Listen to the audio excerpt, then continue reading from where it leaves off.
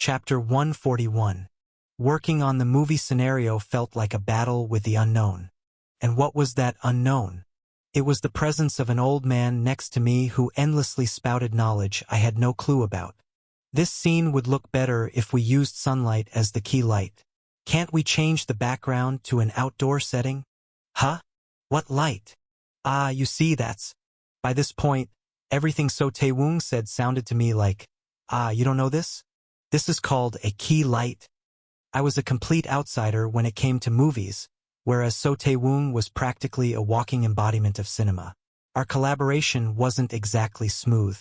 Film speed, emulsion sensitivity, curvature, rotoscoping, loose framing, ripple dissolve, variable focal transitions, angle of view, screen persistence, and so on. We were practically speaking different languages. I even started thinking that it might be better for me to just write a novel, hand it over to a screenwriter to adapt into a screenplay, and then pass it on to So Tae-woong. Apart from that, everything else was going smoothly. No, it was progressing well.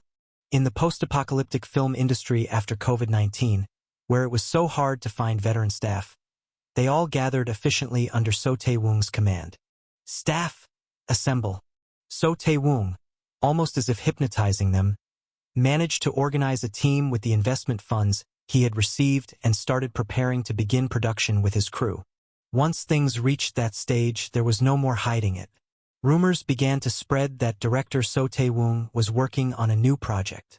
The previously quiet entertainment industry began to buzz with excitement. And around that time, phew! You've worked hard, author Moon. You too, director Nim. The scenario work was finished. It had been about 2 months since I started working with So Tae-woong. P9 sound.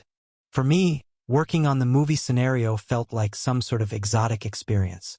It was unusual in the sense that I was trying something new, and also in the sense that I was returning to my usual routine after it was over. I went back to my everyday life. I decided not to get further involved in the film production. Honestly, I didn't have the ability to stick by So Tae-woong's side and act as some kind of assistant director. Knowledge aside, age was also an issue. It was obvious I'd only cause unnecessary trouble. And based on what I'd learned about film production this time, it wasn't strange at all. Usually, screenwriters just hand over the script and step aside. Because the film belongs to the director. There's a minor tradition where even the writer's credit often gets passed on to the director. But I didn't have the capacity to worry about such things. If there's any fault to be found, perhaps it lies with the gods who didn't toss a more righteous, power-hungry individual back into time instead of me. Didn't the old Josian scholars always plead? If you find me displeasing, feel free to kill me whenever the king strayed from the path? My approach to life was pretty much like that. Whether I'm thrown back into the cracks of time or killed, do whatever you want. No matter what you do, you can't take away my literature. With that twisted mindset, I continued to write again today. Humph! You can do it too. So Tae-woong's 2-month express film scenario class left me with many lessons. The biggest was that I came to understand stories told through visuals, not words. In that world, light, composition, and symbolism are what breathe life into the narrative. Whether you shine light directly on a character's face or from the side can metaphorically suggest the character's morality. Whether a conversation takes place in a straight line or in a curved composition can create a sense of authority in the dialogue. Additionally, the world of film operates on physical time. Therefore, the rhythm of dialogue is more important than the content itself. The need for more condensed language is just a bonus. So, I was practicing how to apply this newfound understanding to my novels.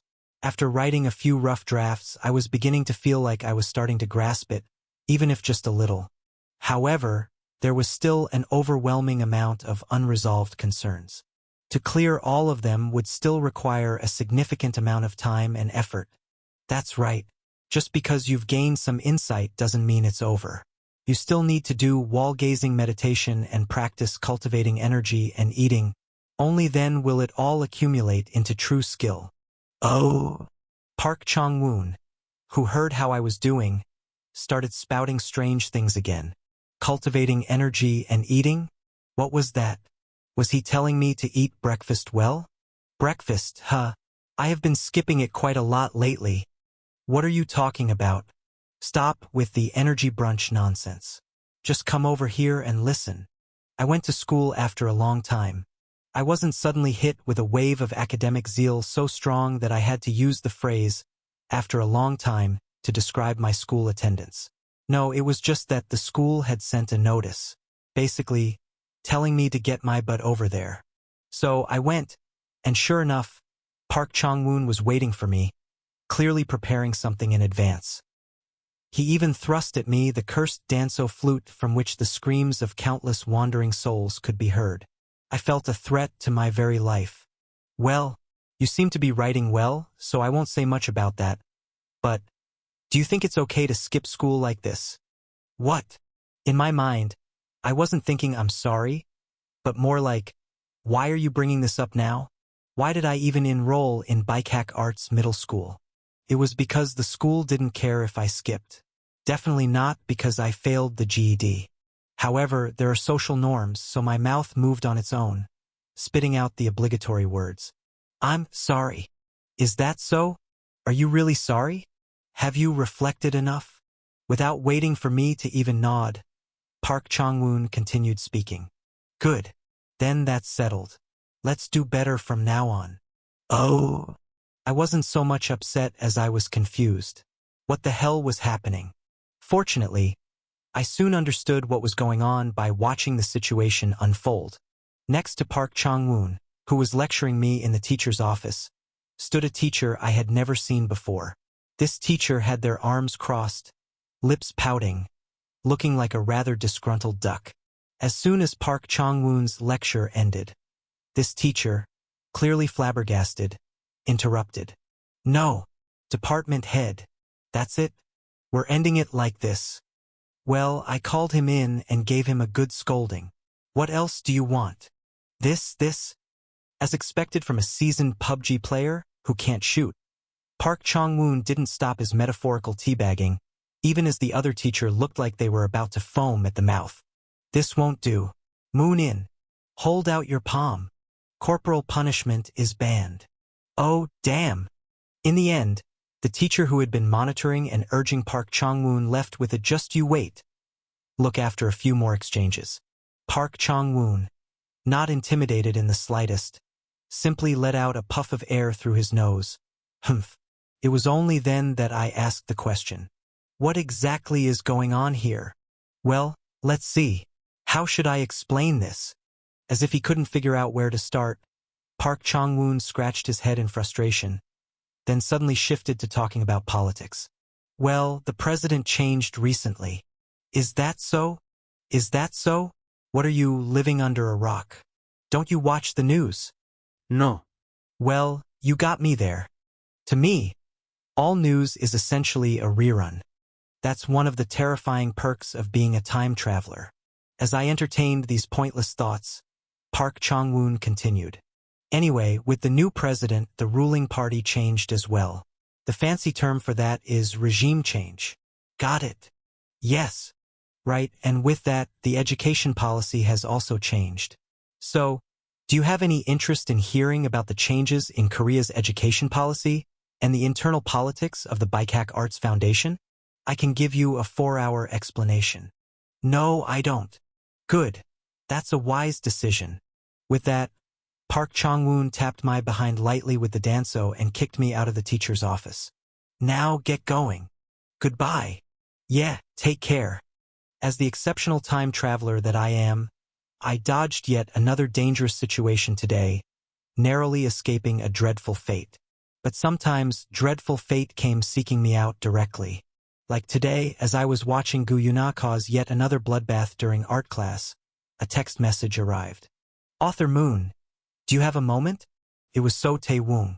There is a saying that life is the C between B and D.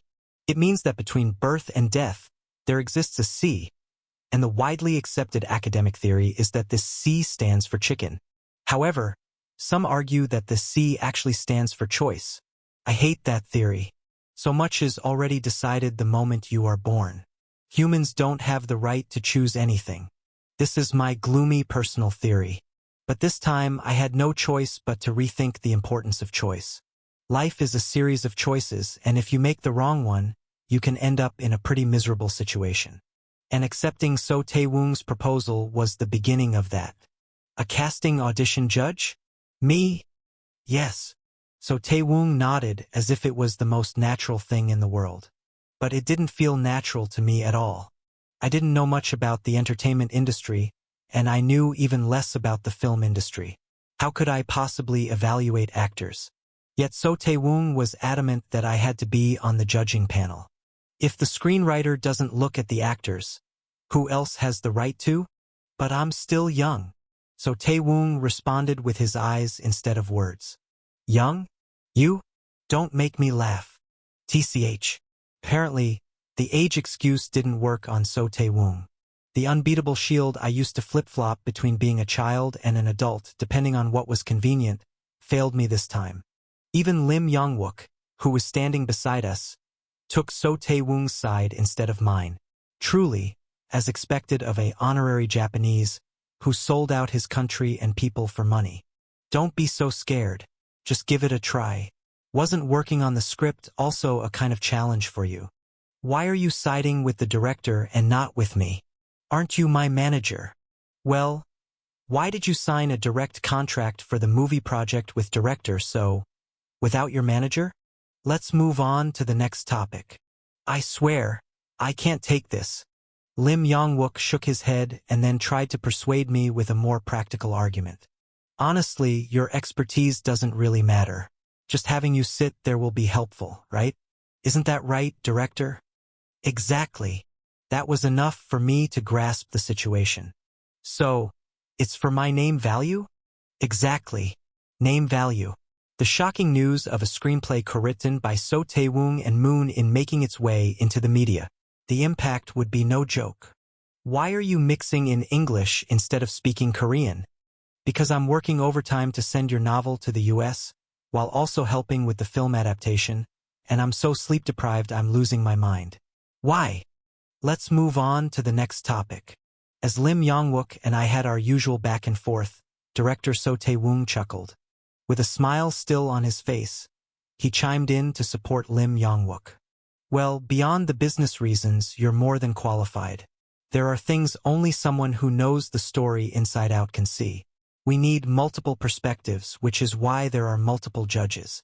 The screenwriter's role is essential in that sense. If you say so, director, as I've reflected many times before, I shouldn't have said yes back then. Asterisk, asterisk, asterisk. A high school freshman is in a bit of an awkward position to be called a child actor. It's an age where you need more than just crying on cue. At this point, more skills are required. This is the stage where acting ability starts to matter more than the actor's actual age. Especially in the entertainment world, filled with young, pretty, and even younger-looking people. High school roles are something anyone with the guts to wear a school uniform would take a shot at. And when too many people apply for a job, it becomes a problem for industry professionals. Kim Bile was feeling the same emotions that radical Americans wearing MAGA hats experience after seeing their jobs taken by immigrants. Law. We need a law to protect our jobs. If a law like, only actual high school students can be cast in roles of high school students in media productions, were to pass, Kim Bile would happily cast her vote in favor. But there was no such law, and Kim Bile had to endure the harsh winds of this cruel world. As she looked at the women in their 20s and 30s waiting in the audition room, Kim Bile couldn't help but think, oh my, Bile. Long time no see. Hello, Anyi. She stretched out her words and added a nasal tone, feigning excitement, but inside, Kim Bile was filled with hatred for these job thieves. If Bike Hack Entertainment found out, they might cover it up with something like, these are the personal opinions of the actor and do not reflect the company's stance. But Kim Bile was desperate. It wasn't the first time older women had stolen high school roles from her. What irritated her the most was how these women pretended to be embarrassed about playing high school students, yet secretly took pride in saying things like, can I still pull off wearing a school uniform?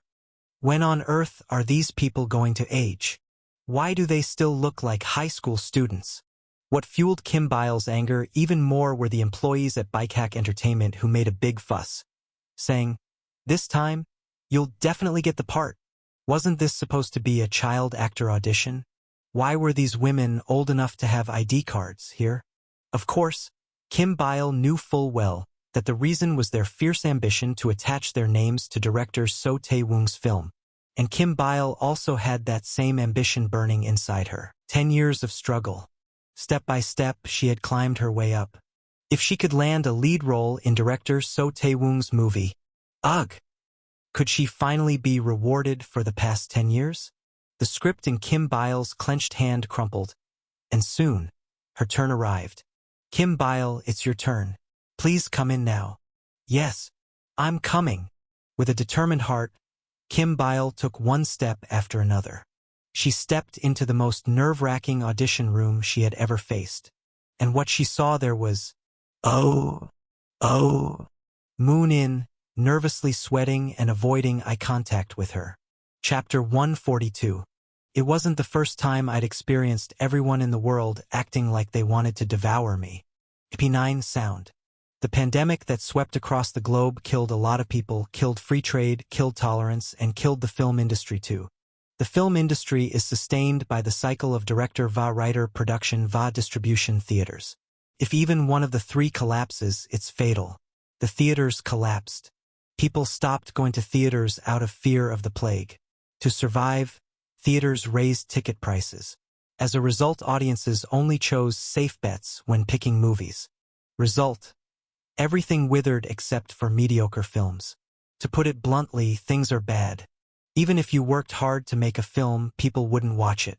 Since there was no profit, distribution companies shelved films, waiting for the day a hero would ride in on a white horse to save them. As a result, the overall quality of works declined, and even if a high-quality piece emerged, it would get buried. Actors, afraid that any project they chose would become a historic commercial failure, shivered in fear. Staff, assemble. Then came So Tae-woong, who was, without exaggeration, the walking messiah of the film industry. To industry insiders, the title Last Survivor, who managed to shoot a film and succeed during these times, was far more relatable than the grand title of winner of the Berlin Golden Bear Award. Did he film Red Hunter before or after the pandemic? In these times, making a successful film was as hard as plucking stars from the sky, but this monster of a director had done it. There was a reason why investors, without even looking at a synopsis, would open their wallets as if hypnotized the moment they saw So Tae-woong's wrinkled jacket. And when it came to understanding the state of the industry, actors were no less sharp than the investors. "I'll do it. Please pick me. I'll spare no effort, even if it means working like a dog or a horse for this great cause." Even though the notice called for teenage roles, people in their 20s and 30s flooded in. After all, they all belonged to the same generation grouped under the label MZ Generation. They swarmed as if they'd discovered an oasis in the desert. This wasn't just a simple metaphor. Humans die if they can't drink water. Actors die if they can't take on projects. This was a matter of livelihood. In that context, it could be seen as a subtle rejection that So Tae-woong's third self-proclaimed right-hand man, since everyone insisted they were the right hand, there was no left hand, chose the method of an audition. The message was clear. The big names who felt awkward standing in line with kids should know their place and go back. Of course, no one did go back, and Kim Bile burned with hatred towards the older actresses, while Moon In suddenly found himself in the position of judging veteran actors who were the cream of the crop. It was almost like torture. Asterisk, asterisk, asterisk. Yes, that'll be all. Thank you. All right. Goodbye, Director Nim. Even if not today, I'll see you next time for sure. Unlike rookie actors, veteran actors could infer their rejection just from the tone of voice. Yet they didn't lose their composure and still left polite greetings for director So Tae-woong. I knew her name and face, but she showed a performance from a realm I didn't understand, and I could only say I didn't know. So as soon as she left, I asked So Tae-woong again, "Am I really supposed to be sitting here?" It was my 6th time asking, so the kind answer from director So Tae-woong had long turned into a curt, indifferent reply. "Yes, I see. Actually, no. This doesn't feel right. I'm someone far removed from visual media like movies or dramas. I've only walked the singular path of novels. Yet this was already the sixth actor whose face and name I recognized. In South Korea, it was practically a scientific fact that to be considered a truly national actor, I had to know both the name and face. Hence, my burden was growing steadily heavier. The veteran actors who saw the kids sitting in the judges' seats mostly reacted in a similar way. First, they flinched in surprise, then tried to act like nothing was wrong, awkwardly smiling. However, the managers, whose acting skills were inferior to their clients, couldn't hide their expressions. Even as they quietly observed from the corner of the audition room, their looks screamed, "Who the hell is that kid?" This particular actor, however, was a bit unusual. She openly stared at me with an expression that clearly said, "Who the hell is that sitting there?" It was Kim Byle. I briefly avoided her intense gaze. I lowered my head at a 45-degree angle, dodging her stare, but kept rolling my eyes to check her reaction. At that moment, Kim Byle's mind, which had briefly wandered off to Andromeda, returned to reality. "Ah, hello. I'm actress Kim Byle." "Haha. Kim Byle, it's been a while. Nice to see you." "I'm happy to see you too, Director Nim." Yes. Let's see. You're in your first year of high school now, right?" Director So Tae-woong, who had become acquainted with Kim Byle through the film Red Hunter, naturally continued the conversation, but it seemed like the strange exchange of glances between us hadn't gone completely unnoticed. "Come to think of it, Kim Byle, you're also familiar with author Moon In, right?" Without even a second's hesitation, Kim Byle answered firmly. "No, not at all." Professional actor Kim Byle, for the sake of the audition, threw our friendship aside like an old shoe. "It seems you need to be this level of ruthless to survive in the cold, harsh entertainment industry." Now, I finally understood how she felt back when she called me on a variety show to ask if we were friends, only to hear me respond with, "Me." My fingers trembled slightly, and I held them with my other hand as I coldly added, "We're not friends. I have no connection with Senior Kim." "Huh? Yeah, that's right. I'm not friends with someone who didn't even bother to tell me they'd be sitting as a judge at the audition when I said I will be auditioning. I mean, Senior Kim and I just happen to attend the same school. I wouldn't really say we're friends." I wasn't sure which part was supposed to be funny, but director So Tae-woong and the staff in the audition room all had smiles tugging at their lips. One of the staff, who had introduced himself as So Tae-woong's third right-hand man, and had me wondering if So Tae-woong had as many hands as 1,000-armed Avalokitesvara, had completely collapsed onto the desk, laughing uncontrollably. With a smile that never left his face, director So Tae-woong gently admonished us, alternating his gaze between Kim Byle and me. "You don't need to worry too much. Author Moon isn't an official judge. I just called him here for some advice.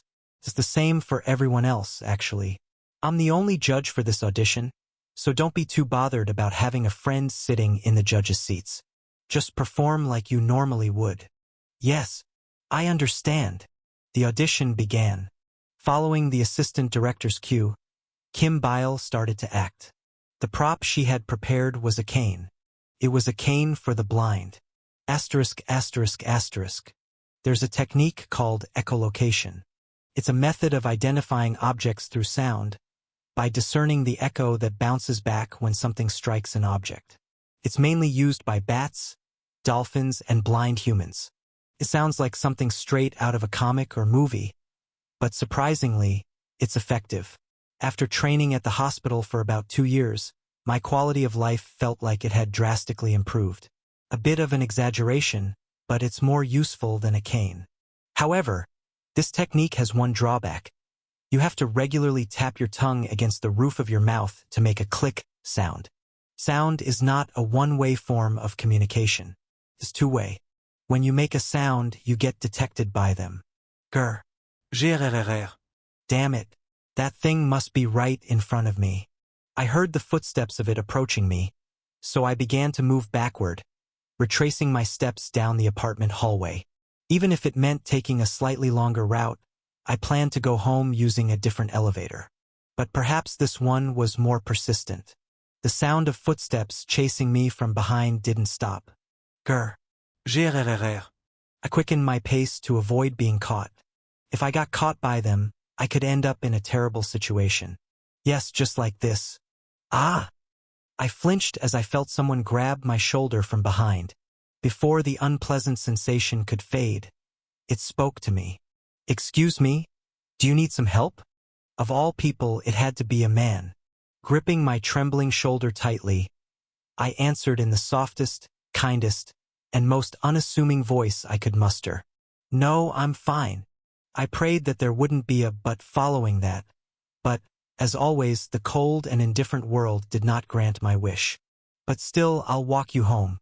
We're neighbors, after all. If I rejected the predator's kindness any further, it might cause offense. And a visually impaired person cannot stand against a sighted one. I knew that all too well. So I yielded. Thank you. You're very kind. Oh, don't mention it. Which unit are you in? 1205. In exchange for providing him with a sense of moral superiority, I arrived at my home, which I could have reached perfectly fine on my own. Here we are. You're home. Ah, thank you. Goodbye. Haha, no problem. Have a good day. It left. It, the one that could bite and devour me at any moment. Left. I listened closely to its footsteps, and only when I was sure it had completely gone did I proceed with my next action. I headed not to Unit 1205, but to the door of Unit 1204. Since someone might watch me input the door lock code, I quickly pulled out my keycard from my wallet. Even in this moment, the tension didn't dissipate. That corner of the hallway, from the corner, where I thought it had disappeared, it was peeking out, watching me. Grr. Grrrrrr. Were the fading footsteps just a trick to deceive me? Was it planning to rush in and tear apart my insides the moment I opened the door? I didn't know. Couldn't see. I couldn't tell where it was, whether it was staring at me, or whether it was all real or just my imagination. But darkness. Darkness triggers fear in humans. Shivering in that darkness, I opened the door and entered the house. I still couldn't let my guard down. While I was at school, they could have snuck into my home.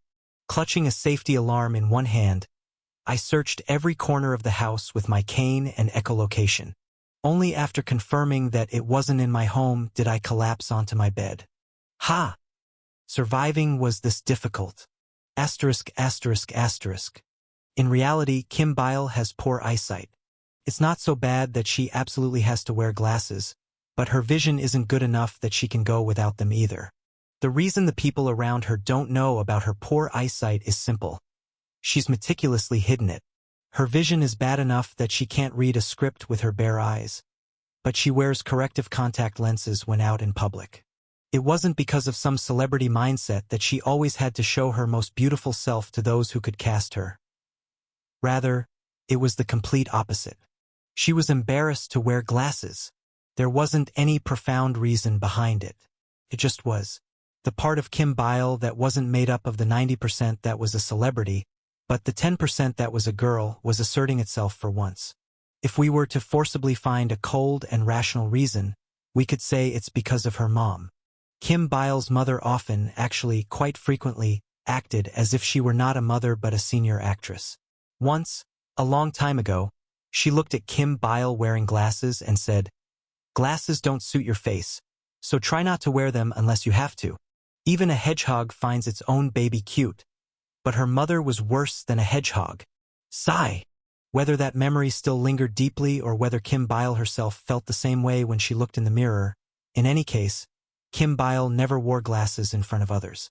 She only wore glasses after taking out her lenses when she studied scripts alone in her room, and today was one of those days. The feel of the glasses, which she hadn't worn in a while, felt awkward. After adjusting her glasses unnecessarily, Kim Bile continued to dive into the script. The protagonist of the film Sound is blind, a person who lost their sight later in life. She is highly cautious, polite, and superficial, and she goes to high school. She has a quirk of treating other people like zombies. All in all, a complex character. Just from these keywords, Kim Bile could tell that this character was someone haunted by past wounds and trauma. If she were just a viewer, she might have thought, "Ah, I see," and moved on. But Kim Bile was an actor, not someone who passively received information but someone who had to convey it. Thus, she had to go one step further and concretize this character. That required deep contemplation, to portray this character more vividly on the silver screen. But she couldn't focus well, because in this character, she caught a glimpse of something all too familiar. Deficiency, trauma, obsession with survival. Isn't this the kind of thing he likes too much? Of course, it was Moon-in. Kim Byul giglet mischeosli. Somehow, as the script began to feel more familiar, the saying, "Speak of the tiger," and it appears came true. A call came from the tiger himself. "Hey you, non-friend. Senior Kim, can we meet for a bit? What's the matter?" You passed. With a slightly bittersweet smile, Kim Bile took off her glasses. It wasn't just a sweet victory. Chapter 143. An unprecedented apocalypse hit the Korean film industry. The solution to the problems of movie ticket prices rising and people not watching movies was found faster than expected. Humanity always finds an answer, as it always has. Especially when livelihoods are at stake, people tend to find answers much quicker and more accurately.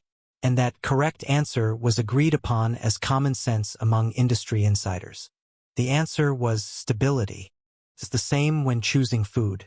You might easily try something new like a 2001 triangular kimbap, but when it comes to a 20,001 chicken meal, you go for something tested, something you've experienced, the reliable taste you're used to. The same formula applies to movies. You must not take risks.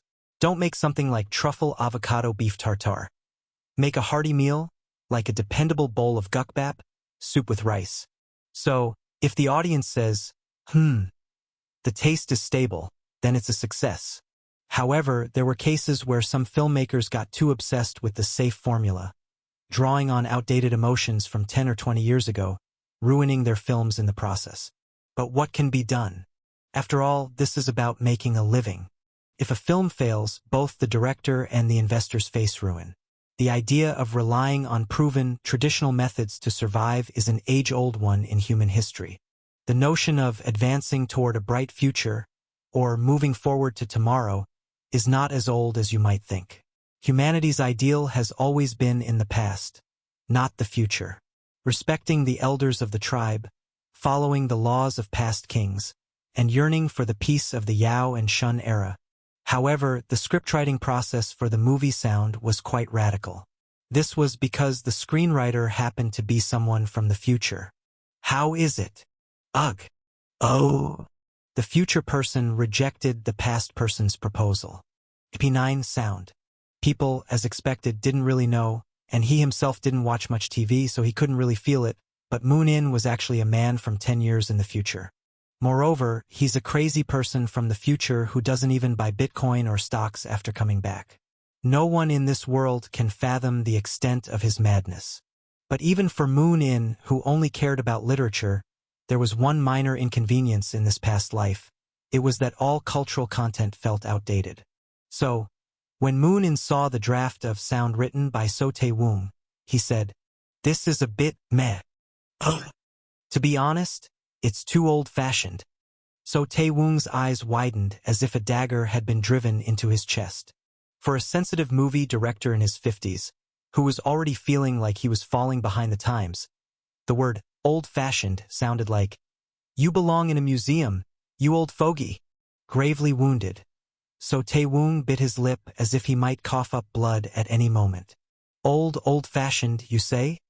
The blow was even more powerful because the speaker was an internationally recognized genius novelist.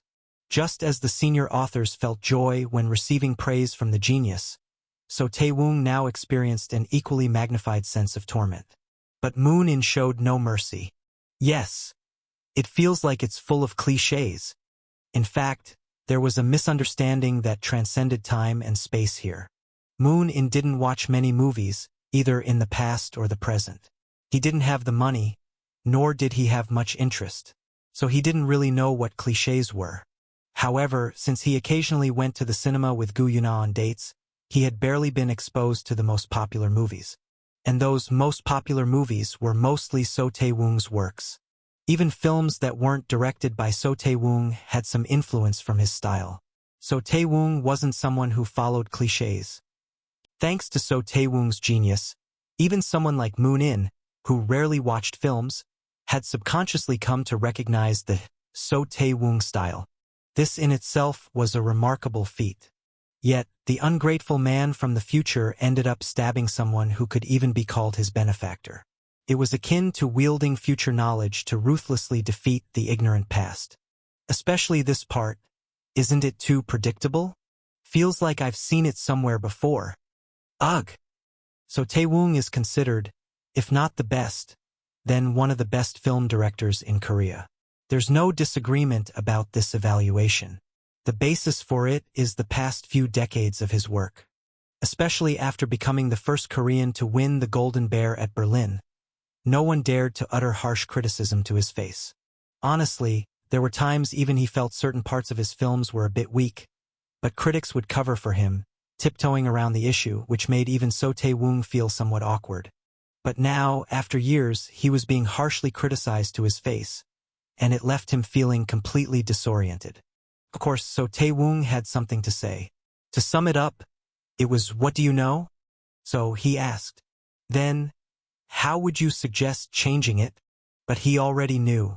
How about this? Moon In didn't use any grand literary techniques. He simply revised the dialogue and direction to reflect the current trend in films that he was aware of. Naturally, So Tae-woong's influence on that current trend wasn't insignificant. And the same genius that So Tae-woong possessed allowed him to glimpse a spark of brilliance in Moon In's revision. It was a realization, followed by an exclamation of admiration. So Tae-woong, who had been planning to ask Moon In, "Can I speak casually now, since we're closer?" immediately scrapped that plan. "Author Moon, yes, you're truly a genius." So Tae-woong gave up trying to understand the miraculous fact that a novelist could also display genius in filmmaking. Just as many mediocre people who had fallen behind So Tae-woong likely resented the genius and faded away, So Tae-woong, too, chose to speak with respect, knowing that a genius like Moon In should never be despised or discarded. "This won't do. Let's go to my studio. We'll revise the whole script there. Is that really okay? I'll provide the meals." Had he known that the genius Moon In had shown was actually something So Tae-woong himself had created, he might have considered splitting the bill. ******. An age of darkness had arrived. An unprecedented movie apocalypse had arrived. An epidemic had spread, causing audiences to disappear and ticket prices to rise. It was a dark time where everyone in the industry trembled with fear. But where there is light, there is darkness, and where there is darkness, there is light. Two heroes emerged to save this darkened world. How about this? It's good. Naturally, these heroes were Moon In and So Tae-woong. What is a hero? Someone brave. Someone who doesn't fear. Someone who overcomes fear. Just like heroes meant to save a world plunged into darkness, they told a fearless story. In the end, they went ahead and did it. They deviated from the formula for a box office hit. A kind, supportive teacher helping the main character. Let's cut that? What? And the classmate who keeps bullying the protagonist. Let's cut that too? Let's go for something more realistic. Something subdued. If author Moon says so, fine. Let's also get rid of the melodrama. Let's take out the entire second act. If the investors who had placed their trust in So Tae-woong and funded the project saw this, they would have been in despair, wailing in sorrow. While others were struggling to squeeze in just one more cliché, they weren't making a reliable bowl of gukbap, but instead were creating truffle avocado beef tartare. But the hero duo didn't care about public opinion. The investors' approval? Not necessary. Only those who need to seek validation worry about such things. So Tae-woong, for one, was confident. He firmly controlled his staff, could always pull in as much investment as needed, and had mastered his field, so he knew better than anyone how to handle his work. As for Moon In, there's no need for detailed explanation. You can't expect much from a delinquent. who, as soon as he returned to the past, threw coffee in a parent's face. Inwardly, Moon-in couldn't help but think that all the complaints filmmakers were making these days about how tough things were didn't sound particularly desperate to him. An unprecedented movie apocalypse? Nothing compared to the hellish landscape of the publishing apocalypse. As an iron-blooded survivor who survived the publishing apocalypse, it was just laughable. How can they call it a recession after experiencing less than 10 years of stagnation? Historically, a recession should last at least 30 years. Only then do you earn the right to start complaining about hardship. In any case, the weak filmmakers lacking tenacity are whining that the times are tough and acting like they're all going to die. Such behavior is unthinkable in the publishing industry. Over there, dying is just the baseline. Those who survive believe that they will open up the future and willingly hurl themselves towards death. If So Tae-woong had known about these irreverent thoughts, he would have smacked Moon-in over the head with a script to correct such blasphemy.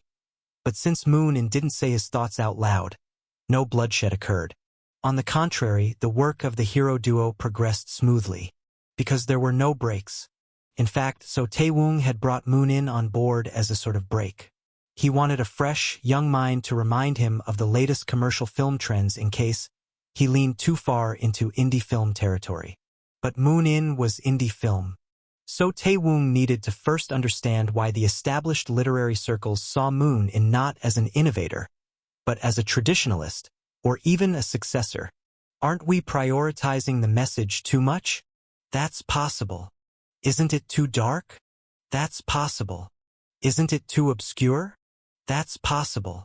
In the end, it was So Tae-woong who had to play the role of the brakes. But his nature was all gas, no brakes. As the dark creative minds of the two artists began to run wild, no one could stop them. Author Moon, this is way too dark. Oh, is it? What if we throw in something popular, like zombies? Zombies. It's a visualization of the protagonist's psychology towards others. Since the protagonist is visually impaired, we'll direct it as if it appears this way in the protagonist's perception. A scene with zombies behaving like normal people. Doesn't that sound good? Then I'll change the protagonist's setting to someone who became visually impaired later in life. When they watched a zombie movie as a child, they remembered both the human and zombie faces, but after more than 10 years, the memory of what a human face looks like has become fuzzy, while the zombies are still vividly remembered, giving them chills. Oh, that's good. I like the feeling. Shall we go with this? Okay. The hero duo charged ahead like a runaway train with no brakes. Thus, the script for the movie sound was born. The aftermath would be something the actors would have to deal with. Why you want me to act here? Kim Byle, sitting among a group of zombies dressed in school uniforms, trembling slightly, asked in disbelief. Asterisk, asterisk, asterisk.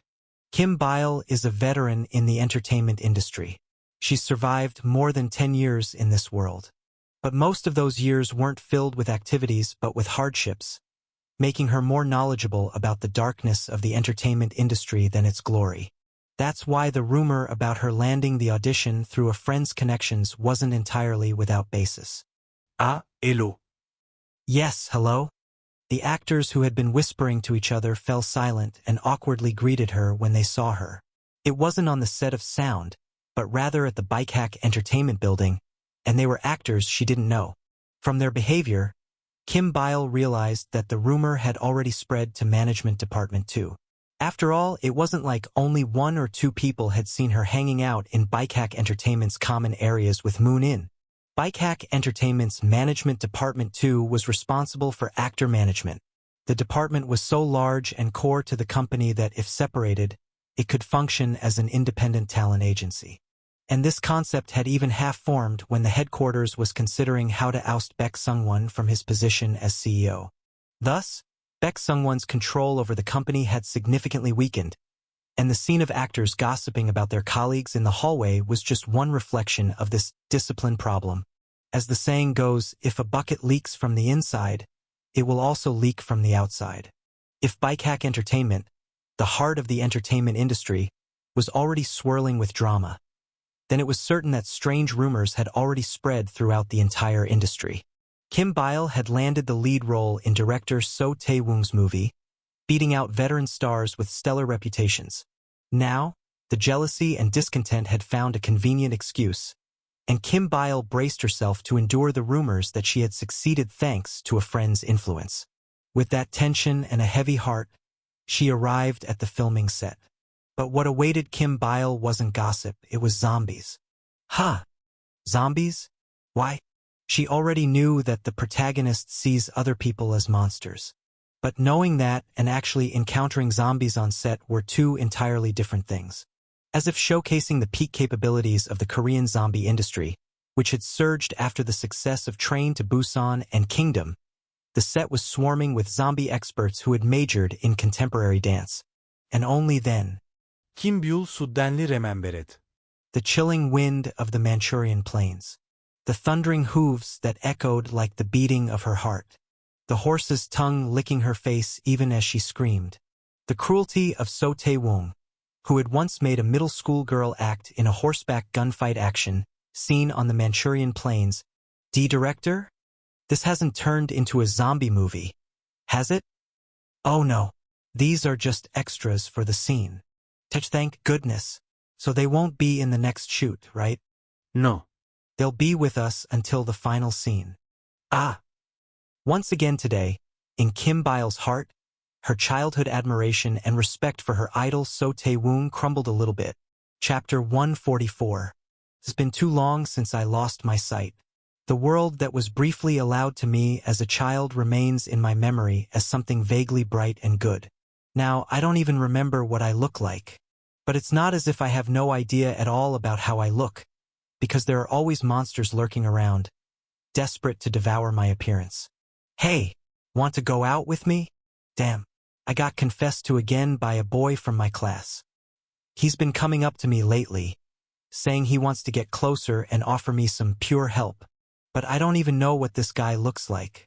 I don't know his name, his personality, or his habits. So what the hell would I be looking at to date him? Pure help, my ass. There's one big misunderstanding that people with eyes tend to have. Just because they offer some trivial kindness to someone who can't see, they think that person will spread their legs for them. In the end, it's all about the body.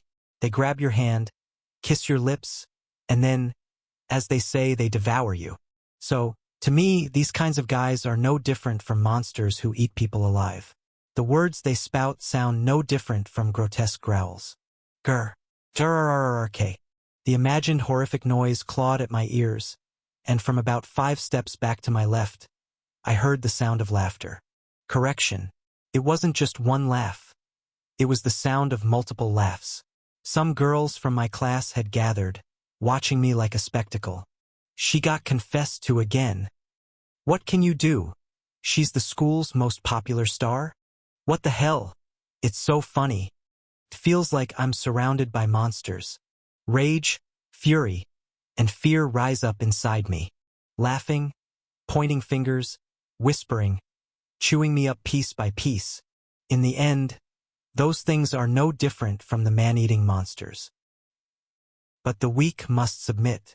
So I answered like this, even though I did nothing wrong. Sorry. I apologize like this and then run away to survive. I get up from my seat and run through the darkness. There's a darkness crawling with those things, but I barely avoided them using echolocation. With staggering steps, I barely grab and open the back door of the classroom. From here, it's an unknown territory. I could run into those things roaming the hallway and seriously injure myself at any moment. But it doesn't matter. Whatever happens, if I had stayed in that terrible classroom any longer, I don't think I would have survived. However, wait a second. Jurrrrrrk. That creepy thing grabbed my wrist. Revulsion shuddered through me, and a scream burst from my throat as if it would tear apart. Let go of me, dash. Then silence. Stillness. Quiet. For someone like me, who finds my way by sound, this was as dark as complete blindness. But what's even scarier is the fact that those things are silently watching me from the darkness. They are monsters who are prepared to devour me at any moment, waiting for the right time to pounce now that I've shown weakness. It's truly difficult to survive in such a cruel world. P9 sound. Cut. Contrary to popular belief in film shoots, the distinction between OK and NG is not clearly marked. The life of a shot isn't determined on set but in the editing room. And if a director openly shouts NG at an actor, it's like publicly announcing that their performance was not good for all to hear. Of course, there are directors like that. Remember, in showbiz, anything can happen. In any case, NG usually occurs when the actor themselves declares, "Oops, haha, sorry. Let's go again," and admits to the NG, or the director, thinking of the actor's pride, shouts cut and says, "Great, great, everything's great, but," and only then officially declares it. Thus, the world of NG is both deep and wide. However, a sufficiently experienced actor could distinguish between an OK and an NG just by the nuance in the director's shout of cut. And Kim Byle, a veteran with 10 years of acting experience, was exactly that kind of actor. This is an NG. Her foresight was spot on. Fortunately, director So Tae-woong was a cultured and civilized man, strictly adhering to the traditional etiquette and formality of NGs that had been passed down since ancient times. Kim Byle, that was good. Really good. But, yes, director. The part that Kim Byle was criticized for was her expression. It was during the monologue, "'Tis truly difficult to survive in such a cruel world," where she was asked to convey a more complex emotion. The list of emotions was as follows. Self-mockery towards her twisted self, who, despite the kindness and affection shown to her, reacts violently. Exhaustion from the excessive attention she receives because of her appearance, which she doesn't even know. Anguish over her blindness. Sorrow for being bullied by her classmates after rejecting a confession. Resignation about her status as a social minority. Hopelessness at the prospect of living like this forever. I see. Kim Byul Similet. But it wasn't a real smile. At that moment, Kim Byle genuinely expressed a dual emotion. She was laughing on the outside, but crying on the inside. For reference, her internal cries were something along the lines of damn, damn. It wasn't that Kim Byle was strange. There isn't a single actor who, after receiving such ridiculous directions, wouldn't have a damn reaction. If there is, that person must be a walking Buddha. The only reason Kim Byle remained composed was because of her humble position and the many ups and downs she had experienced in life. If a superstar who could stand up to So Tae-woong had received such direction, the atmosphere on set would have turned hostile. It makes no sense. What kind of lunatic, what kind of madman crams this many emotions into a single scene? The method for finding that culprit is simple. Whenever something strange happens to Kim Byle, it's usually that bastard at fault. Once again, the root of all evil was Moon In. Isn't this a bit bland? Originally, the script for Sound was straightforward. A blind girl, the bad bullies who torment her, the kind teacher who looks after her, and the boy who becomes her first love. It was, in every sense, the foundational plot of a classic teen romance. It was even hard to believe that a man in his 50s wrote the script. It was filled with an almost unbelievable amount of freshness. There's a reason So Tae-woong is called a genius. But of course, it's always the hipsters infected with artistic disease who ruin a perfectly good story. This time, it was a novelist with a twisted mind who meddled with the script. Can all the hardships in the girl's life be solved through a single romance? Doesn't a major life-changing transformation require existential struggle and the will of a human who takes action? Oh, art disease is still a disease. It's contagious. So Tae-woong, now a chronic patient, had yet to recover. He carried the script he co-wrote with Moon In like a holy text, forcing its doctrines on the actors. Thus, the kind-hearted Kim Byle was enduring something terrible. The hierarchical oppression in the entertainment industry was much like this. Cut. Kim, can you come over here for a second? Cut. That was good. Really good. But, cut. Just one more time. For the last time. A little while later, Kim Byle, who had finally been granted a break, stared blankly into space in the waiting room. She felt like her soul had been completely threshed. If this kept up, everyone would lose their minds. Heh. He. The most horrifying part was that director So Tae-woong's meticulous demands were all written into the script. It was a script that didn't consider the autonomy of the actor in the slightest, a thoroughly writer-driven script that controlled every character like a puppet. Kim Byle couldn't help but feel utterly exasperated. Shouldn't a script be written loosely so that the actor can interpret the character themselves? That's the way it should be in this industry. This is why novelists should never be brought into the film world. Those freaks of literary eccentricity should be permanently imprisoned in the publishing industry's dungeon. Ah! At that moment, an idea flashed in Kim Byle's mind. If the script was difficult, wasn't the solution to bring the person who wrote it? Asterisk. Although I was involved in the fascinating work of film production, it didn't take up my entire life. School life, Bikak Entertainment, the publishing industry. None of these are truly part of my daily routine. My daily routine, both in the past and now, is still a battle with writing. The place where I spend the most time each day is in front of my desk in the study, and the thing I think about the most is what to write for my next novel. That leaves no time to spare. Just as infinite crops grow from the furrows of a field, infinite questions sprout from the folds of my soft brain. Why do I write? Where is my literature headed? Where must my literature go? What shape does the direction of literature take? Occasionally, I explore Bikak Entertainment's facilities, play badminton with Ma Ki-hoon, and watch the increasingly busy Lim Yong-wook, and before I knew it, spring had passed, and summer was suddenly upon us. Then, one day, as I sat in my chair in the study, I noticed something strange. It's tight. I had painstakingly set the child-sized office chair to its largest setting, but it was still tight. It's impossible that the chair had shrunk, so it meant my body had grown. I'll have to get a new chair. It seemed I no longer needed the largest child's chair, but rather the smallest adult-sized one. This time, I hoped I'd grown a little more than before. Long ago, when short little me used to walk around with Guyana, who was even shorter, we really looked like a pair of dwarfs. Well, I guess it's a meaningless thought. I might as well just write. As I cleared my mind of random thoughts and gripped my pen, the sound of my phone ringing interrupted me. Hello. Hey, Inseop. I know you said no last time, but could you do just one lecture? I'm not doing it. Click. I pressed the end call button and put the phone away. I tried to refocus on my writing, but the phone rang again. As soon as I picked it up, Lim Yong-wook's exasperated voice burst out. Hey, how many more years of experience do I have than you? I said I'm not doing it. I'm begging you, just this once, do a university lecture for me. Huh? Me? Next you're going to say, why? And, I don't want to, right? You know me well. You heartless bastard. I'm hanging up. From the other end of the line came the anguished cry of a kraken whose face had turned beet red.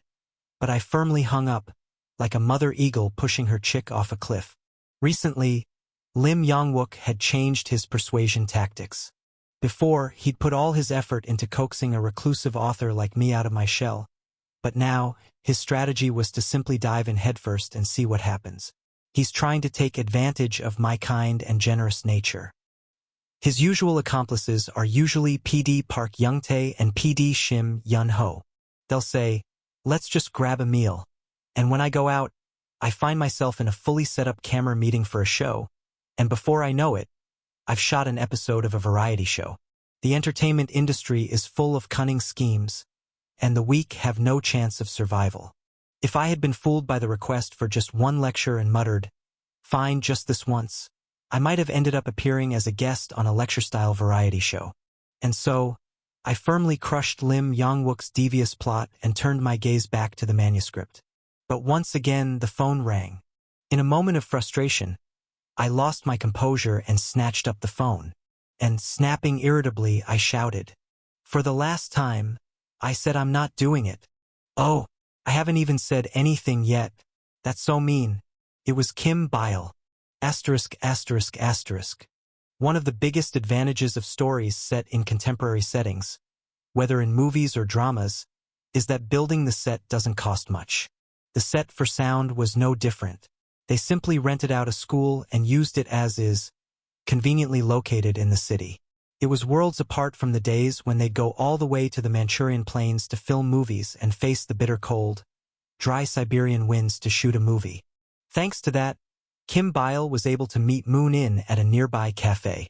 She knew very well that her chances of persuading him would increase if she offered him a strawberry yogurt smoothie, so she didn't hesitate to offer the bribe. However, today it didn't seem to be working. Acting guidance. Yep. From me. Yep. Why? Lim Yongwook, who had failed to answer this question when trying to get Moon In to do a lecture, couldn't come up with a good reason. After all, he was a sneaky adult trying to profit from putting a child in front of a camera. But Kim Bile, who had a legitimate reason, answered confidently, proving once again that righteous means trump shady tricks. Kim Bile put on a serious face. You ruined the script. Cough. Cough. The strawberry yogurt smoothie went down the wrong pipe, and Moon In choked, coughing uncontrollably. Are ruined? That's a bit harsh, isn't it? Fine. I'll correct myself. You didn't ruin the whole script. You ruined half of it. That's not true either. All right, you didn't ruin about half of the script. The implication, of course, was that he'd still ruined the other half. Moon In, who could tolerate jabs at his character but not insults to his writing, couldn't let this go and pressed her for details. Kim Bile then proceeded to point out exactly which parts of the script Moon In had half ruined. The script you wrote is a good story to read. And it's not a good story to act out. This was not Moon In's home ground. It was Kim Bile's. Every word that came out of Kim Bile's mouth was a critical hit. The characters were too complex. Their personalities couldn't be expressed through dialogue alone. There were missing stage directions essential to the script, and the narrative unfolded through the protagonist's inner thoughts rather than through interactions between the characters. Do you know what happens to films like that? They turn into those mass-produced indie movies where, out of the 60-minute runtime, the main character spends 55 minutes in silence, then suddenly bursts into tears in the last 5 minutes, emotional music swells up, the credits roll, and the audience walks out with a big question mark over their heads. Oh! Kim Bile's angry finger jabbed at the amateur screenwriter's pride. This was a devastating blow, carrying the resentment of all the actors who had suffered under the whims of art-sick writers. Moon In was on the verge of coughing up blood, but he couldn't bring himself to say, "Take back what you just said." The truth was, her words had struck a nerve. In novels, it's fine to write complex, enigmatic characters. After all, the ones who have to act out those characters are imaginary creations. But in movies, real people have to perform, and those people could suffer due to the writer's perfectionism. Moon In vaguely realized this. That realization silenced his protest. So what came out of the boy's mouth was not a defense, but an excuse. But director So Tae-woong said he'd take care of the film adaptation. Oh, really? So you're admitting that director So is a better storyteller than you? Acting guidance? Fine, let's do it. Lead the way, Senior Kim. Great. Kim Bile stood up to lead Moon In to the filming set. Up until a moment ago, her face had been adorned with a bright and cheerful smile. But the moment she turned her back on Moon In, that smile transformed into something far more sinister and cunning. Just as planned.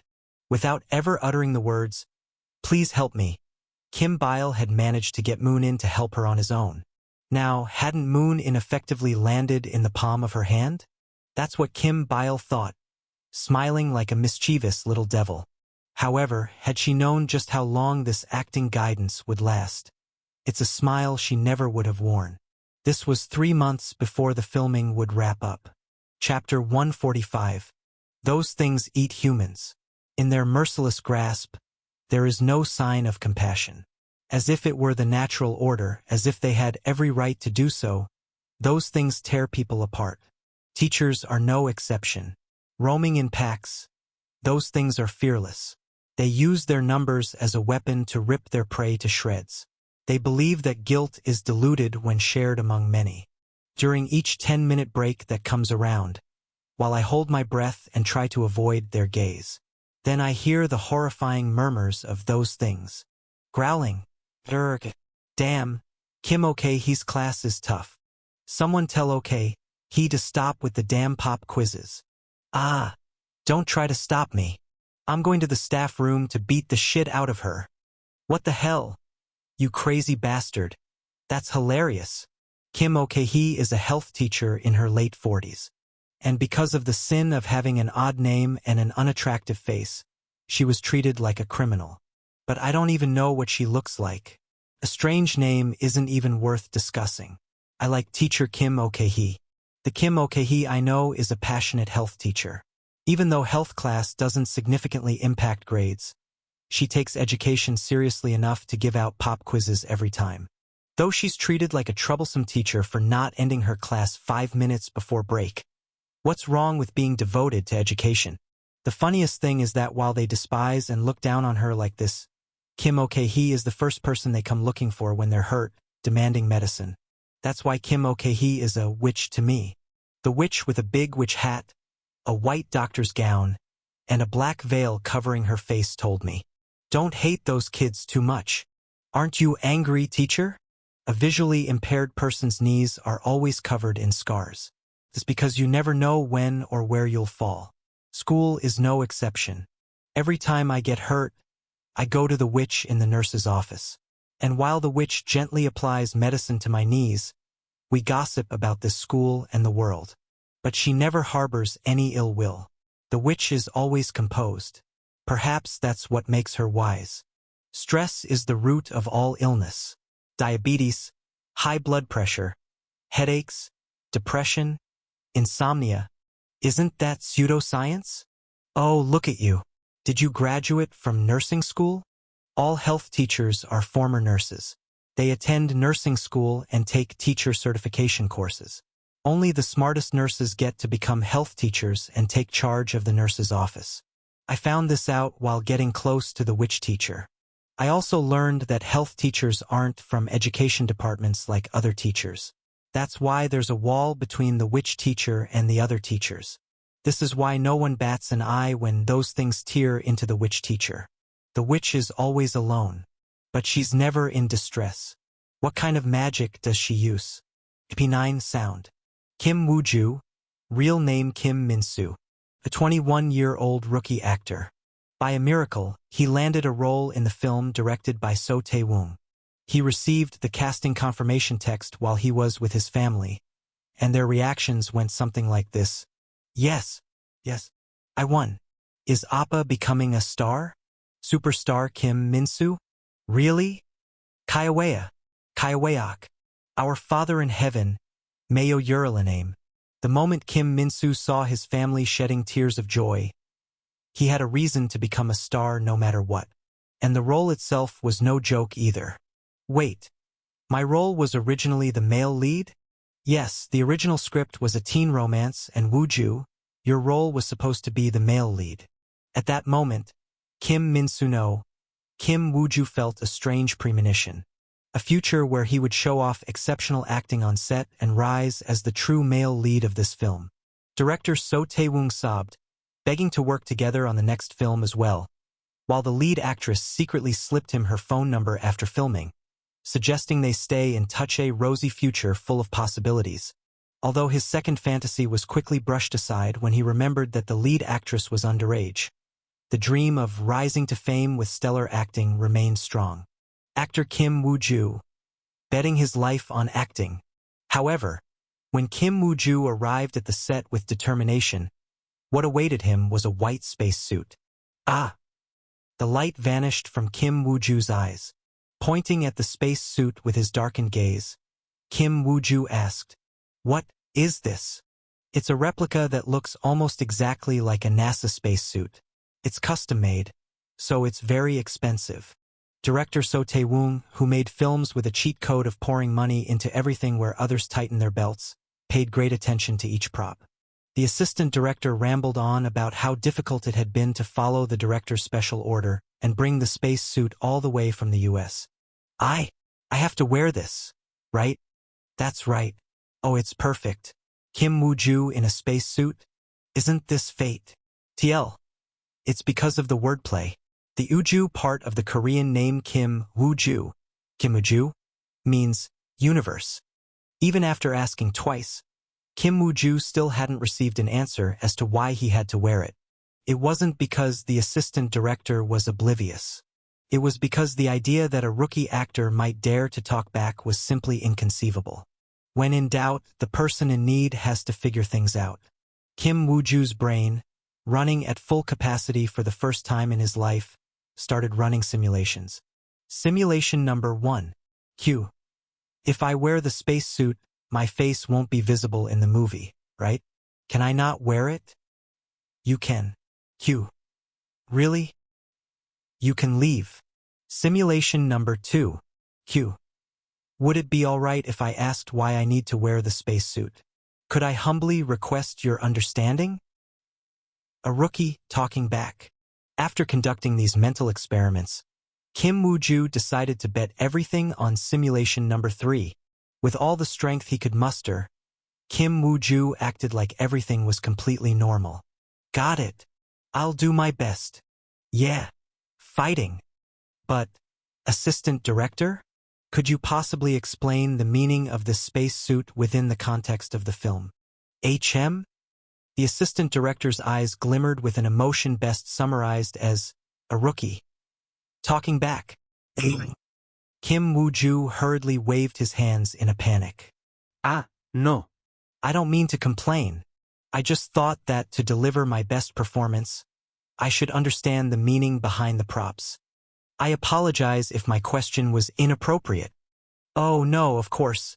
That's something we should definitely explain. Relieved at narrowly avoiding a crisis, Kim Woo-ju discreetly patted his chest. Then, the assistant director pointed at something.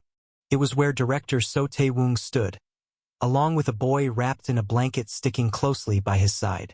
The screenwriter of our film is a novelist who's really close to the director, and they came up with a really unique idea for the film.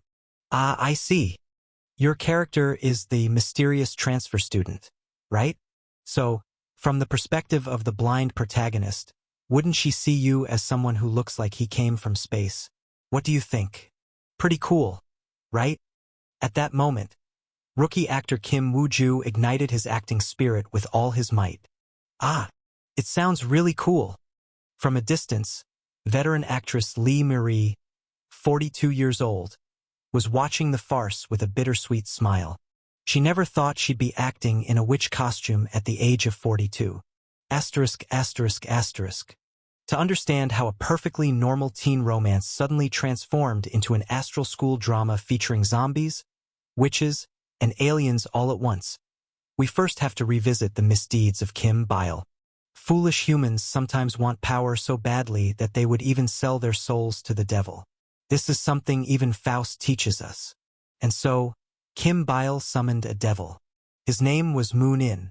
His true name, Moon In-seop. To be precise, he was a devil of literature. In fact, he was really the most occult-like existence in the world, so it wasn't entirely wrong. So this part is, that doesn't seem to make sense. This section was adapted by the director, and what the director was going for here was, in any case, Kim Bile's strategy largely hit the mark. To Kim Bile, a script is like a problem set. It's a puzzle where you have to deduce the director's and the screenwriter's intentions. When you get into advanced levels, you need to extract something beyond the director's intent. But the most important thing is to faithfully recreate what the director wants. But if you're studying the script and have the screenwriter right there to ask, it's like taking a test with the answer key open in front of you. Kim Bile's number of NGs rapidly decreased. Cut. Okay, you're doing great. Let's move on to the next scene.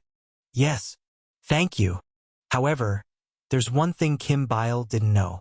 Open book tests are always tougher. If she had experienced university life, she would have known the dangers of open book tests, group projects, and campus couples, CC. But since she's still just a high school student, she was unaware.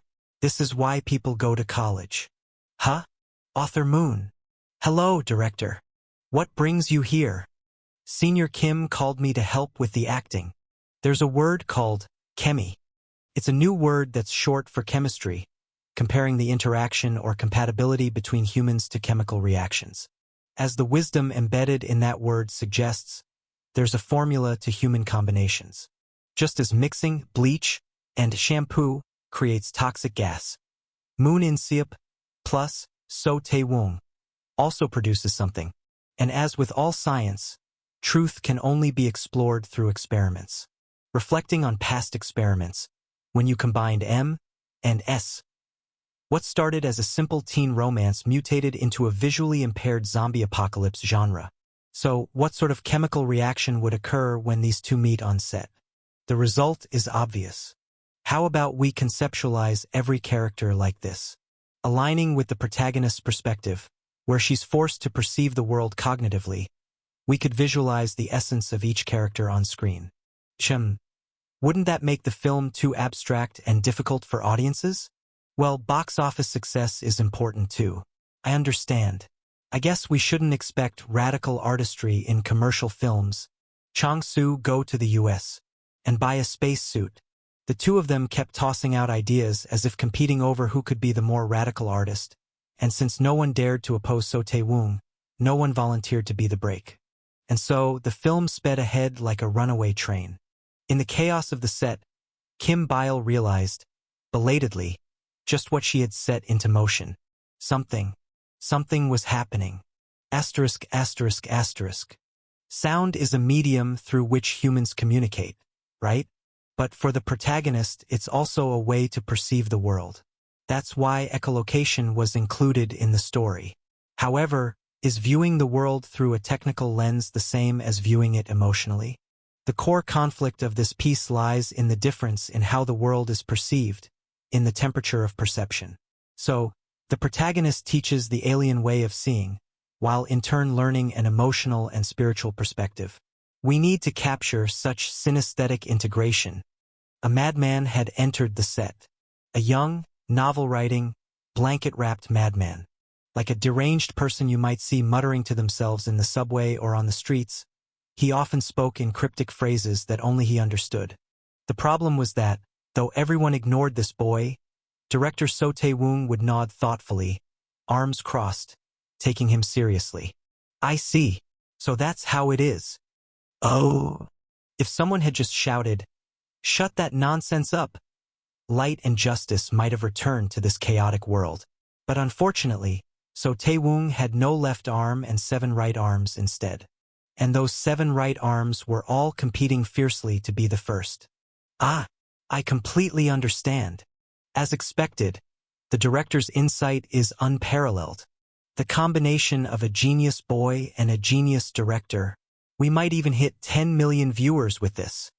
As a result, the instructions handed down to the actors and staff were non-negotiable. All sorts of bizarre and incomprehensible directions came down.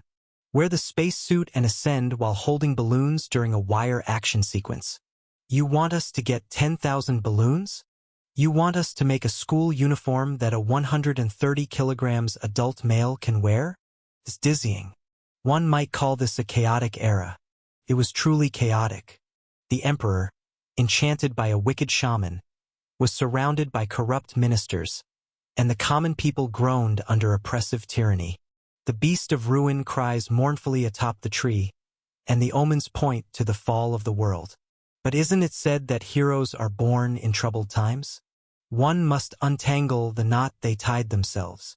Unable to suppress her righteous anger any longer, Kim Byle rose with determined resolve. Is this movie really being filmed properly? What did you say? I want to check it. Carrying the collective will of all the actors and staff on her shoulders, the veteran actress Kim Byle, gently, confronted So Tae Woong. So Tae Woong, already grasping the situation with just that, smiled kindly and asked everyone to wait just one more day. And that was enough. Convincing commoners who couldn't understand genius was something So Tae Woong had grown quite accustomed to. The next day, So Tae Woong brought in an edited version to show everyone. And then, all of them realized why So Tae Woong was called the Magician of Light. Chapter 146. Film is a visual art. That is the dictionary definition. Kim Byle preferred a more literary expression. Film is the art of light. P9 sound. The classroom is dark. It's not lighting that makes the classroom dark. It's the sound of monsters imitating humans while wearing school uniforms, the desires of youth beaten and lost by the teacher's stick, the grotesque scene of the weakest of their kind pecked to death like chicks packed in a box. These things settle in the air of the classroom like mist. That is the darkness I feel. But the darkness others feel is not darkness to me. They welcome the night that comes once a day. But we live in an eternal night. The appearance of that night is free. Wu Ju brought me to the school rooftop at night, telling me he would show it to me. A blind person holding another blind person's hand as they walk up the stairs. The rusty door opens, the cold winter wind brushes my cheek, and we step onto the rooftop where nothing can be seen. Look up. Are you crazy? What am I supposed to see? One blind person telling another blind person to look up at the starry sky. I wanted to mock him, but instead, laughter came back to me. Imagine it. From the start, I didn't like Wu Ju, a strange transfer student who appeared out of nowhere one day. The teacher telling us to be friends because we're both visually impaired. Those things biting at us, saying birds of a feather flock together. Everything about this guy and everything surrounding him bothered me. Even though he couldn't see, he would approach those things and chatter away, smiling foolishly even when he heard them talking behind his back. Clinging to me, asking me to teach him echolocation. He chattered all day, making me forcibly aware of where he was. He wandered around the school with those things, arm in arm, without a cane, without fear. This guy, he lives as if he could see. I've never seen anything before. This scenery has always been natural to me since birth. The happiness of my childhood was a curse to me. A time when I had loving parents and light I could see. The everyday life before the monster that came in through the front door one day devoured me whole. Thrown into darkness, I suffer, longing for and longing again for the time when I forever held the light. How cruel is a past that never returns, especially if it was a shining light. However, a being who had never once seen light said this. I feel sorry for people who can see. Stop saying nonsense. They live in a world where everything is already determined. How boring is that world? What? To us, winter wind is blue. That blue isn't the blue that others talk about. It's the blue we imagine. Oh right. You know what blue is, don't you? I don't understand. Is this how Wu Ju felt when I taught him echolocation? But unlike me, who scolded him for not getting it, Wu Ju gently took my hand and slowly led me into a world of imagination. Forget the world you saw when you were young. I can't. Forget all of that and see the world with your own eyes. You see the world through sound, don't you? It'll be easy. The light of my childhood was everything to me.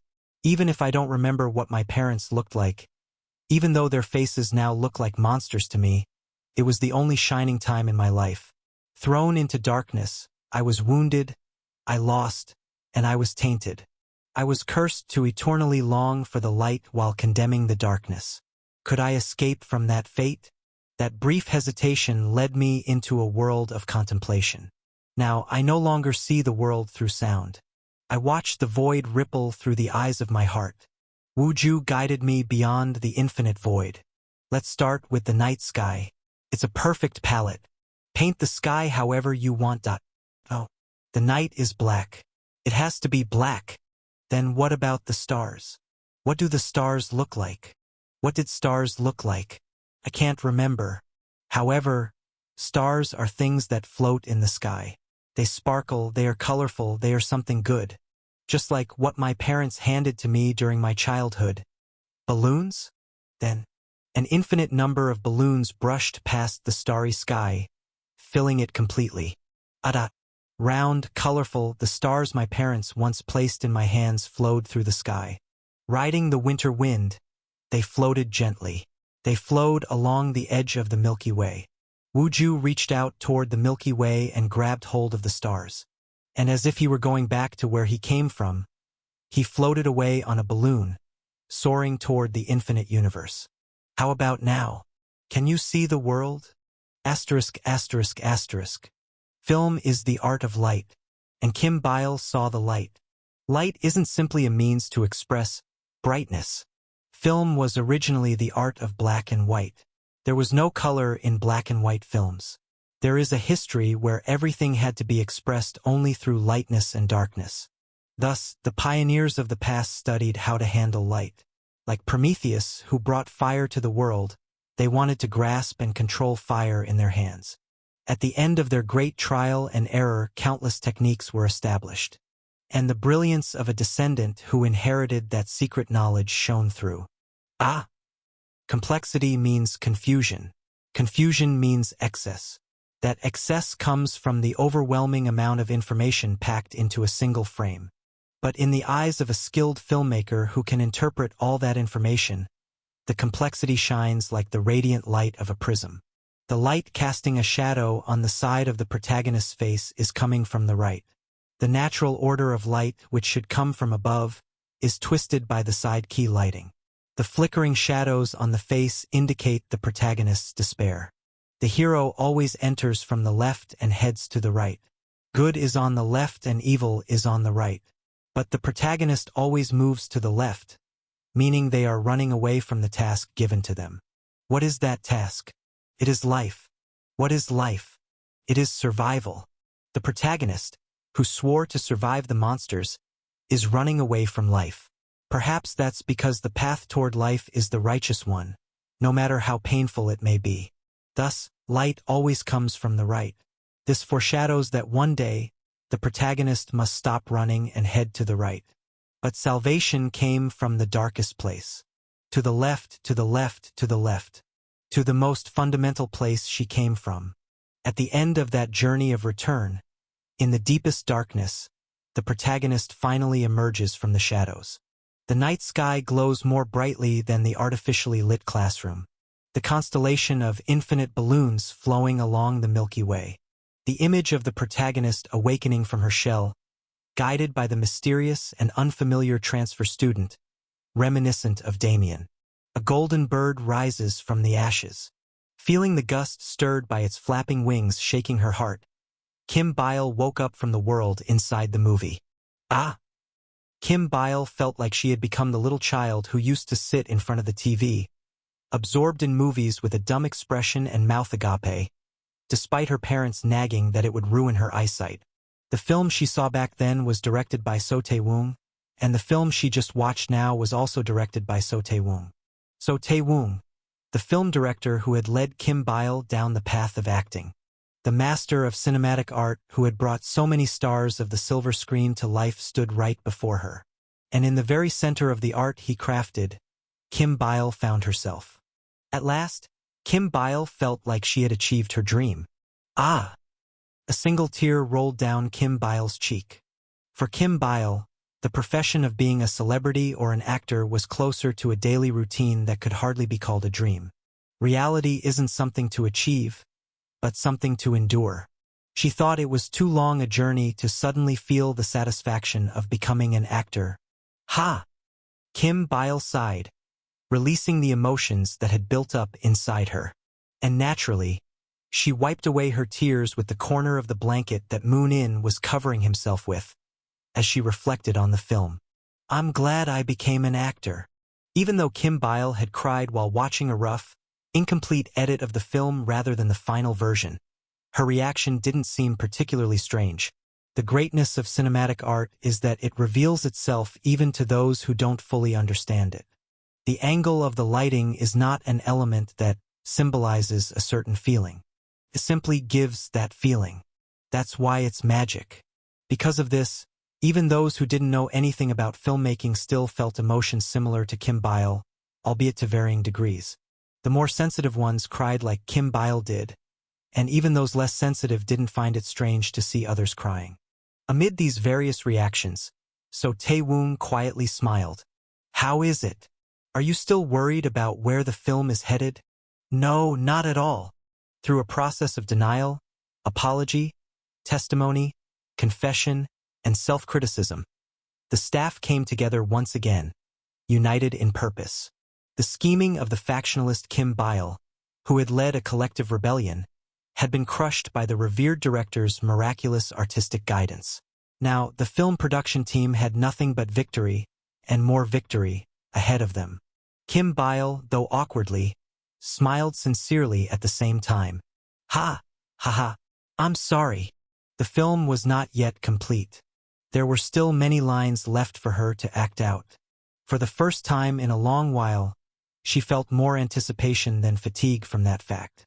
Asterisk, asterisk, asterisk. For some, art is life, but for others, art is business. Lim Yong-wook was gradually leaning toward the latter. How long had it been since he last watched a movie or read a book? He couldn't remember. A publisher who doesn't engage in any cultural activities. It seems he really hit rock bottom. Ugh! But it can't be helped. With overtime work every day, when would he have time to read books? Besides, Lim Yong-wook wasn't even in the business of publishing books anymore, but managing authors. The publishing management department, which had moved its office from Bikehack Publishing to Bikehack Entertainment, had finished a brief adjustment period and was now operating in full force. There were no more villains lurking in the background to drag them down. No employees suddenly distressed by homesickness, and no chronic budget shortages. Everything was in place. So now, if they failed, it would be 100% due to a lack of competence. Lim Yong-wook was living his company life under the weight of that pressure.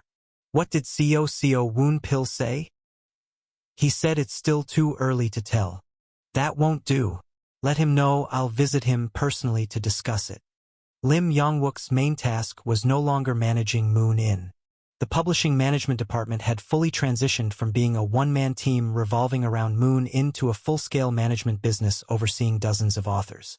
They now managed the rights to hundreds of works written by these authors, promoted media adaptations, arranged TV appearances and lectures for the authors, and handled countless tasks not listed in any manual.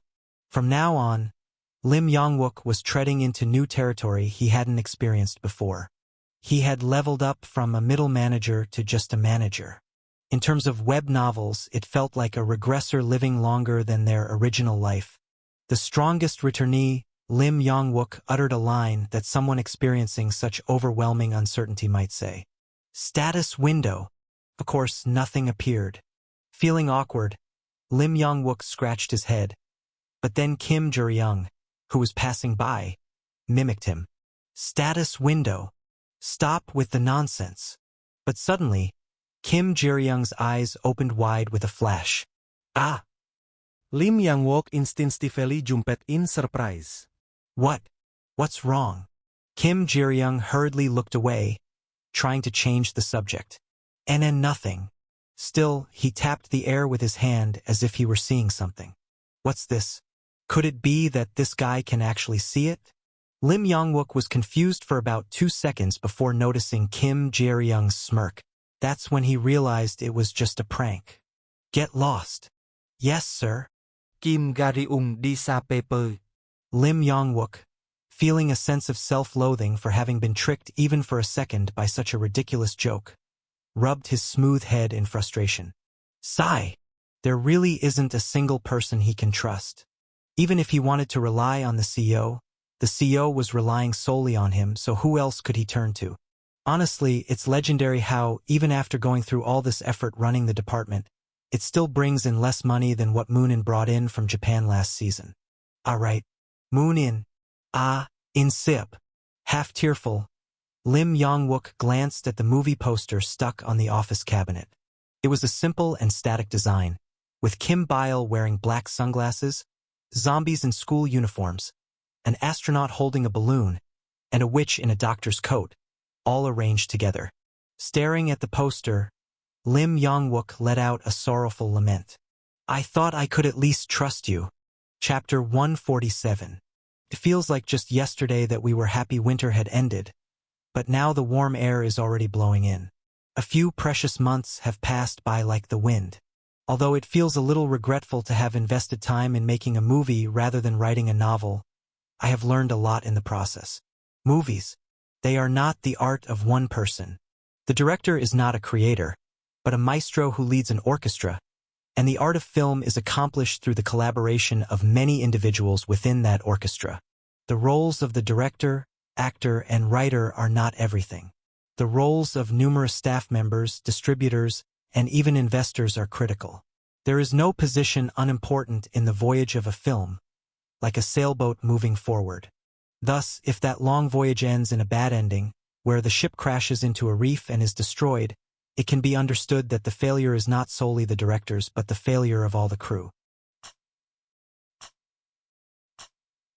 This is why the atmosphere at the dinner party, which felt like a funeral, felt even heavier. As the saying goes, the more you know, the more you can see.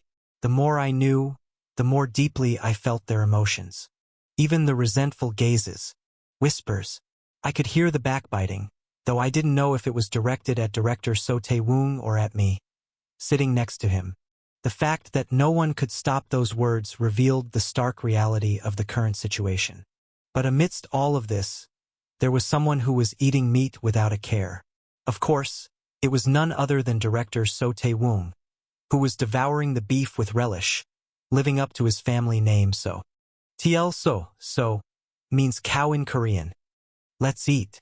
What you eat is what you gain. The moment So Tae-woong placed 2 pieces of meat on my bowl of rice, I couldn't overcome my guilty conscience any longer and muttered an apology. I'm sorry. What are you sorry for? I think I was too greedy with the script dash.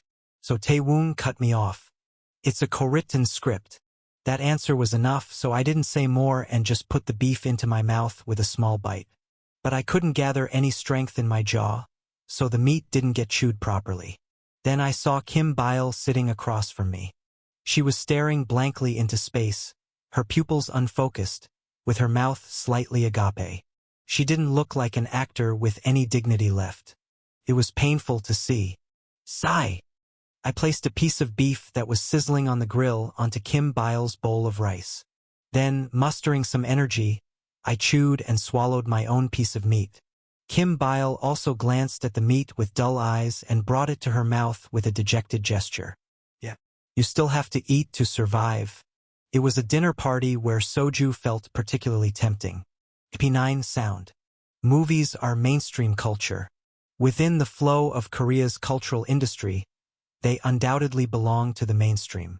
Therefore, the mathematical and statistical analysis techniques related to the film industry have been highly developed, which is why experts can get a rough idea of the situation just by looking at the box office results in the first 2 weeks. It's bad. It's bad, right? It seems bad. The general consensus in the industry is that the movie sound seems to have been really bad. Such analyses are quickly passed on to the executives sitting at their desks. It's bad. Yes, the analysis suggests it might not even break even. Kim Gun-tae, the vice president of Baikak Publishing, was one of those higher-ups. He couldn't hide a smile as he set down the status report. Moon In's failure? Not bad news at all. All right, you may leave. Yes, sir. Kim Gun-tae, who was the head of the book distribution department, had formed a group with Lim Yong-wook called Kim Sang-guk is a Bastard Club to fight against the corrupt figures in the publishing business department. As a result, Kim Gun-tae became the vice president. Given that the leadership of Baikak Publishing had always been dominated by the publishing business department, and even the previous head of the book distribution department had been ousted by Kim Sang-guk's machinations, it was nothing short of a miraculous victory. To top it off, Baek Seol was nothing more than a puppet CEO who couldn't manage herself. So in effect, Kim Gun-tae had become the regent of the Baikak publishing kingdom. And so, Kim Gun-tae did what a regent serving a young and inexperienced king would do. The ruthless yet realistic politics that a soft-hearted king couldn't do. How about managing author Moon's schedule more systematically? Vice President Kim Gun-tae is a shrewd individual. No, it's not that Kim Gun-tae is shrewd, but that the position of vice president demands shrewdness. Someone without such acumen couldn't have risen this far. Therefore, Kim Gun-tae had long since grasped the triangular relationship, literally a triangle relationship, between Baek Seol, Lim Yong-wook, and Moon In.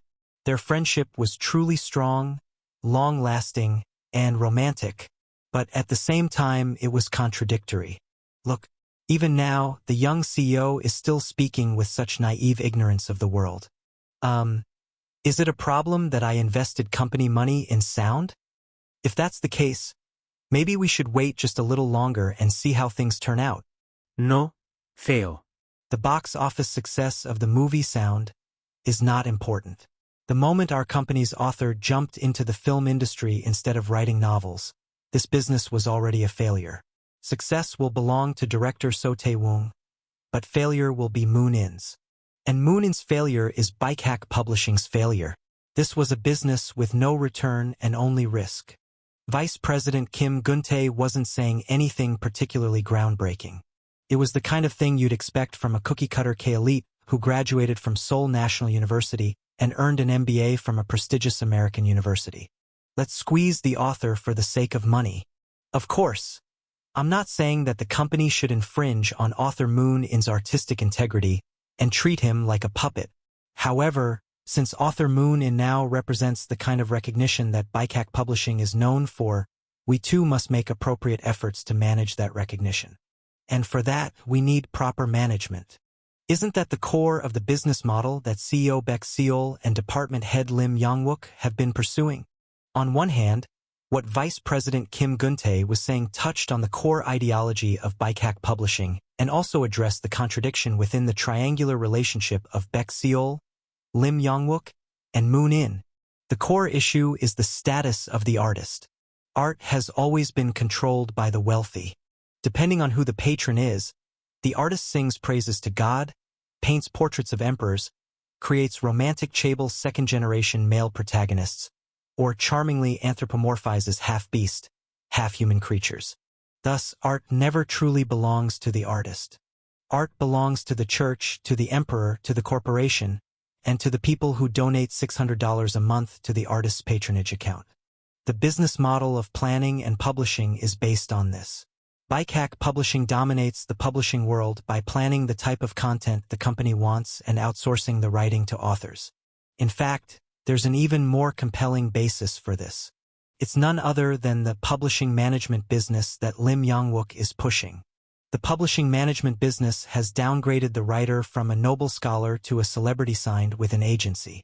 Now, the era isn't just about the company owning the writer's work, but also their personal life, appearance, lectures, star power, image, and copyrights. All of these belong to the company.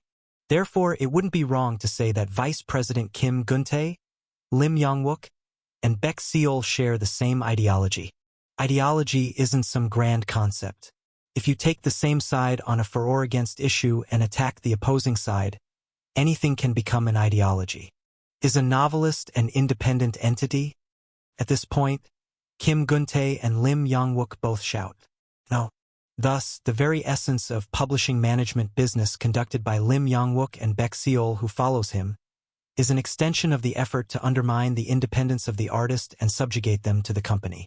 But, in reality, they do not infringe upon Moon In's independence. In fact, when it comes to Moon In's matters, they even seem to display a system-breaking mindset that letting the artist be independent leads to good work. Why? Because they're close.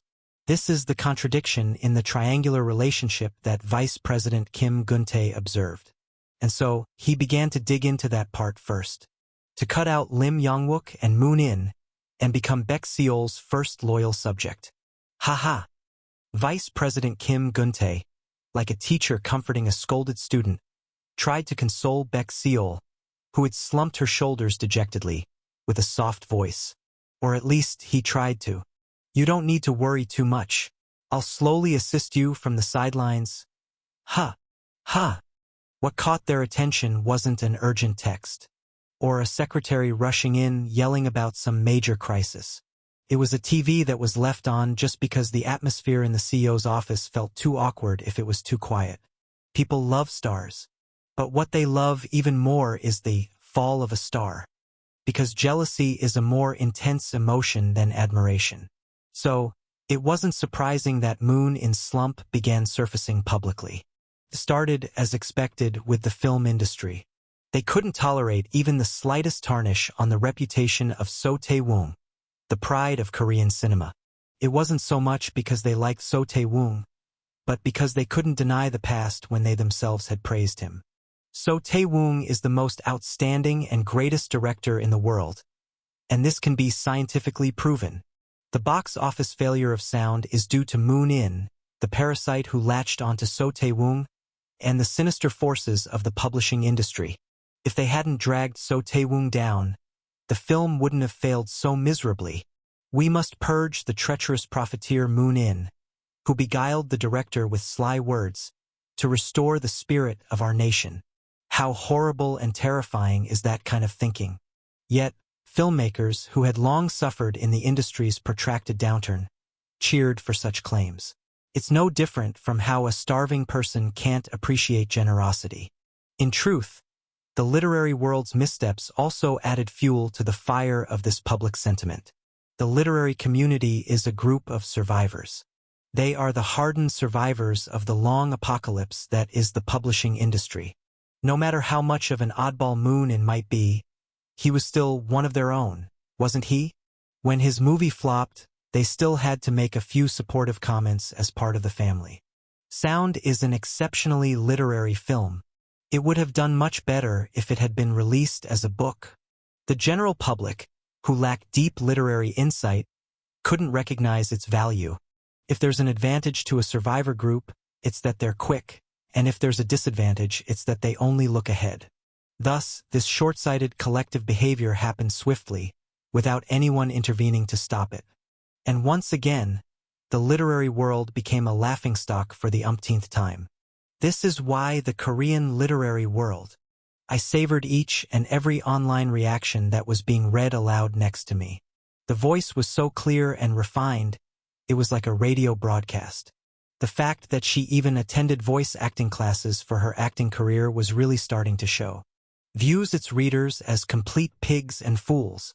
The voice spouting off such insulting words in a beautifully melodic tone was none other than Kim Byul. Kim Byle was narrating to me the disgraceful state of the literary world being peeled like an onion on the internet. She was doing it with a purely innocent intent simply to torment me. However, I calmly sipped my coffee from Bikehack Entertainment's in-house cafe, enjoying the show unfolding on the internet, as if I were listening to a radio broadcast. Kim Byle tilted her head in confusion. "You're not angry? I hear this all the time. Why would I get angry? You're not suffering at all?" "Not really." "Humph." Kim Byle shot me a deeply dissatisfied look. I can sense her wicked mindset that she can't be the only one suffering. She stopped reading criticisms directed at the literary world and shifted her attack, reading more direct insults aimed at me. Screenwriter Moon In? A bubble who only rose to fame because of his age. I took out my phone and started browsing the internet. Then I pulled up an article about sound and launched my counterattack. Kim Byul. Don't do Thiet. Before I called her name, she had been nothing but a nuisance. But the moment I called her name, she rushed at me and turned into a little furball. Just from saying those two syllables, Kim Byle, she started pulling at her hair, crying out in anguish. Heeing. Like she had been hit by an electric shock. Kim Byle's body trembled violently where she stood before collapsing onto the table with a pitiful whimper. She had messed up her hair so much that she now looked less like a person and more like a tangled ball of fur. I placed a cold strawberry yogurt smoothie on top of her head to help cool her down and said, "Hey, everyone's bound to flop a movie once in their life." A voice came from within the ball of fur. "They're all calling me a has-been with the shortest career." "Really? They say I rose with Rosarium, and then immediately went into the coffin with Sound. What am I supposed to do now? If you rose 10 years ago and are going into the coffin now, doesn't that make you the longest-lasting has-been?" The furball ghost flashed her bloodshot eyes at me, stretching her nails toward my face. "I'll kill you.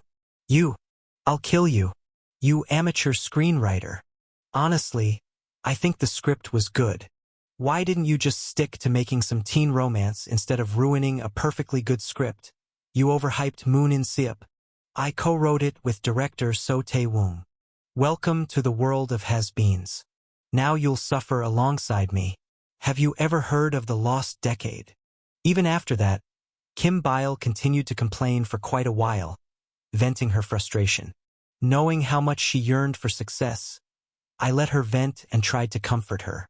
However, some time later, I received a slightly awkward message from Kim Byle and the message read as follows. Hey, In Siop? Yes. You wouldn't mind forgetting what happened that day? Would you? Why?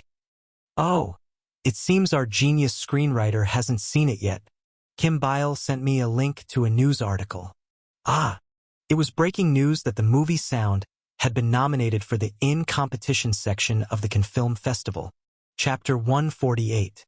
The regime change at Bikehack Publishing at first glance appears to be a righteous story, where Baek Seol, the magical girl who contracted with the magical cat Lim Yongwook, defeats the demon king Kim Sang-guk.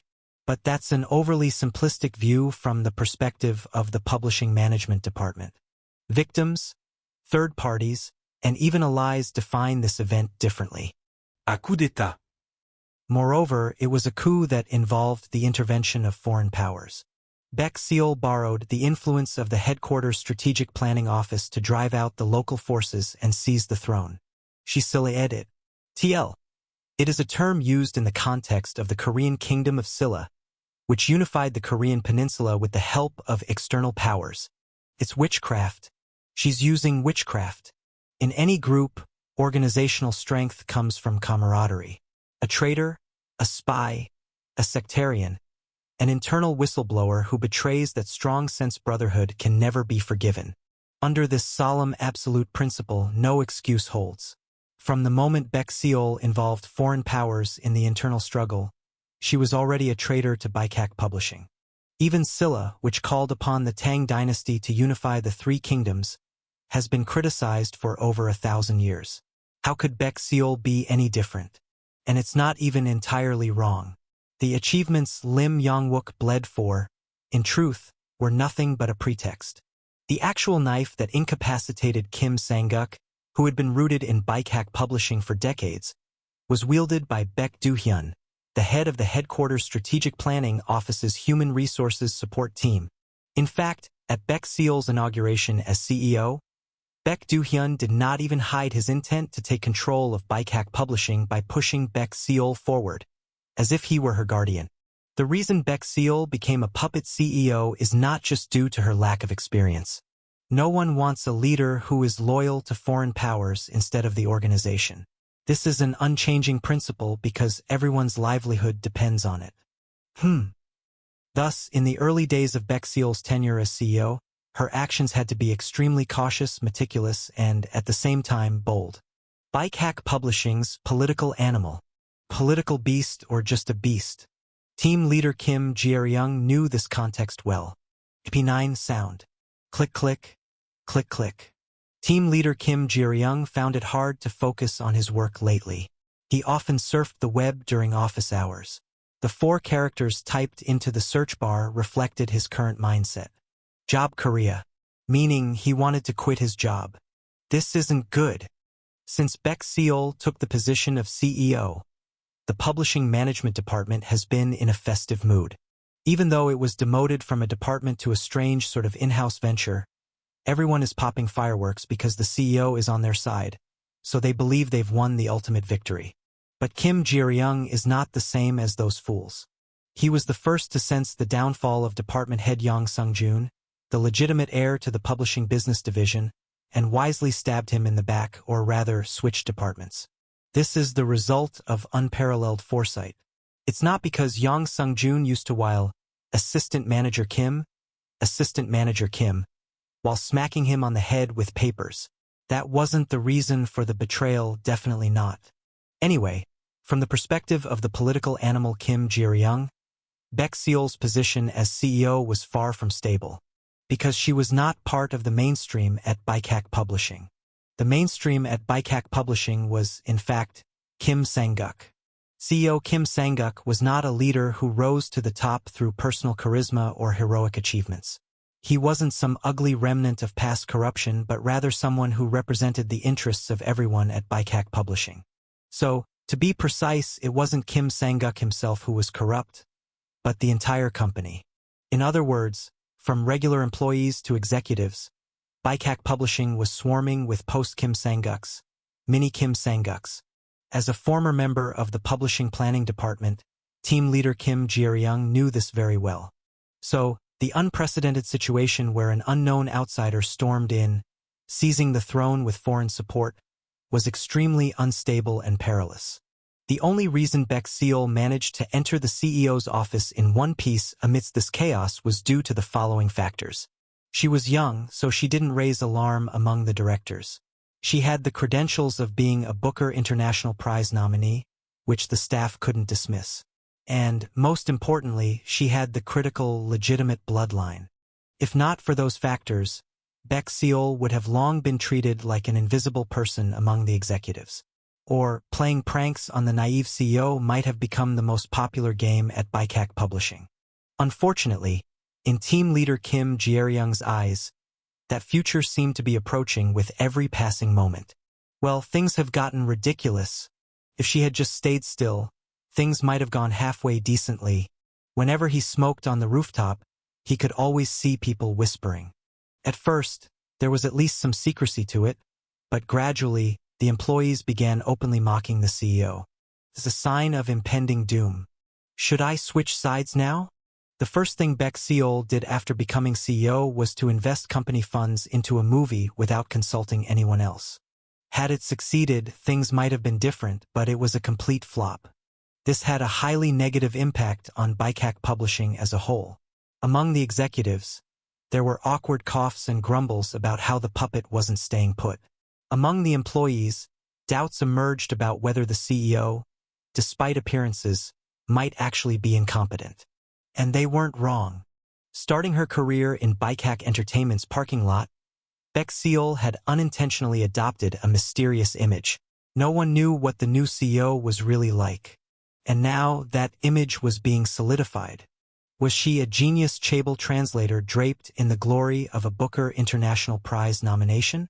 Or is she the drama villainess who got the CEO position solely by bloodline? As the harsh criticism against the movie's sound intensified, internal opinion leaned toward the latter, and team leader Kim Jae-ryung's loyalty shifted from Lim Yong-wook's shiny bald head to the sturdy embrace of the vice president from the book distribution division, SSS. As Kim Jae-ryung was contemplating how he could align himself with the vice president's faction, that news arrived. Can. The next day, during the department meeting, Kim Jae-ryung uttered the words, "We must resolutely defend CEO Baek Seol." Can. This is a provincial city in southern France. The reason people from South Korea, located on the other side of the planet, know this city is, of course, because of the film festival held there.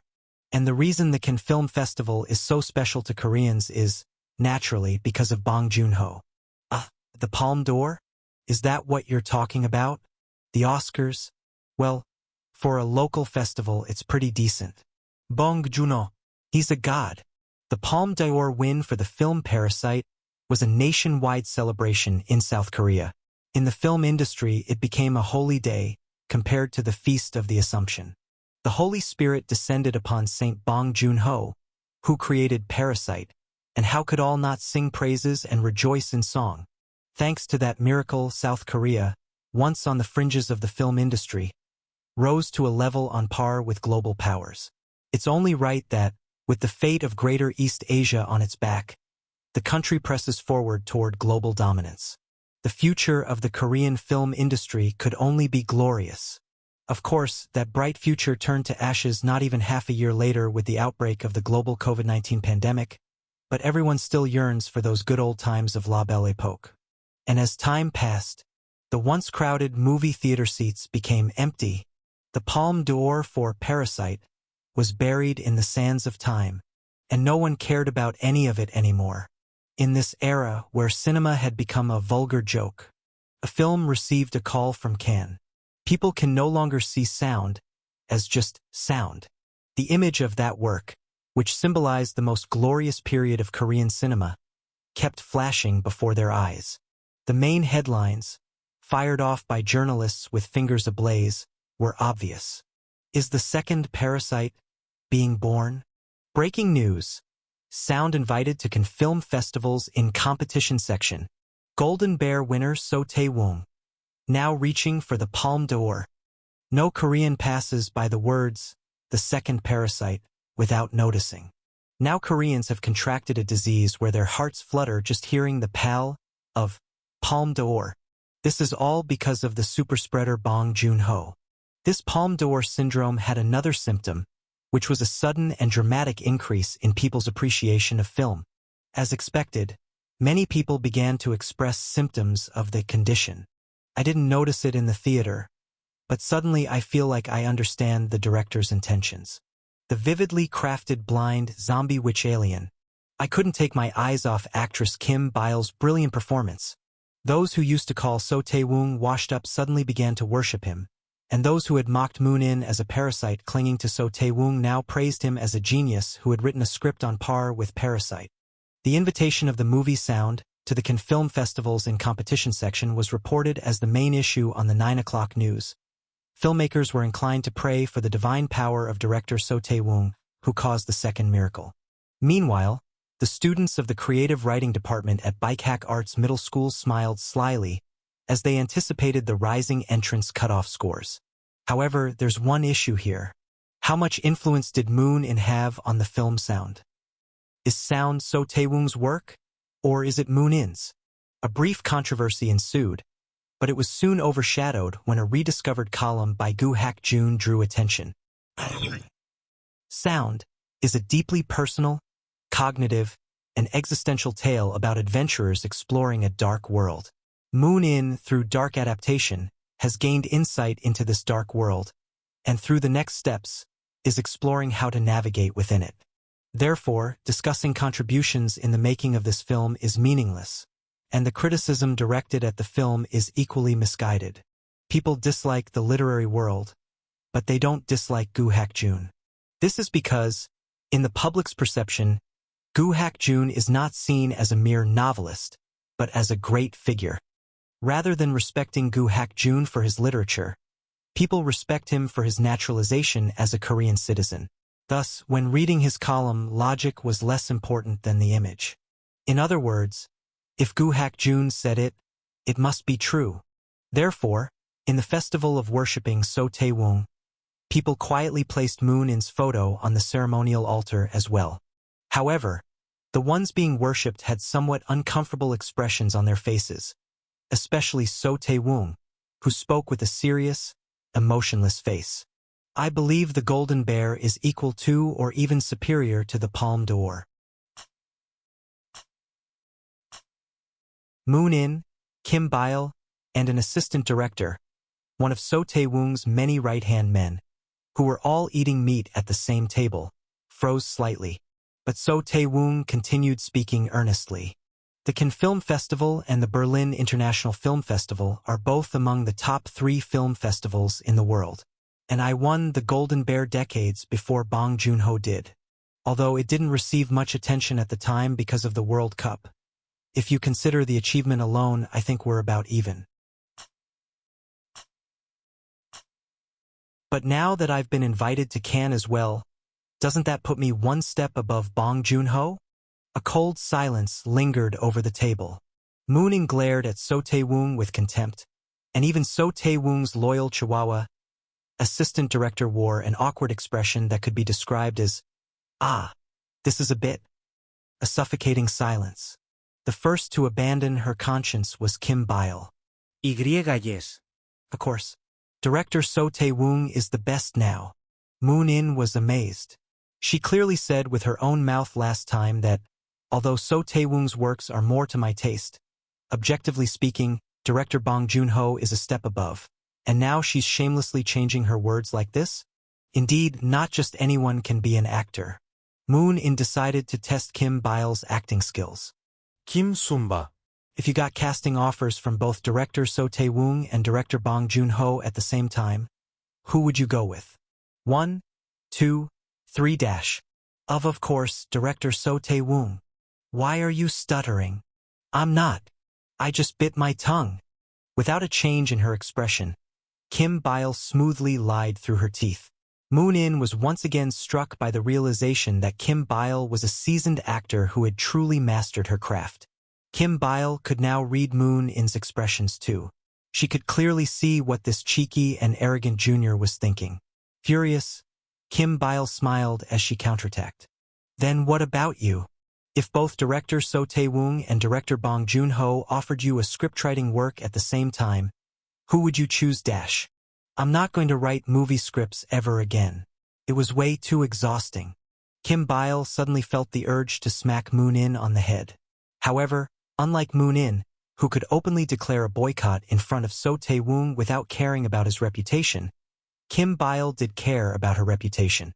In the end, those who have much to lose must tread carefully. Kim Bile calmed her inner rage, smiling kindly. But there was no way a director in his early 50s like So Tae-woong wouldn't pick up on that. So Tae-woong looked at Moon In and Kim Bile with fondness and smiled contentedly for the first time in a while. And then he got to the point. So what I'm saying is, don't get too hung up on awards. Of course, it wasn't that So Tae-woong, who always uses polite speech, suddenly lost his mind and spewed out a crazy statement that Bong Joon-ho is beneath me. After all, the two directors were on friendly terms. The Korean film industry is small. I already have a Golden Bear. It's an award that doesn't pale in comparison to the Palme d'Or. So, there's no need to be too disappointed or overly fixated on it if we don't get the trophy. When people were criticizing us, what did we say to each other? We said we were satisfied because we made a good movie, right? It's the same here. Let's not worry about public opinion and just enjoy the film festival as filmmakers. So Tae-woong, before being a director, felt he had a duty, as an adult, to care for these two young artists who were facing both intense public praise and criticism. Whether positive or negative, public attention affects one's sense of self. And if the mind isn't strong enough, it can crumble all too easily. So Tae-woong knew this very well from his decades of experience in the industry. So, he tried to give them advice, sprinkling in a bit of awkward humor. Maybe they didn't even need my advice. So Tae-woong smiled as he looked at the two young artists. Moon In was nonchalantly eating his meat, and Kim Bile was gazing into the future with determined eyes.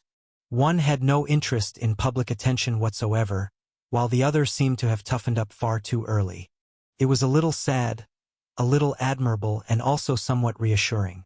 In a moment when the eyes of the entire nation are focused, how cruel and regrettable would it be to slip up by mistake and fall? Thankfully, it didn't seem like that would happen. So Tae-woong felt a bit more at ease and continued speaking.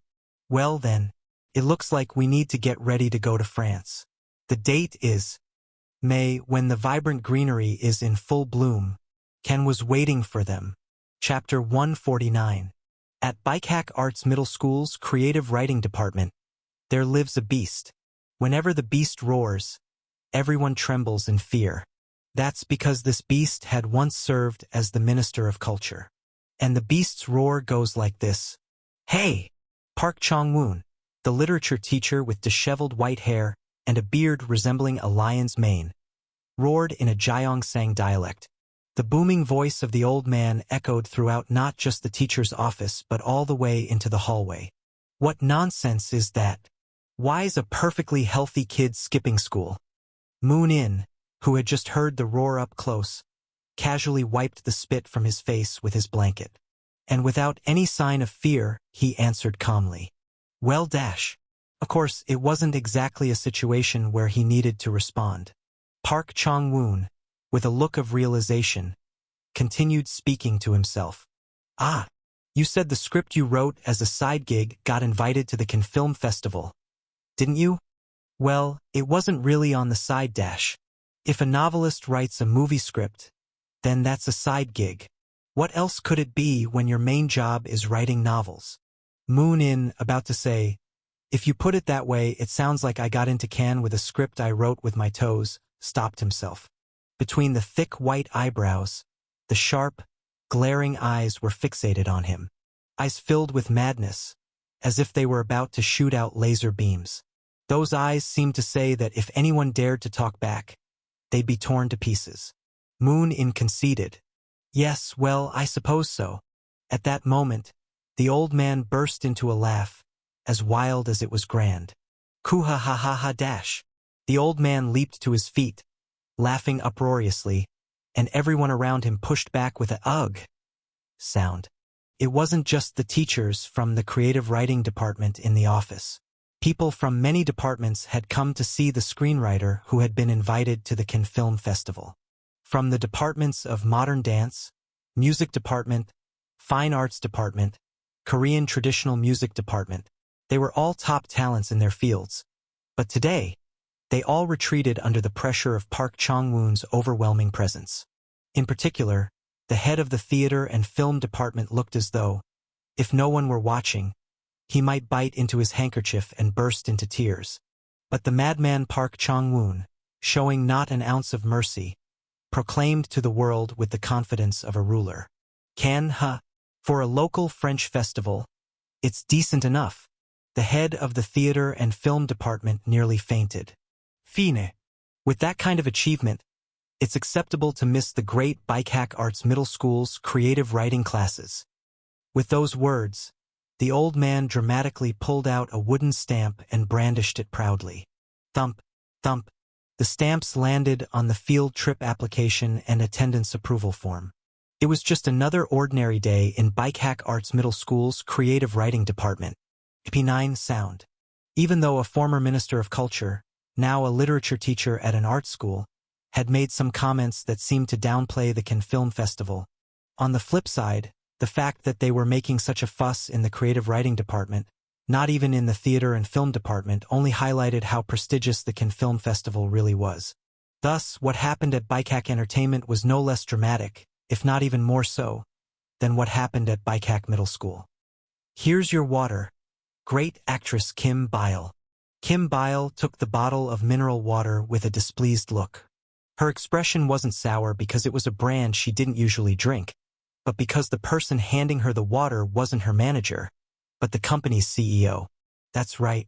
Baek Sung-won, the CEO of Baikak Entertainment, had appointed himself as Kim Bile's one-day manager. He wasn't doing it to post a video on the company's YouTube variety show, nor had he made some strange bet with anyone. He just showed up on his own and decided to play one-day manager. That made him seem even crazier. CEO Nim? You can stop now. Stop what? The one-day manager thing. Hey Kim Star, if you stop being so damn good at acting, I'll stop too.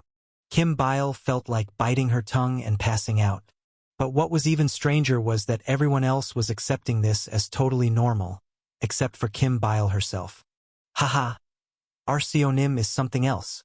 He must be really excited. Well, it's understandable. Ever since those dark-suited men were sent from the headquarters to tame CEO Baek Sung-won and caused a scene, the atmosphere at Baikak Entertainment had become a complete mess. The high-ranking executives, who had almost torn the company to pieces and reorganized it into a small label, nearly reaching the point of shredding their CEO's business cards, were unlikely to ever pledge their loyalty again as they once had. The words independence and CEO lingered before their eyes day and night.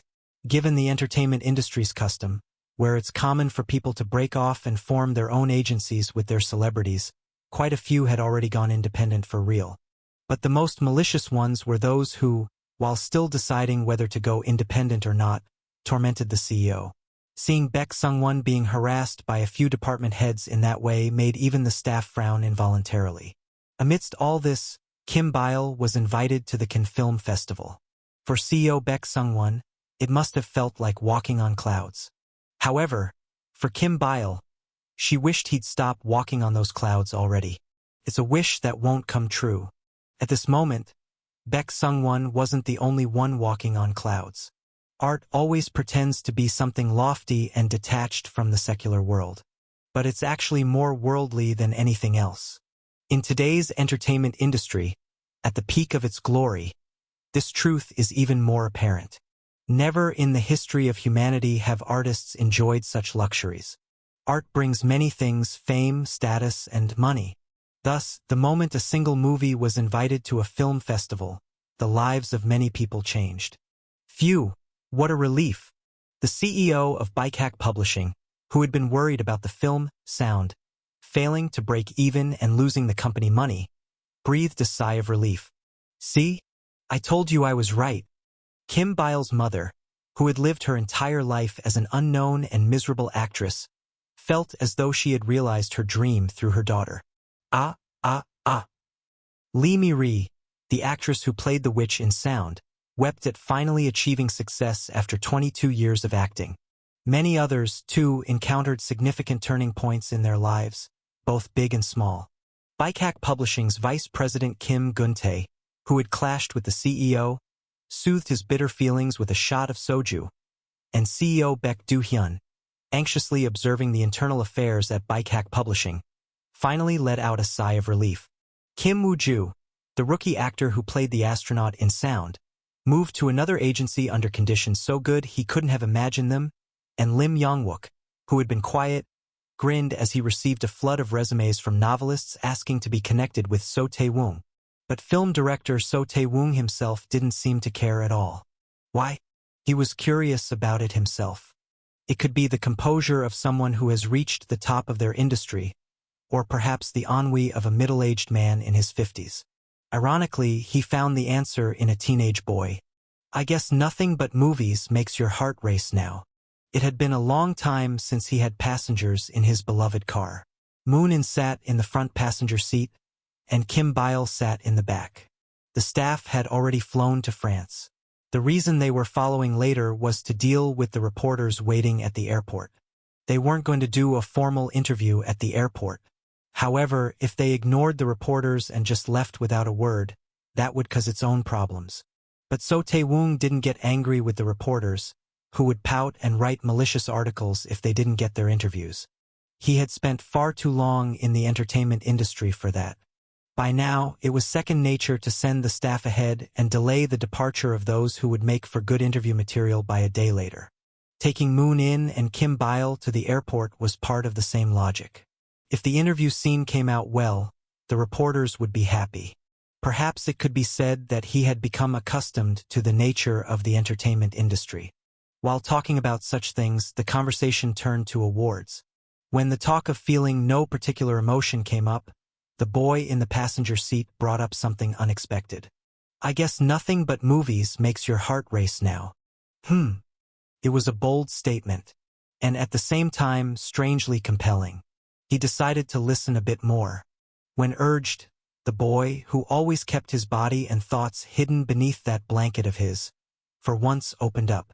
There was probably a time when you fretted over every bit of investment money. Right, director?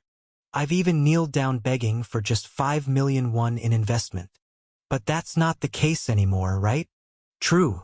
Then money has become nothing but an illusion in your heart now. Hearing someone else speak the thoughts that had been vaguely forming in his own mind felt refreshing. Perhaps because the boy was a novelist, his words were quite well crafted. And those words resonated deeply. An illusion, huh? It began to rain. A light, drizzling shower. Raindrops gathered on the window, and So Tae-woong pulled the lever behind the steering wheel. The wipers moved back and forth, sweeping away the rain. Glancing at the passenger seat, So Tae-woong saw that Moon-in had closed his eyes. It seemed he was listening to the sound of the rain. Fame is the same. Moon-in continued speaking with his eyes closed. You've said it yourself, Director Nim. Not to get too swayed by public opinion. That fame comes and goes. Right? I did. Just like you said, how fleeting is fame? In a world where if there are few viewers in the audience, and you're a washed-up has-been, but if an invitation comes from France, suddenly you're a big shot. In the end, fame is just another illusion, swayed by such things. Isn't it? So Tae-woong didn't respond. Not because he thought the boy's words were wrong, but because they resonated too deeply. The moment a person is most shaken is not when they hear something that goes against their inner thoughts. In those cases, whether right or wrong, it simply feels irritating and unpleasant. No, a person is shaken when they hear words that align with an inner truth they hadn't fully realized themselves. Such words are, in essence, an unspoken affirmation. You are right. And since So Tae-woong was only human, he found himself shaken by the boy's words. For a brief moment, it seemed as though a holy light was shining behind the blanket-draped boy, who had closed his eyes to better listen to the rain. So Tae-woong asked, with the feeling of a mortal who had found a great sage, "Then, What is not an illusion? The boy replied without hesitation. That which is within me. Ah! When everything outside feels like an empty illusion, in the end, we can only turn inward. I see. At that moment, the three people inside the car each had different thoughts. For So Tae-woong, the illusions were money and fame. And what was inside him, what truly mattered, were films and art. Thinking of that made his heart finally feel alive again. But for Moon-in, the illusions weren't just money and fame. They included everything in this world. The only truth was the literature inside him. And yet, he was lost as to where that literature should lead him. To make matters worse, he was now grappling with the question of whether everything in this world was truly just an illusion. His second adolescence was proving to be even harsher than the first. And Kim Bile? She didn't care about illusions or philosophical musings. She just wanted to win an award. But after weeks of fretting, she was exhausted. She was hungry. She just wanted to eat.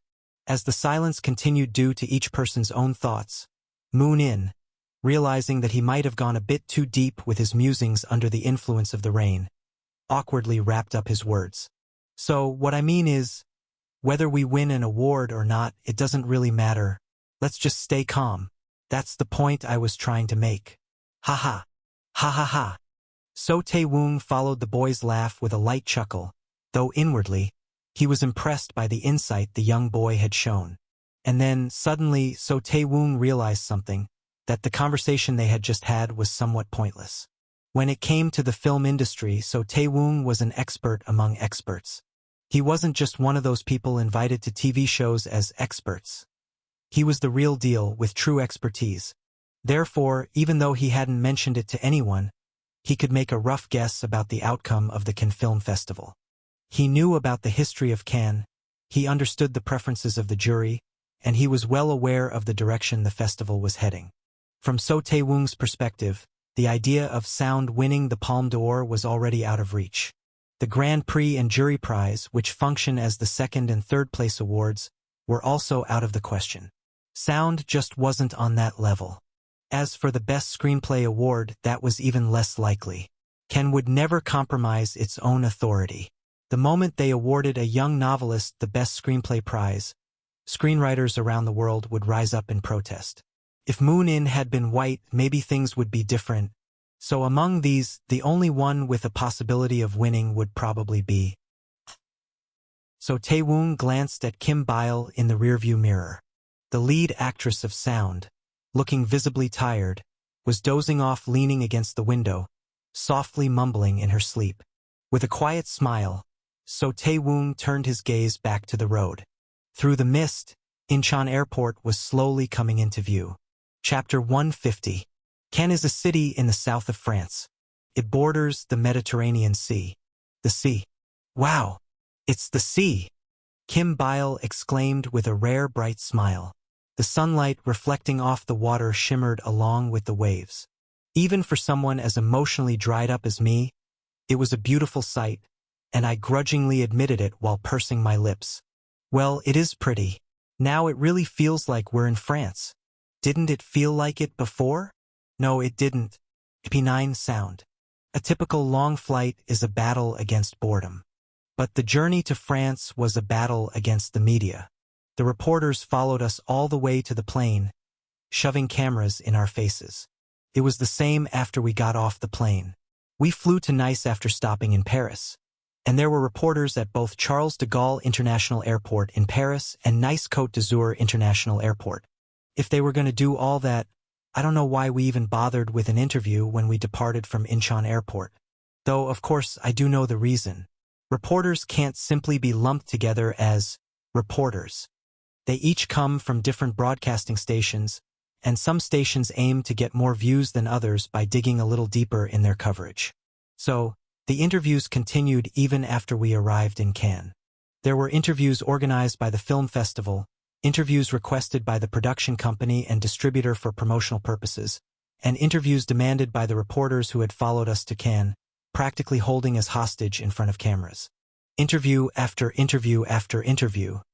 Only after escaping that hell of interviews did I finally notice the beautiful scenery of Cannes.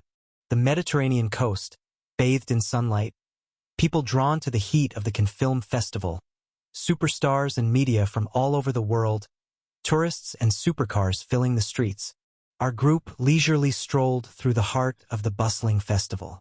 I want to swim. Our group was quite large.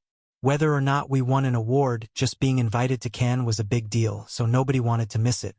Starting with the staff, the actors who starred in the movie and their managers, stylists, bodyguards, and various other personnel, it was already quite a crowd.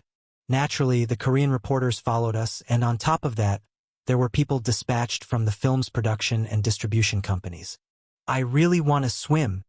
Even Lim Yong-wook, who kept grumbling beside me about wanting to swim, had tagged along as my manager, so that says it all. Then why don't you just dive into the sea? In a suit. You're not exactly the type to avoid splashing around just because you're wearing a suit. True.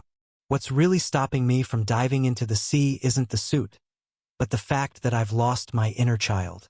Surprisingly, the strangest person in our group wasn't Lim Yong-wook, who had supposedly lost his inner child. It was the CEO of Bike Hack Entertainment, who had volunteered to be Kim Bile's manager for the day. Wow, it's been a while.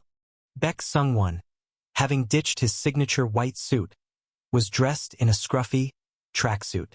I already knew that this was what managers usually wear and that he used to run around as a manager himself when he was younger. He's mentioned it at least a dozen times before. Even in this situation, I couldn't resist saying the words Baek Sung-won would love to hear the most. As expected of someone who's been in the field, you really look like a veteran manager. Kahahaha. So, author Moon thinks so too. Without waiting for my response, Baek Sung-won headed over to the actors and their managers, bragging about the compliment he had just received. Not all the actors and managers were from Bike Hack Entertainment, but as the saying goes, no servant dares speak rudely to the neighboring king. The people who had been engaged in subtle power struggles until moments ago suddenly united to sing the praises of the industry monster, Baek Sung-won. This monster has a habit of stepping back when he's showered with compliments and gets in a good mood. In high spirits, Baek Sung-won now turned his attention to Kim Bile. Thanks to our Kim star, I'm able to visit Cannes after so long. Hehe, you're too kind. It's all thanks to you, CEO. Kim Bile tried to subtly flatter him, but from my view, it was completely wrong. The crucial part of his statement was, after so long. In place of the amateur Kim Bile, who could only manage high school-level flattery, I displayed the experience of an adult who had once owned an ID card. So this isn't your first time in Cannes? Ahem. Hearing the words he most wanted to hear, Baek Sung-won's lips curled into a wide grin. Pretending to be humble, he covered his mouth and cleared his throat, murmuring in a coy manner. Well, it's not my first time. As expected. Was I the only one who ever wanted to be a star pupil of Professor Gu Hak-jun? Gu Hak-jun is a literary giant, and aspiring writers who dream of learning under him are countless. The fierce battles for his favor among graduate and undergraduate students, all the slander and schemes flying around back then, even just a fraction of the skills I honed during those days was enough to easily melt someone like Baek Sung-won. Well, with hundreds of actors under your wing, it's only natural that this wouldn't be your first time in Cannes. That's part of it, but actually, I went to school in France back in the day. Really? For the record, I already knew Baek Sung-won had studied in France. I saw it on the internet. But what's needed in this situation is acting. So you studied abroad in France. Ultimately, Baek Sung-won completely fell for my wide-eyed expression.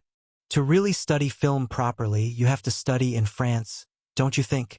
Especially back when there were hardly any places in Korea that taught film. That's right, that's right. So, back when I was studying in Paris, that evening, in a great mood, Baek Sung-won rented out an entire restaurant. Asterisk, asterisk, asterisk. The Cannes Film Festival is grouped among the world's top 3 film festivals, but in truth, it's considered the unspoken number 1, ranked just slightly above the Venice International Film Festival and the Berlin International Film Festival. So, whether the film market in the basement of the festival's headquarters, the Palais de Festivals, is practically the largest in the world, or how strict and conservative the dress code enforcement is. All of that doesn't really matter. What matters is the awards.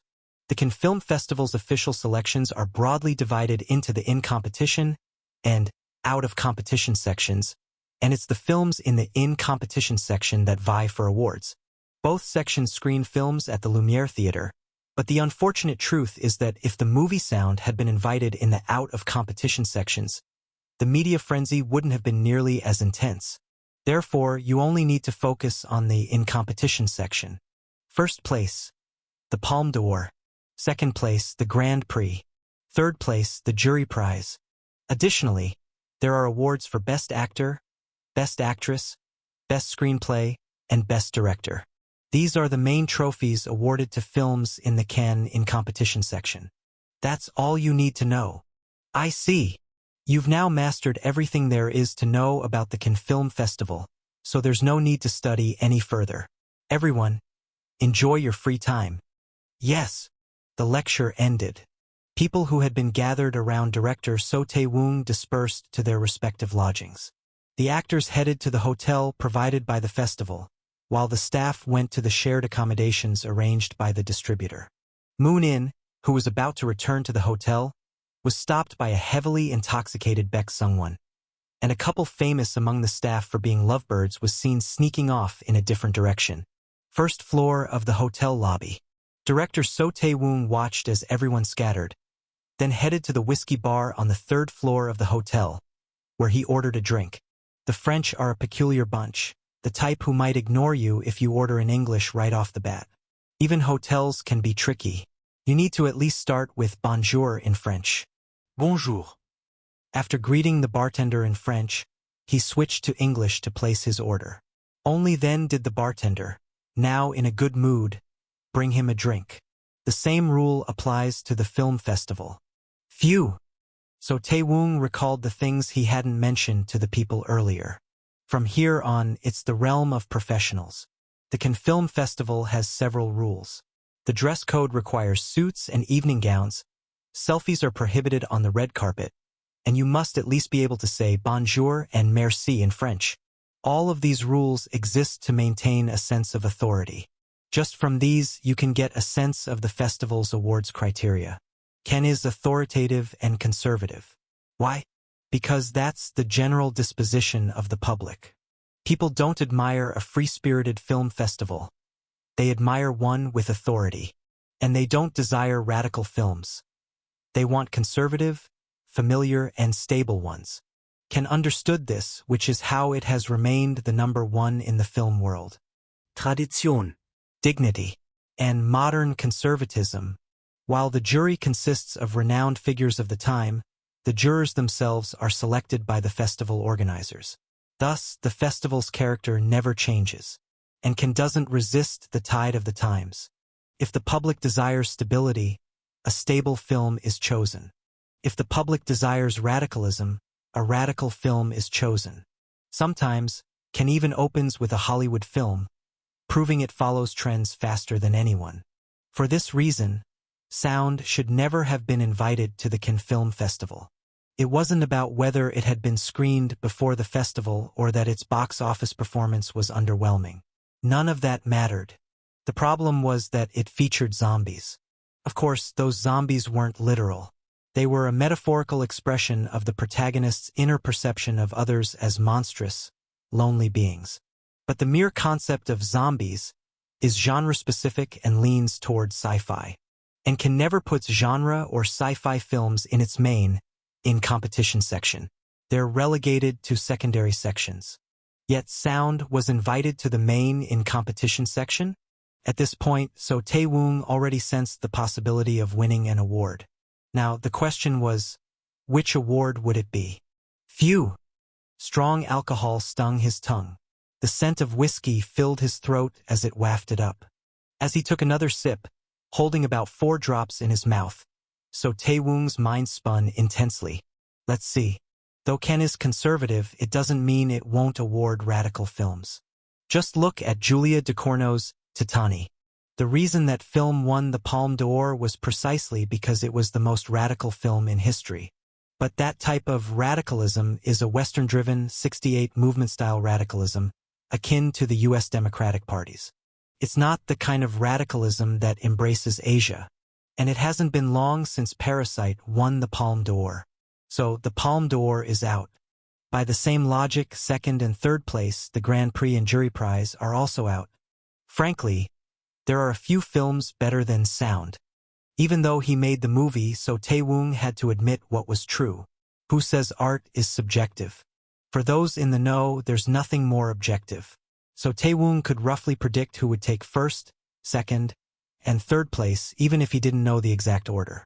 That left 4 awards: Best Actor, Best Actress, Best Screenplay, and Best Director. First off, Sound doesn't have a male lead. Best Actor is out.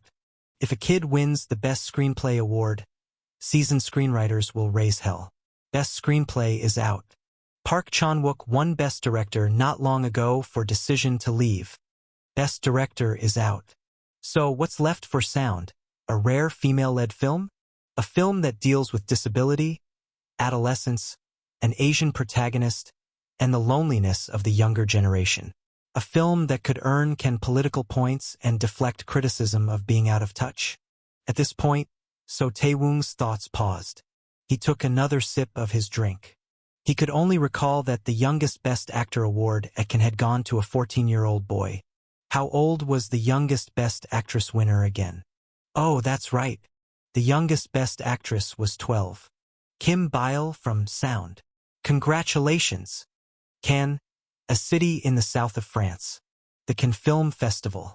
The red carpet. The sound of camera shutters. An ill-fitting dress. Anxiety. The excitement of those around her. A standing ovation. Cheers. Blinding lights. Kim Byle, a first-year student at Baikak Arts High School, felt her mind spinning in confusion, overwhelmed by the flood of words and sensations. That confusion led to a near stumble as she rose from her seat, her legs trembling. At that moment, someone beside her caught her. It was a boy draped in a blanket. Amid the applause and cheers, she couldn't hear the boy's voice, but he pointed with his finger toward something. It was the stage, where a gleaming trophy awaited her, the path she was supposed to take. Ah! Even in the midst of the chaos that seemed to turn the world upside down, Kim Byle knew instinctively in that moment. If there was ever a moment that could change her life, this was it. Chapter 151. Feels like I'm dreaming. I can barely remember how the last few hours went by. Did I cry on stage during the award ceremony? Did I give my acceptance speech in English or in Korean? Blinded by tears and deafened by the sound of applause, I couldn't see or hear anything. Immediately after the ceremony, it was just an endless string of congratulations. Congratulations, I believed in you, you'll do even better in the future. And then some foreign language blabbering, followed by clapping. Clap, clap, clap. Holding the award plaque that I hadn't even looked at closely, I followed the director here and there, bowing and greeting people. Wait, no, was it director So Tae-woong I was following? Or CEO Baek Sung-won? I don't know. My mind is so full of things that I can't even remember those small details. I'm incredibly happy. It feels like the grief is melting away, and yet, at the same time, there's this sudden sense of overwhelm. It's a feeling I can't quite put into words. If I had studied literature more deeply, would I have been able to express this feeling? I don't know. Kim Byle was able to return to the hotel after 3 a.m. local time. She should have been utterly exhausted, but adrenaline must have been coursing through her because her heart was pounding, and her hands and feet were trembling. It felt like she could run on a treadmill for about 2 hours. No, it seemed like she would need to run that long to finally feel tired enough to sleep. But Kim Byle's rational mind knew that an even tighter schedule awaited her starting tomorrow, so she desperately tried to empty her thoughts. Burying her face in the pillow and rubbing it wildly was part of that effort. I don't know. Without even realizing that this was a bit childish for a high school freshman, Kim Byle grinned like a little girl and sprawled out on the bed. Her gaze naturally drifted to the award plaque, neatly placed on one side of the hotel room. The golden palm leaf, encased in crystal and carefully displayed inside the black case with its lid open. Just looking at it made the corners of her mouth lift. That palm leaf had an irresistible charm. But wait, wasn't there some translation debate about it being a palm tree, not a date tree? Wouldn't that make it the Golden Date Tree Award, instead of the Golden Palm Award? Somehow, the Date Tree Award feels a lot less grand than the Palm Award. Date trees remind a bit of after-school self-study sessions.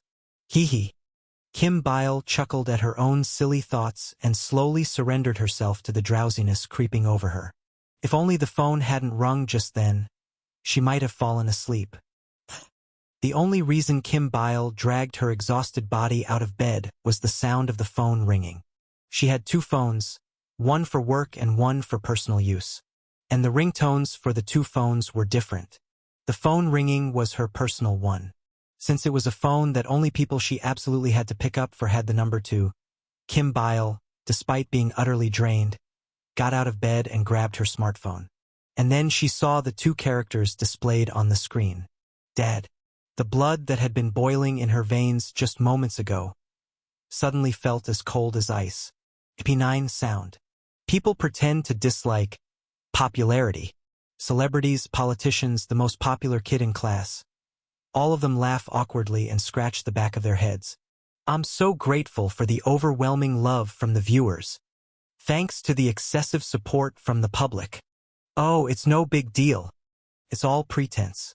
This false humility is the definitive proof that humans crave popularity. That very humility is an act of trying to maintain the popularity they already have. It's perfectly natural. Humans crave power. And popularity is power. It's the ability to make others move according to your will. And not through coercive commands, but by manipulating voluntary admiration.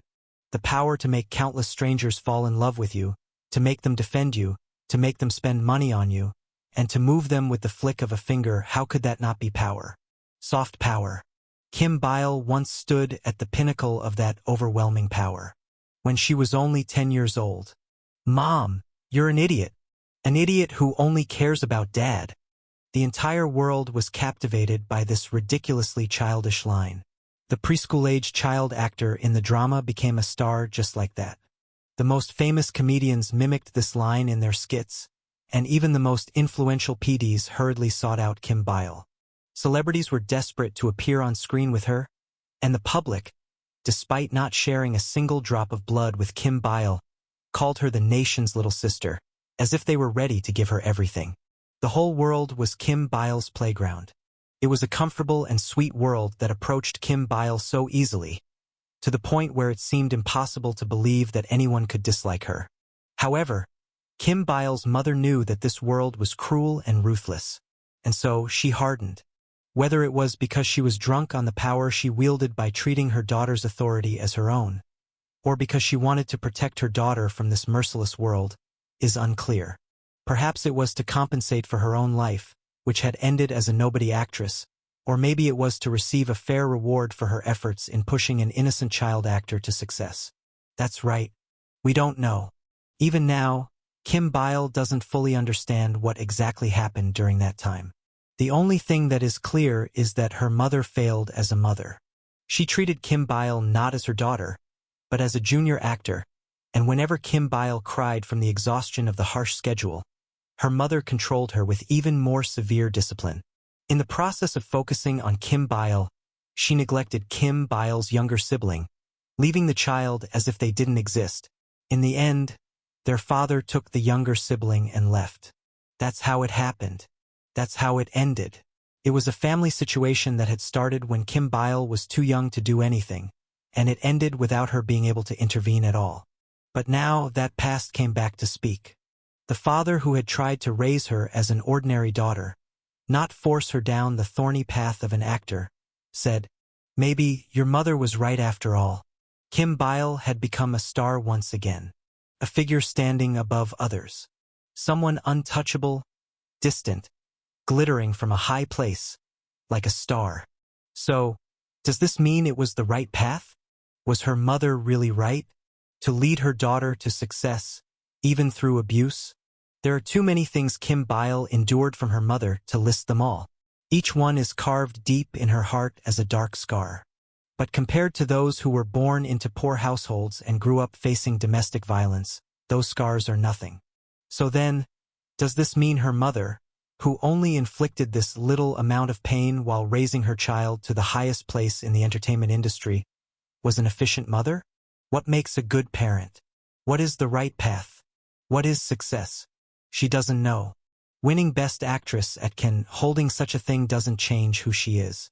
No matter how differently the world treats her, she is the same self as yesterday. Just a foolish, emotional, and a slightly pretentious minor. And life was, as ever, far too difficult. When I eventually become an adult, will I be able to handle life more easily? Even this, she doesn't know. Ah! At that moment, Kim Bile thought of the person who seemed the smartest among all the people she knew. Asterisk, asterisk, asterisk. Bringing up parents to someone without parents. That's a bit awkward. No. That's not what I meant. Kim Bile regretted, within 5 seconds of starting the conversation, that the smartest person she had thought of last night was this punk in front of her. Yet, with just one sentence, he had completely shaken her, proving once again that Moon In was truly a master of words. However, Kim Bile had now grown enough not to get dragged down by Moon In's casual provocations. After all, they had grown closer. Hey, you! Stop making those self-deprecating jokes. Someone who's so full of themselves even without parents. You don't actually feel bad about being from an orphanage, do you? Memo. Actress Kim Bile? Is the new Lightspring Orphanage some sort of badge of honor? When did I ever say it? Today, once again, Kim Bile found herself tangled in Moon In's pace, struggling against him. He's an insufferable little brat who's impossible to beat. But now, Kim Bile has gained enough composure to add one last word. Hey, don't just write me down as an actress in your notes. Change it to Cannes Best Actress winner. Memo. Kim Bile. I'm not like other actresses. Cannes Best Actress winner? This is driving me crazy. Finally, Kim Bile managed to shut Moon In's mouth of hell after ordering something resembling a strawberry yogurt smoothie in clumsy English from the hotel cafe staff. Even though Moon In, the strawberry yogurt smoothie connoisseur, muttered grumpily, he still wiped the corners of his mouth with a handkerchief in satisfaction. This isn't a strawberry yogurt smoothie. It's closer to strawberry milk sherbet. But since it tastes good, I'll let it slide. If you keep eating such sweet stuff, it's not good for your health. You know? Kim Sunbae, do you find yogurt sweet? For me it's bitter. Because life is bitter. What are you even saying? Despite her curt response, Kim Bile's eyes couldn't leave the strawberry milk sherbet. She knew a dessert like that meant 45 minutes on the treadmill, but the kid sitting across from her was eating it so deliciously that she couldn't help it. Kim Bile called the waiter again and, with stuttering English, ordered her own dessert. Moon In's eyes widened in surprise. What's this? You're actually eating dessert? If you've won Best Actress at Cannes, you're allowed to eat it. I guess you'll have to win another award next time if you want to eat it again. That won't take too long. Moon In chuckled at Kim Bile's feigned bravado. It was a smile like one you give when watching a child's cute antics. Looking back, Moon In had always treated her like a child. It was hard to understand, but it felt so natural at times that she occasionally leaned into it. Like he was a reliable adult. There's a boy who won the Best Actor award at Cannes when he was 14 years old. He's Japanese, but I don't quite remember his name. Yagura Yuya, who won Best Actor for Nobody Knows, directed by Hirokazu Kurita. Kim Bile already knew that, but she didn't say anything. Once again, it seemed Moon In was about to guide her, like a wizard from a fairy tale. As soon as he won, he shot to stardom. They called him a once-in-a-lifetime genius, and Japan was in an uproar. But apparently, life didn't go so smoothly for him. Moon In took another spoonful of his strawberry sherbet and continued speaking. It was impossible for him to meet the sky-high expectations that surrounded him, and he was always under scrutiny, as if people were testing whether he deserved the award. Eventually, over a decade later, things started to go well for him, But during those 10 years, he was hospitalized from taking antidepressants. Just imagine how heavy the burden of that award must have been. As he concluded, Kim Bile's eyes widened. I think it's highly likely that Kim Sunbi's life will turn out similarly. What dash? Moon-in nodded as if this was the most obvious future. Kim Bile was furious. Is this jerk here to give advice or to curse me? Hey, what do you know? Have you seen the future? Did you see the future? Kim Bile looked ready to grab him by the collar, but Moon-in just shrugged nonchalantly. I didn't go and check out Kim Sunbi's future, but I know your personality quite well. And then came Moon-in's ominous prophecy. First of all, your mother will pressure you like crazy, and people around you will cross their arms, stick out their lips, and go, "Humph, is that all she's got?" As if they're judges or something. Since your mind isn't fully mature yet, you'll always try to meet people's expectations, and little by little, you'll wear yourself down. Sure, you've got plenty of grit, so you'll eventually pull through, but honestly, if you gave up early, life would be easier. Instead, you'll grit your teeth and hold on, and end up a wreck. Kim Bile felt that this prophecy was disturbingly plausible. This brat wrapped in a blanket understood her far better than expected. Kim Bile, almost unknowingly, leaned forward, as if she were a housewife entranced by a shaman's spell. And like a shaman writing out a talisman, Moon-in boldly delivered his conclusion. So, since you won't be able to bear the weight of that award anyway, let's just quit ahead of time. What? Just erase the burden of being a Best Actress from your life. I mean, even if you go through all the struggles and meet everyone's expectations, are those people going to give you another award? You've already got one. Popularity comes and goes. Tomorrow, some nasty reporter could spread a false rumor about you being a drug addict, and half of the people praising you now would turn into haters. The expectations people place on you are that light. Ah! So from now on, just take your time and think about it. What is life? What should I be doing? What is my art? How can I improve my acting? What should I do about my relationship with my mom and dad? What about my agency after the contract ends? Moon-in continued. In the end, you have to find the answers yourself, and that's not an easy thing to do. So start by letting go of the things that you don't need to worry about right now. In my opinion, the first thing to let go of is that award. Cannes, the southern port city of France, the sparkling sea, the film festival. The roar of supercar engines, the golden palm leaves. The sound of camera shutters. The cheers. Kim Bile's mind, once filled with all sorts of glittering and noisy things, suddenly felt clear, like a bright sky. Felt like waking up from a dream. Of course, nothing had been resolved. From tomorrow, countless events and crises would descend upon her. But the moment she let go of the weight of that award in her heart, it felt like she had gained the strength to overcome those things. The very first thing Kim Bile did after waking up from that dream was, as expected, to say thank you. Thank you. Huh. No, I mean it. Just, thanks. Moon-in looked at her with a doubtful expression but soon smiled softly. And so, the two old souls looked at each other and, for the first time in a long while, smiled as they should at their age. Then click. A distant camera shutter sound could be heard. The next day, a dating scandal between Kim Bile and Moon-in broke out. Asterisk, asterisk, asterisk. Feels like waking up from a dream. The classroom, once filled with monsters devouring each other, had somehow transformed. The two friends who were always together became conjoined twins. Their voices always came from the same place. The boys sitting in the front loved soccer. It seemed like that was the only thing in their heads. So I turned their heads into soccer balls, and they became the 3 soccer balls. The kid who always ate lunch twice turned into a pig, and the one who wore headphones all day had his ears turned into headphones. One by one, each of them, they stopped being monsters and turned into something else. Then at some point, when I looked around, everyone looked as bizarre as me. The flesh-eating monsters, the stench of rotting corpses, and the growling sounds were all gone. Now there were witches, astronauts, soccer balls, pigs, and colored pencils, Monsters making their own different sounds were scattered everywhere. In my mind's eye view, in the midst of all those bizarre appearances, being a blind girl didn't seem that strange. I quietly observed myself, blending in with the monsters around me.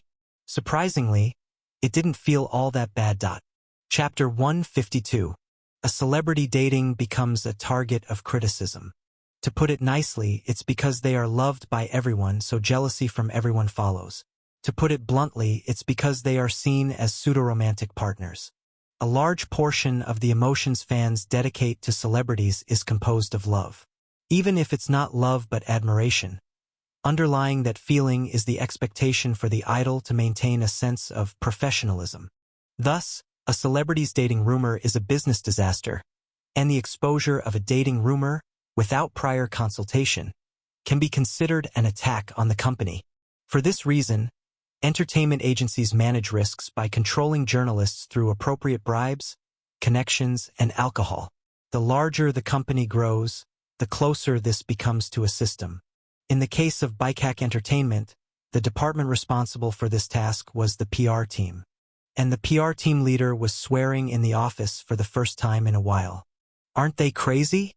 The team members remained silent. It wasn't because they were scared of the team leader's cursing, but because they all agreed with it. Side EP, complicated feelings.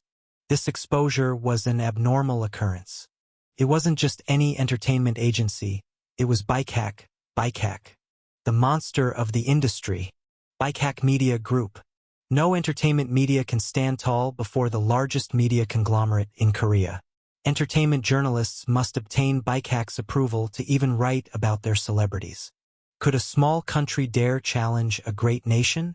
This was common knowledge in the industry. Thus, the PR team leader's feelings weren't much different from how the Emperor of Ming might have felt hearing that the Jurchens suddenly invaded Liaodong. How dare they? But no one raises a rebellion against a strong empire, only against a crumbling one. The hardships Bikehack Entertainment and CEO Baek Sung-won had suffered were known. Especially among journalists working in the same industry, this was even more evident. The position Bikehack Entertainment held within the Bikehack Group was no longer what it used to be, and thus, the days when the BMB news department would jump at even a simple cough from CEO Baek Sung-won were long gone. That said, the BMB news department didn't see Bikehack Entertainment as part of the same family either. They rather resented CEO Baek Sung-won for stifling press freedom just to protect a few celebrities. If you asked them who they considered family, they would choose the entertainment journalists over Bikehack Entertainment.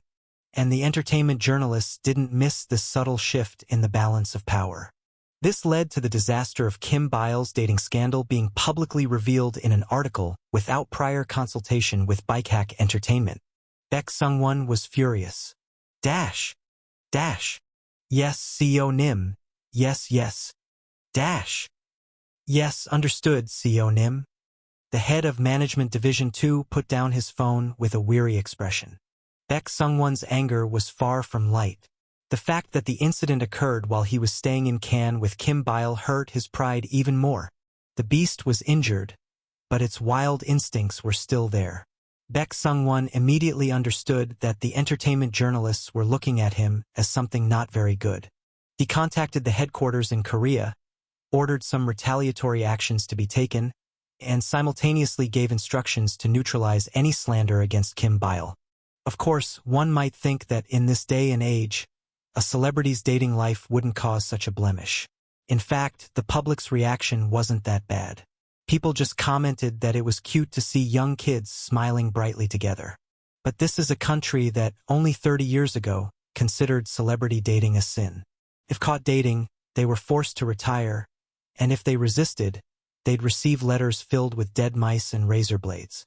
There's no way it could have no negative impact. Sigh. The head of Management Division 2's mind became increasingly complicated. In cases like this, it's extremely difficult to even assign blame. How can you question someone for releasing a dating scandal the day after the actress won the Best Actress award at the Cannes Film Festival? The answer would be all too obvious. So what? The article was already out, and spilled water cannot be scooped back up. However, according to the principles of yin and yang and the 5 elements, There is never a one-sided flow in this world. If those bastards use a checkmate move, we have a trump card too. That's not true, though. If they say it's not true, what can you do? Are you going to insist that it is? Go ahead and insist all you want. The more you do, the more pathetic you'll look. The head of Management Division 2 barely held onto his mental composure, summoned his energy, and got up from his seat. All right, if you solve things one by one, there's nothing in this world you can't handle. He immediately called Kim Bile to ask if the scandal was groundless.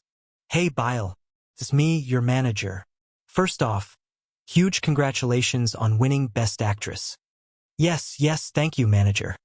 I'd love to congratulate you more, but something urgent has come up, so I'll get to the point. Something weird just broke out, so I'm calling about that. You mean that? You already know about it, huh? Well, anyway, it's not true, right? There's no truth to it, right? Kim Bile didn't answer. In that brief silence, the head of Management Division 2 had all kinds of thoughts running through his mind. On the other end of the phone, Kim Bile's mind was just as complicated. Groundless. Is it? ******. The first time she met the boy was in the waiting room on a movie set, and it came with a ridiculous little mishap. Who are you? Huh? Why aren't you saying hello? The boy, whom she initially thought was just an awkward junior child actor, turned out to be someone with genius that Kim Bile couldn't quite grasp. People marvel at Moon-in's age, but Kim Bile is amazed by Moon-in's artistic talent. She's witnessed it up close more than anyone else. But if asked whether that feeling is affection, the answer is, I don't know. Kim Bile doesn't have many friends. She entered the entertainment world at a very young age, and has never shared common interests with kids her age. She was forced apart from her father and younger sibling, and her mother gave her teaching instead of love. Her classmates didn't want to be Kim Bile's friends, but rather the friends of the celebrity they saw on TV. The occasional fellow child actors she met were not friends but competitors. She lived in a world where, like stamping a grade on beef, people naturally assigned ranks to others. In that pain, she stumbled upon a boy who became a precious friend more than anything else. A boy sometimes more talented than her, a boy sometimes less talented to her, who called her Sunbae but sometimes felt like a Sunbae himself. A strange boy. A boy who always lit the path ahead of her, who made people go mad with every book he wrote, who brought her to Ken, a genius artist. Arrogant, annoying, secretly lazy, only good at writing, always wearing that ragged blanket like some fashion terrorist. Does she like that boy? The answer is still, I don't know. But Kim Bile studied literature. Literature refines the complex emotions of humans into precise language. The world forced Kim Bile to look into her own heart, and for the first time, she realized what feelings she held toward the boy. Sinclair is always saved by Damien. The relationship between the two is never equal. Can't even be called friendship. This is dependence. Like a child who wasn't cared for by their parents clinging to a teacher, or a woman without a father unconsciously idealizing older men. This is dependence. So is that kind of dependence closer to affection or friendship? Kim Bile was still far too young to seek that answer. But even someone who's grown up too fast has their own way of coping. When adults say someone is mature, they mean that the child isn't being troublesome, so they're pleased. Kim Bile knows how to behave in a way that pleases the adults. And that's by lying. Of course, it's not true. It's not that it isn't. It's completely baseless. I don't know. Yes, please make sure to pass that on. Nothing is clear. Nothing is decided. But Kim Bile lied. It wasn't a difficult thing to do. Kim Bile had always lived by acting out a lie. Even the name Kim Bile wasn't her real name. Then what exactly was she? In the corner of the hotel room, a glittering leaf caught her eye. The golden hue of the palm leaf trophy exuded a seductive allure. Moon-in had told her that if she tried to bear the weight of that trophy, she'd end up a wreck and that she should put it down before that happened. But Kim Bile stood up slowly and walked toward the palm leaf. She carefully lifted the trophy. And with that, She quietly gazed at the golden leaf in her hands. Moon In's prediction was spot on. She would end up a wreck trying to bear the weight of this trophy. And even knowing that, she would still cling to it and endure. But Moon In's advice had missed the mark. She couldn't put this trophy down. If she gave up being applauded, being loved by everyone, and climbing higher to become a star, then Kim Bile would no longer be Kim Bile. I want to quit acting. But she couldn't. She had come too far to quit now. So, she couldn't stop lying. The show had to go on. Even if complicated feelings crept in one day, she would quietly hide them and continue her performance. That was Kim Bile's lie. It was Kim Bile's art. Asterisk, asterisk, asterisk. Goo Hak-jun's daily life had changed. It wasn't that something unusual happened at the university. As always, Goo Hak-jun continued teaching literature to his students. The change had come from his wife, Min Chae-won. Min Chae-won's business had broken into the overseas market. At some point, so much money began pouring in that it became overwhelming. And with it came an overwhelming amount of work as well. Min Chae-won now spent more time abroad than in Korea. Thus, Goo Hak-jun had lost his wife but gained wealth, which led to the rule that the whole family should have dinner together every evening becoming virtually meaningless. But Goo Hak-jun, the novelist, was a monstrous man who juggled art, humanity, social life, and family all at once. Instead of hiring a housekeeper, Goo Hak-jun learned how to cook. And he held on to his two daughters, who often tried to run off, saying things like, "Your old dad is cooking with his own hands." Thanks to that, even without Min Chae-won, the three remaining family members could always have dinner together. The one most dissatisfied with this arrangement was, of course, Goo Yoo-bin. "I'm already in college, and it's embarrassing to have to come home just for dinner." Goo Yoo-na, who had been influenced by Moon In, teased her. "Yooni, are you embarrassed of your family?" Goo Yoo-bin responded by flicking Goo Yoo-na on the head. After being struck on her head, Goo Yoo-na quietly focused on her chopsticks.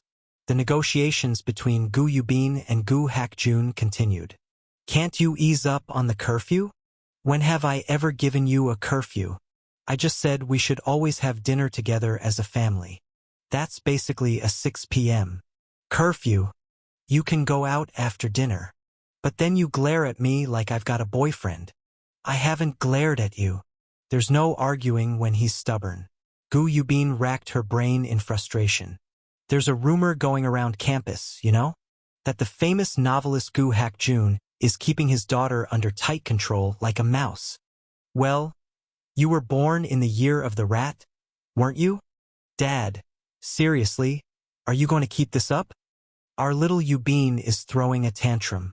Do you have a boyfriend or something? Oh my, now that you've got a man, Dad is. Arg dash. Goo Hak-jun, the novelist, was a monstrous man who juggled art, humanity, social life, and family all at once. Even Goo Hak-jun couldn't escape the comment. I'm worried because my daughter is too pretty syndrome that fathers sending their daughters to college for the first time all seem to suffer from.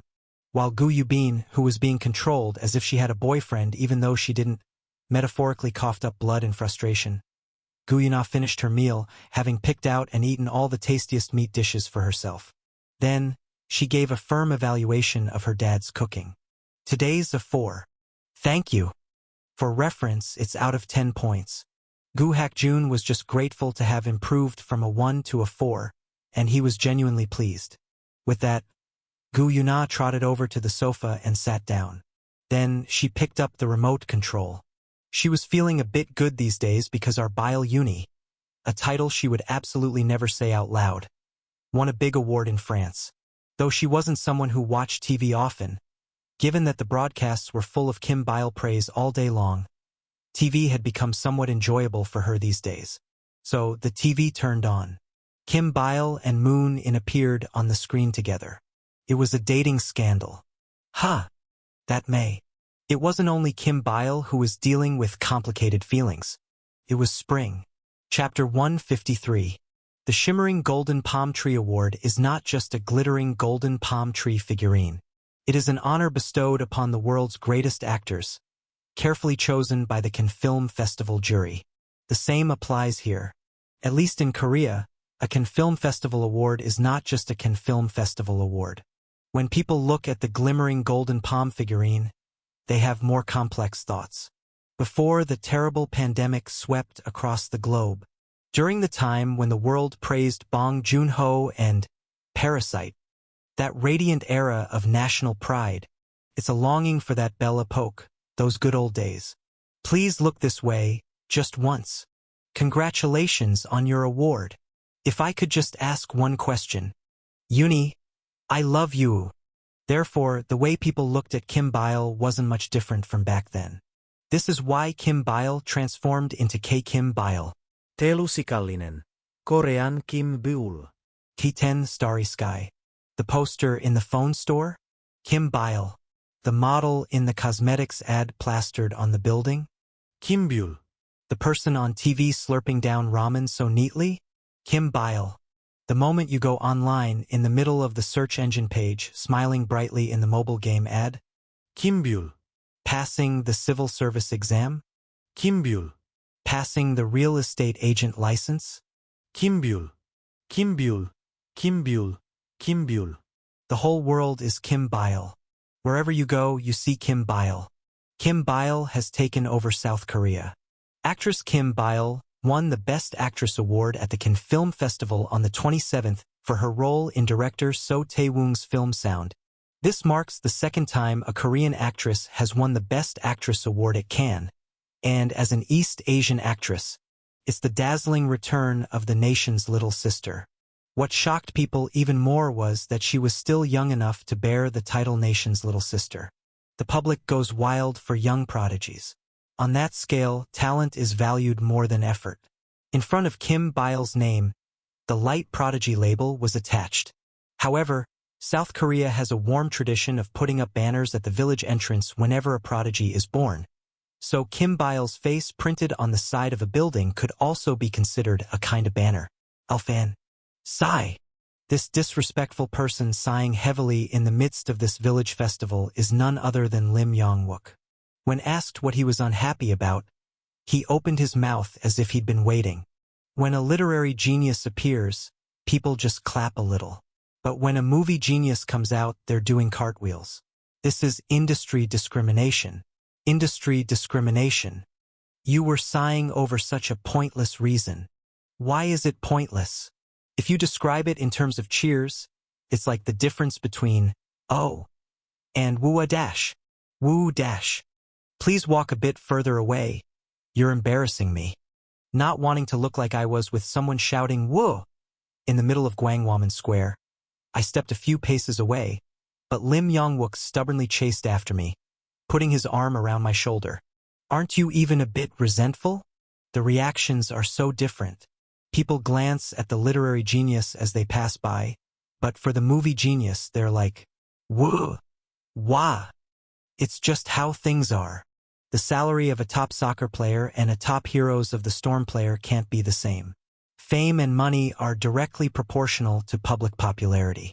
It's only natural for a movie prodigy to be more popular than a literary prodigy, setting aside the fact that neither of us are actually prodigies. But Lim Yong-wook didn't take this as a given. No! Lim Yong-wook shouted at me while pointing to Kim Bile's face plastered on the side of the building he had stopped by. You can be like that too. A cosmetics ad is a bit. You could have your face on buildings too. The finger that had been pointing at Kim Bile turned towards me.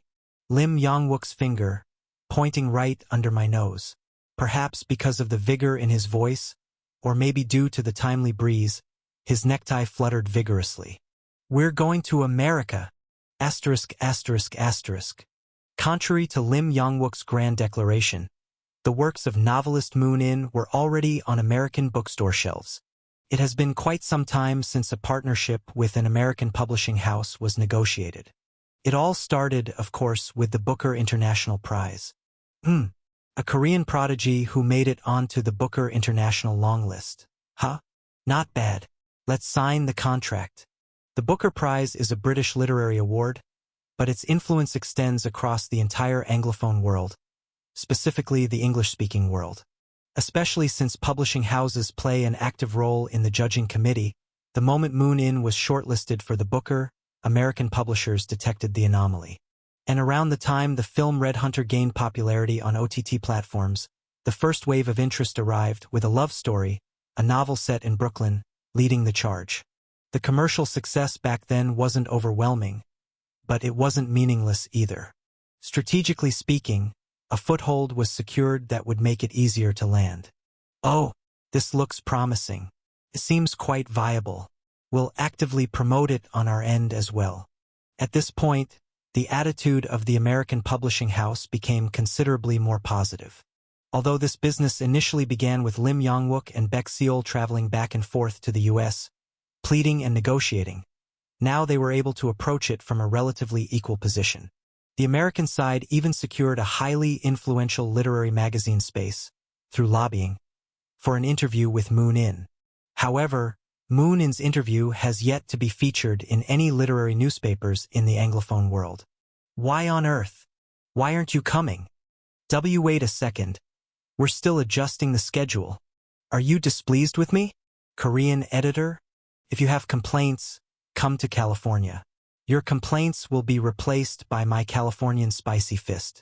Why does Lim Yong-wook repeatedly leave American publishers hanging? Is it because he's a Japanese money lover who has taken down the American flag waving in his heart and replaced it with a Japanese one, thus harboring some resentment towards the Anglo-American world? No. Lim Yong-wook is a professional. He doesn't make amateurish mistakes, like the CEO of Baikak Publishing who lost the film adaptation rights due to a contractual error. If something's going wrong with Lim Yong-wook, the meticulous ace of Baikak Publishing, the first thing to do is to point to Moon In, and that will probably lead you to the answer. Indeed, this story also starts with the root of all evil at Baikak Publishing. Moon In, don't you want to go to America? Just a moment. I'm reviewing Yuna's novel right now. Moon In, have you finished teaching Yuna everything? Just a moment. I'll go after I finish my next work. Insip, have you finished the book? It's harder than I thought. I'll go into seclusion for a bit. Insip? And so, due to schedule coordination issues between the publisher and the author, Moon In's official trip to America kept getting pushed back, one quarter after another. The American publisher's anger grew more intense with each delay, and emails to Baikak Publishing piled up day by day. If it weren't for Lim Yong-wook's flexible backbone, the deal would have been long dead. Do you have a death wish, human? I'm so sorry. But then, something unexpected happened. Gradually, Lim Yong-wook's back started straightening. When will the U.S. schedule be confirmed? Apologie. Our author Moon's novel has been adapted into a film, and it's selling so well in Japan. We'll head over as soon as we wrap up the Japanese business. Long time no see. Since you've successfully wrapped up your business in Japan, can you come this quarter? Oh dear. How should I apologize? Our author Moon wrote a movie script as a side project, and it ended up getting invited to the Cannes Film Festival. The U.S. had been waiting the longest, yet Moon In went to Japan and France first. It's like Japan was wooing him, France was inviting him, and the U.S. was left anxiously waiting. Of course, to a large American publisher, Moon In is just a kid from a far-off country. His absence wouldn't cause major disruption to their business. But to the editor who communicates with Lim Yong-wook, Moon In is far from insignificant. He has been observing Lim Yong-wook and Moon In's actions from afar. It wasn't out of genuine interest that she kept watching. It was more like the way a creditor keeps an eye on a debtor who keeps breaking promises. But either way, she realized one thing for sure. He's not bluffing. That kid really is. Moon In is a genius and he's profitable. If he goes to America, he'll be even more profitable. So she couldn't give up.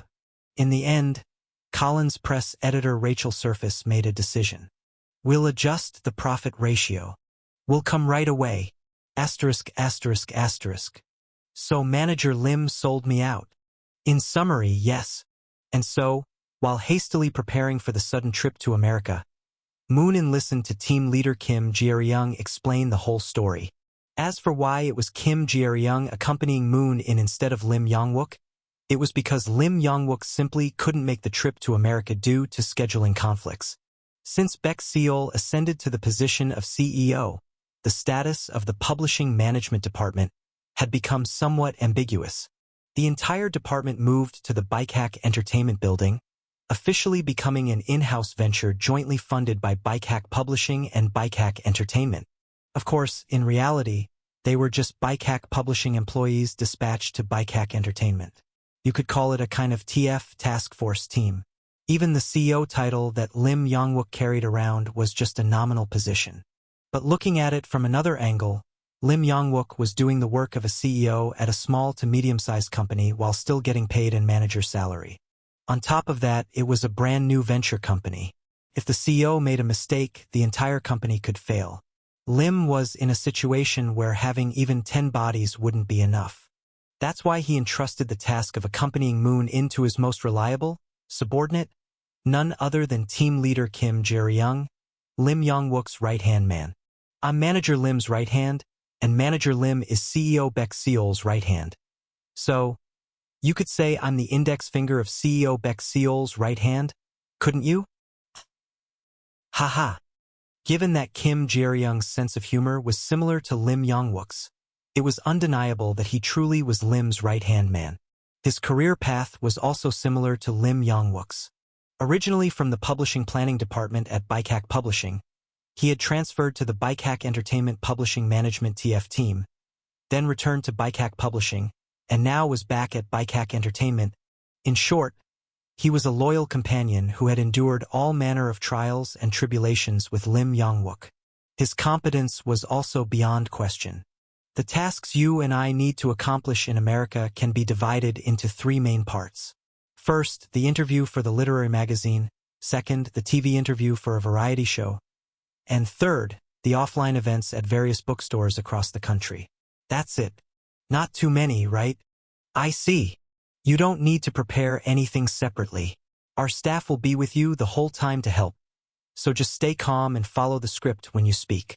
Since everything will be translated, the interview pace will be nice and steady. With his reliable face, voice, and mannerisms, Kim Jae-ryung gradually eased the wariness of Moon In, who was as cautious as a wild animal.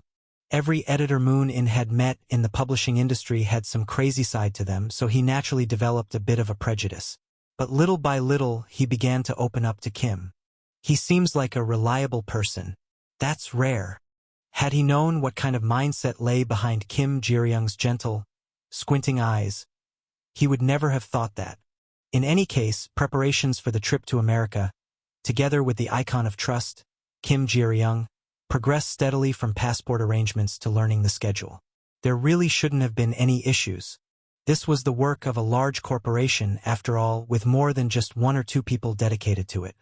However, Moon In's long-awaited trip to America, anticipated by both Baekak Publishing and Collins Press, was thwarted once again. Because of a single obituary that had arrived from Japan. The funeral hall was as crowded as the reputation of the deceased demanded. Among those gathered were many prominent figures, naturally drawing the attention of reporters and guests alike. But because of this, the usual intimate and private atmosphere unique to a funeral was lost, replaced instead by a coldness, as if everyone were merely performing their duties at a formal public event. The scent of incense that should have lingered around the memorial altar, mingling with sorrow, love, and warmth, seemed instead to be overshadowed by the prestige of the attendees and the constant sound of camera shutters. This was far from an ideal funeral setting. That was the impression I felt upon taking my first step into the altar room. Let's go in. Yes. The quiet murmurs among the crowd, the whispers drifting through the sea of black suits, and the faintly audible Japanese that was difficult to understand. Through the maze-like chaos, I soon found myself face to face with a familiar figure in a portrait. Isaku Shidahara, the great literary master of Japan, was looking at me from beyond the photograph. Chapter 154. The novelist, Isaku Shidahara. At the age of 71, passed away due to long-standing colon cancer. This is the last memory I have of Isaku Shitahara. I may not remember which stocks rose or fell, but this much I remember clearly. Because then and now, literature has been my everything. So, the sense of unease I feel right now is certainly no delusion. Isaku Shitahara died at the age of 73. He lived 2 more years before passing away. Why? Is it the butterfly effect caused by my small ripple? Or perhaps a mere coincidence of cellular-level cancer metastasis? Maybe a single careless word I said to him gave him the will to live. Or maybe his lingering regret over failing to win the Booker International Prize made him endure for 2 more years. But that's something no one will ever know. It's a story closer to fate than life. And fate is not within the realm of humans but rather that of gods. Unless it's the very being that threw me into the river of time, there's no solving the mystery entwined in Shitahara's fate. Thus, the only truth humans can face is death. The death of a human being standing right before you. Anything beyond that fate cannot be known, nor understood. And so, Isaku Shitahara has died. That's all there is to it. Kiten Starry Sky. Even I, who has experienced death once, did not know what lay beyond death. All I understood were the sensations, how death was cozier, quieter than expected, and the surreal experience of sinking slowly, as if throwing oneself into a black swamp. Yes. Therefore, death still feels overwhelming and puzzling to me, and frightening. So frightening that I wish I didn't have to recall it. But the funeral hall kept bringing forth thoughts about death in my mind. Not about Shitahara's death, but about my own. If I hadn't traveled backward through time, but was simply thrown into the past with a young body, and my original world continued on as it was, who would have come to my funeral? No, would a funeral even have been held? When a young man from an orphanage, with no family to care for him, dies, he's usually treated as special waste, disappearing quietly. And that lonely death remains as the number 1 in countless statistics, occasionally appearing as a 6-second stock clip in news segments discussing the issue of young adults dying alone, fulfilling its purpose. If you're born without parents, without family, without wealth, that's how it goes. From the moment you're born, far too much is already determined. But since I struggled and flailed for my entire life, a funeral may have been held, at least. I'm sorry to say, but 46-year-old manager Lim Yongwook, who often visited to demand manuscripts from me, would likely have been the first to discover my body. After that, New Light Spring Orphanage would have been contacted, but probably no one would have come looking for me. I was ashamed of being from an orphanage, and I didn't hide it either. But Yuna would have come to my funeral. A genius writer in her early 20s, still not even an adult. A fragile young woman in her early 20s who had recently held a funeral for Professor Gu Hakjun, who died in a car accident. She would have faced the memorial photo of a friend and ex-lover whom she had dated for 10 years. Ah! What on earth had I done? A single tear ran down my cheek. The fact that I couldn't undo whatever I had done to Yuna. The fact that the waves of time may have continued even after my death. And the fact that I could neither reverse it nor even know what happened. It all saddened me deeply. I missed Yuna. Inseop. Lim Yongwook looked startled as he noticed my tears. Only then did I glance around and realize that more eyes than I had expected were fixed on me. When I think about it, my recent rise to prominence in Japan is quite a recent phenomenon. Unlike in Korea, my fame here hasn't yet waned. Nearly every mourner was stealing glances at me, while the bereaved family looked at me with pity in their eyes, mixed with a faint expression of gratitude. Lim Yongwook had informed me beforehand that Japanese funerals value quietness as a virtue, so I quickly wiped away my tears and adopted a somber expression. After that, a Buddhist monk began chanting sutras. I followed Lim Yongwook to a corner of the room and sat down. Lim Yongwook had told me that leaving at this point was not an option. I would need to remain seated for quite a long time. I briefly prayed for author Shitahara, hoping that he too had somehow, like me, returned to his youth and been granted a chance to correct the mistakes of his past. And then, as was natural, my mind wandered, idly filling the time with thoughts. I feel a little guilty saying this, but my sadness over Sitahara's death wasn't enough to completely fill my heart. But that wasn't the case for Kenji Matsumoto, sitting on the other side of the room. His heart was still overflowing with sorrow, and it spilled over as tears streaming down his face. Holding back sobs to avoid making a disturbance, he bit his lip and sniffled quietly. It was a pitiable sight. Kenji Matsumoto, director of the animated film Guitar. Isuka Sitahara had once handed over more than 2 billion yen to director Matsumoto, who had boldly approached him seeking funding. In the end, Sitahara received more than his investment in return, but giving such a large sum to an unknown film director was practically an act of charity. A truly peculiar thing, to offer one's wealth so freely to another simply because they are an artist. Isuka Sitahara had given 2 billion yen to a director he had just met. Isuka Sitahara had done everything he could, even tarnishing his own reputation, to promote the book of a neighboring country's young writer who had damaged his dignity during the Booker International Prize competition. Why? It was a question I had wondered about before and continue to ponder even now, but I think I might finally understand. For art, so that even after he vanished from this world, he would be remembered forever. So that, even though his physical body might disappear, he could leave something behind in this world. Sensing his impending death, the old man struggled until the very end. And it was a feeling I found all too familiar. Then and now I too was still struggling. Struggling to ensure that a worthless orphan born in an orphanage would be remembered by the world. That someone born at the lowest place could rise to sparkle like a star at the highest. And, let's go. Ah yes. I followed Lim Yong-wook to the next part of the funeral. Japanese funerals were entirely different from Korean ones, and I didn't want to make a mistake by stepping outside of Lim Yong-wook's guidance. Without caution, a single misstep could instantly turn me into human garbage. As such, my demeanor at the funeral was less like a mourner and more like that of an android acting according to pre-programmed commands. My nerves were so tense that even the elaborate sushi served as part of the meal tasted like nothing. Yet despite it all, one thought refused to leave my mind. The art Isuka Sitahara had struggled to leave behind until the very end. What was that art? Was it about bringing joy to others? Leaving behind his name for eternity?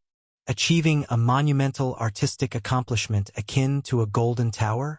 I pondered it throughout the entire funeral, but no clear answer came to mind.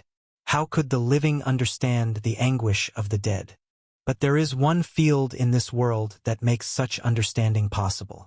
Surprisingly, the answer was revealed right after the funeral, through the mouths of the bereaved family. While I was making plans to return to Korea with Lim Yong-wook, we heard that the bereaved family was holding a press conference, gathering the journalists who had flocked to the funeral hall. We hurried to attend. At the press conference, held immediately after the funeral, the family came forward holding a book. Though I couldn't read Japanese, I had a feeling I knew what that book was. Still, I asked to confirm. What are they saying right now? They're announcing Isuka Sitahara's final work. Anxious, I stumbled over my words as I asked further. The title, what's the title? With a slightly trembling voice, Lim Yong-wook answered. Beautiful in itself. Ah. At least to me, that book is not Isuka Sitahara's final work. I've already read Isuka Sitahara's final work. Harvest and Decay. That was Isuka Sitahara's last book. At least in the timeline I knew it was. But now I was encountering this book for the first time. Ah. So, for me, this is not a final work. It was a new work. Isuka Sitahara lived 2 years longer than he originally had. And during those 2 years, he left behind one more book. Beautiful in itself. It was only natural that I became engrossed in Isuka Sitahara's last book. The fact that it was a rare new work in the otherwise repeating timeline I'd experienced was only half the reason. This book was his new destination. I had always agonized over where my literature should be heading, and now, before me, lay the final point someone else's literature had reached. So it was impossible for me to skim through this book casually. I began reading thoroughly for the first time in a while. I placed a notebook beside me, jotting down notes as I meticulously read it sentence by sentence. At least I wasn't like that heretic, Gu Yuna, who would drag a highlighter across sacred books, defiling them. So, in a sense, I was exercising restraint. How could anyone even think of putting pen to sacred books? What an absolutely terrifying and horrible thought. Fortunately, the current Gu Yuna had been properly educated since her childhood. Thanks to this, she no longer defiled books with highlighters, nor does she stack them carelessly on her desk. She's now a respectable reader, leading a fallen soul onto the path of light. Surely, this too could be considered a virtuous act. Phew! The fact that I was getting distracted with such idle thoughts while reading suggested that my concentration for the day had been entirely used up. I closed my notebook and then shut the novel. Before I knew it, it was already 1 a.m. I had spent 5 hours reading since the evening. Honestly, if I studied like this, I could have gone to Seoul National University. I chuckled softly at the joke that came to mind and then burrowed into the blanket sprawled on the floor. Wrapping myself up tightly, I surrendered to the slowly creeping wave of sleep. The postponed trip to the U.S. was drawing closer. It would probably be best to finish reading the book before I left. Just before I fell asleep, my phone vibrated. It wasn't a text. It was a call. I had no choice but to wake up. Ugh! Seriously? Who on earth calls someone at 1 a.m.? Where did they learn such awful manners? How incredibly rude it is to contact someone at this hour when everyone's asleep. I glanced at the screen and saw it was Gu Yuna. So, I restrained myself from cursing her parents. Hello? I'm outside your house. What? Come out for a bit. I need to talk to you. For a moment, I thought I might have misheard, but the tone, saying come out instead of asking can you come out, made it clear that it was indeed Gu Yuna. And when Gu Yuna calls me out, I have to go. It's just how my body is wired. So, I hurriedly threw on some clothes and went outside, only to find Gu Yuna standing there like a ghost in the dimly lit street. Yuna! Startled, I rushed over to her, but her expression was anything but ordinary. More than surprise, concern came over me first. What's going on? Did she have a big fight with her sister and run away? What's wrong? Are you okay? But, as always, the words that came out of Gu Yuna's mouth were far beyond anything I could have expected. You're going to the U.S., right? Yeah. If you go, you won't be back for a few months, right? Well, yeah. Can't you not go? Gu Yuna looked up at me like a puppy caught in the rain. My hands and feet started trembling. In her face, I saw something I recognized. Gu Yuna was now in her 3rd year of middle school. The face I knew is slowly emerging, like Gu Yubin, and I couldn't say no to a request made with that face. And a no, I can't. I barely managed to stammer out a rejection, but Gu Yuna pressed on with her momentum. I'm not saying never go. Just wait until after the school trip. What? Can't you postpone it until then? School trip? It's only a few weeks away. But if I postpone the schedule now, I'll have to delay it for an entire quarter. And that would make things difficult for Lim Yongwook as well. Wasn't this U.S. trip already finalized with great effort? Obviously, it's not possible. Of course I can. Damn it. My tongue betrayed me. But Yuna smiled brightly, having succeeded in her tantrum. Seeing that smile, I found myself thinking, that's enough. I'll go. Okay. Gu Yuna disappeared into the dark night street. Like a ghost. Quietly, just like that. Felt like I'd been enchanted by a spirit. The reason why Gu Yuna stubbornly insisted on dragging Moon In to the school trip. Of course, it was because of writing. Lately, it feels like it's been so hard to see you at school. Gu Yuna learns writing from Moon In. She's practically his official pupil. But it's become troublesome since Moon In keeps running off somewhere. We can't go to literary contests together like before, or even read novels at the library. If they don't spend time together, how could she possibly learn anything about writing? Of course, literature is taught at school, but Gu Yuna has already far surpassed that level. It's because Moon In has already awakened her genius. And when it comes to teaching Gu Yuna, Moon In is even more qualified than Professor Gu Hakjun. Gu Yuna doesn't realize it, but Moon In is someone who spent 10 years teaching Gu Yuna and 10 years being taught by her in turn. As a result, whenever Gu Yuna tries to learn literature anywhere else, she finds it somewhat dull without Moon In's guidance. Learning about novels from other people, it feels a little boring. Same with Dad and my sister. In short, she's addicted to Moon In's teaching style. But Min Hyomin, the one listening to this, didn't see it that way. Huff huff. Why are you breathing like that? And no, it's nothing. Min Hyomin, whether read forward or backward, still Min Hyomin, the adorable youngest member of the girl group Benivis.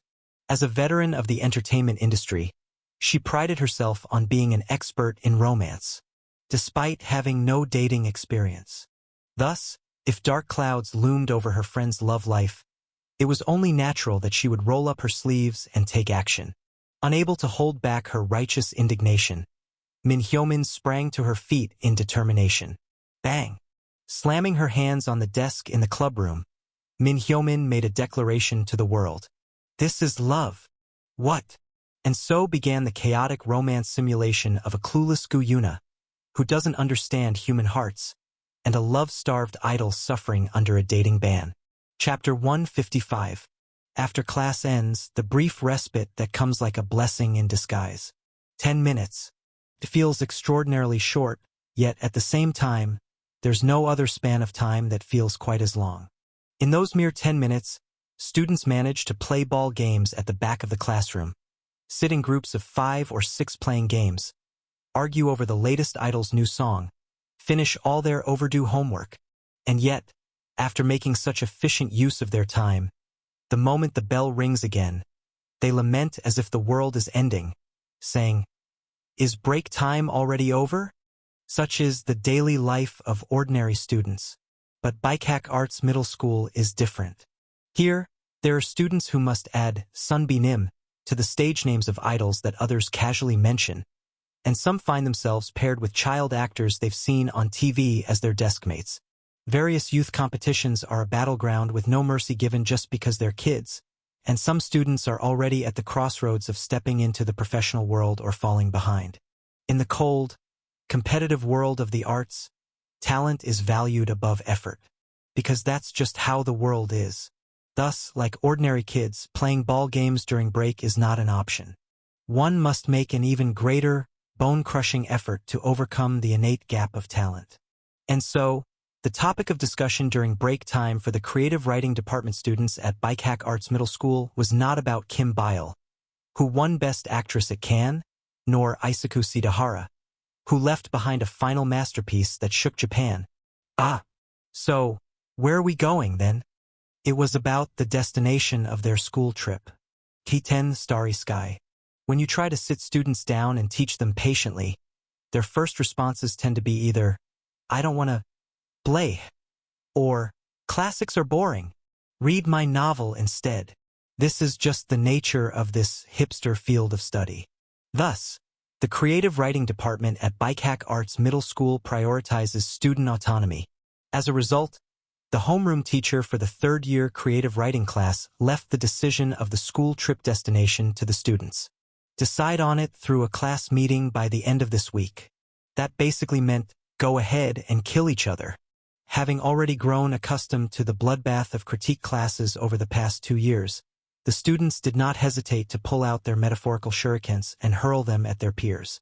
Even the Sichuan Tang family, known for pioneering the battle royale method of education, would have been impressed by the decisiveness and brutality on display. Obviously, the school trip has to be Gyeongju.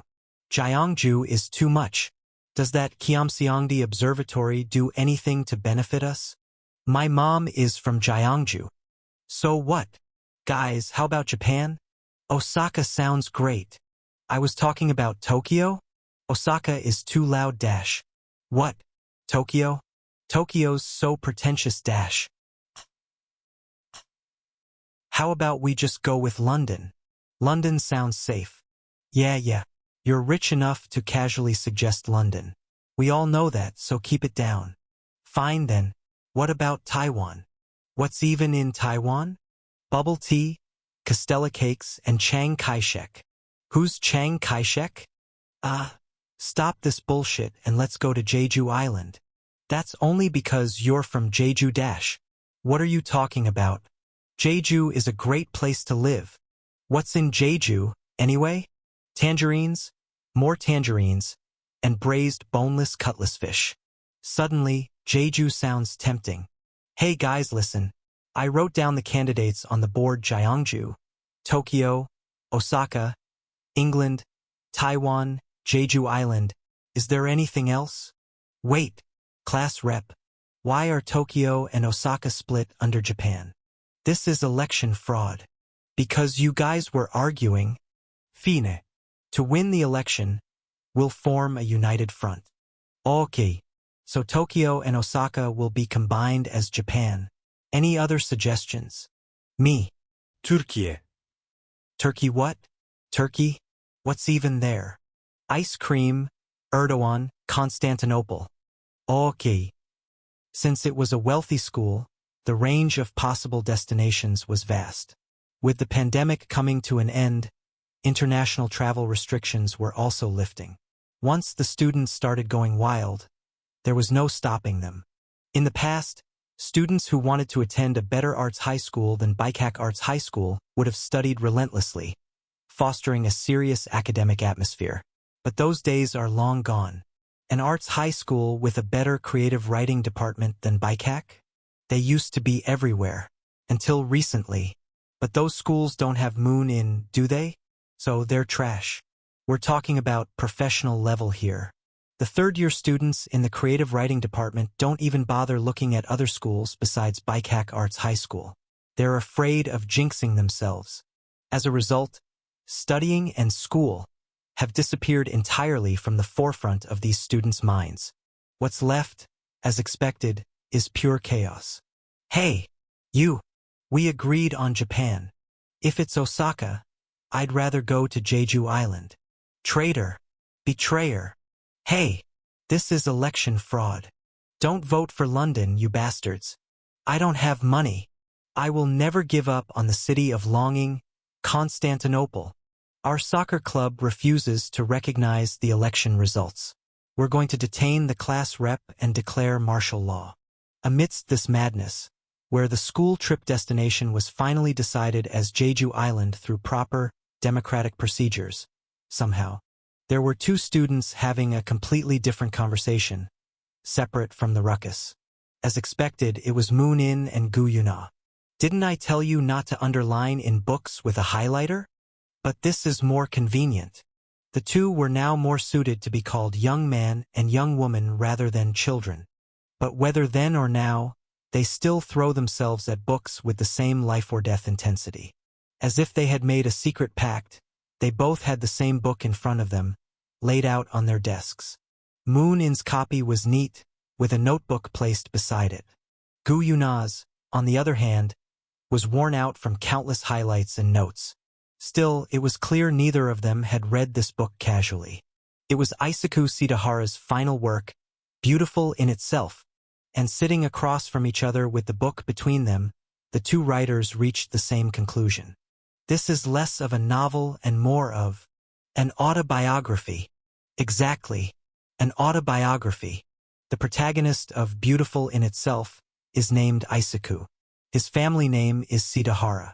The novel begins with the birth of Isaku Shidahara, a newborn baby, in Nakano Ward, Tokyo, written from an omniscient third-person perspective. That detached, editorial tone persists until the very end of the novel. In other words, Isaku Shidahara captured his entire life in this book, and he did so from a stern, omniscient author's perspective. In doing so, Isaku Shidahara lowered himself from the creator of a literary world to a pitiful creature at the mercy of that creator. I liked that, though. Exactly. An autobiography polishes a person's image.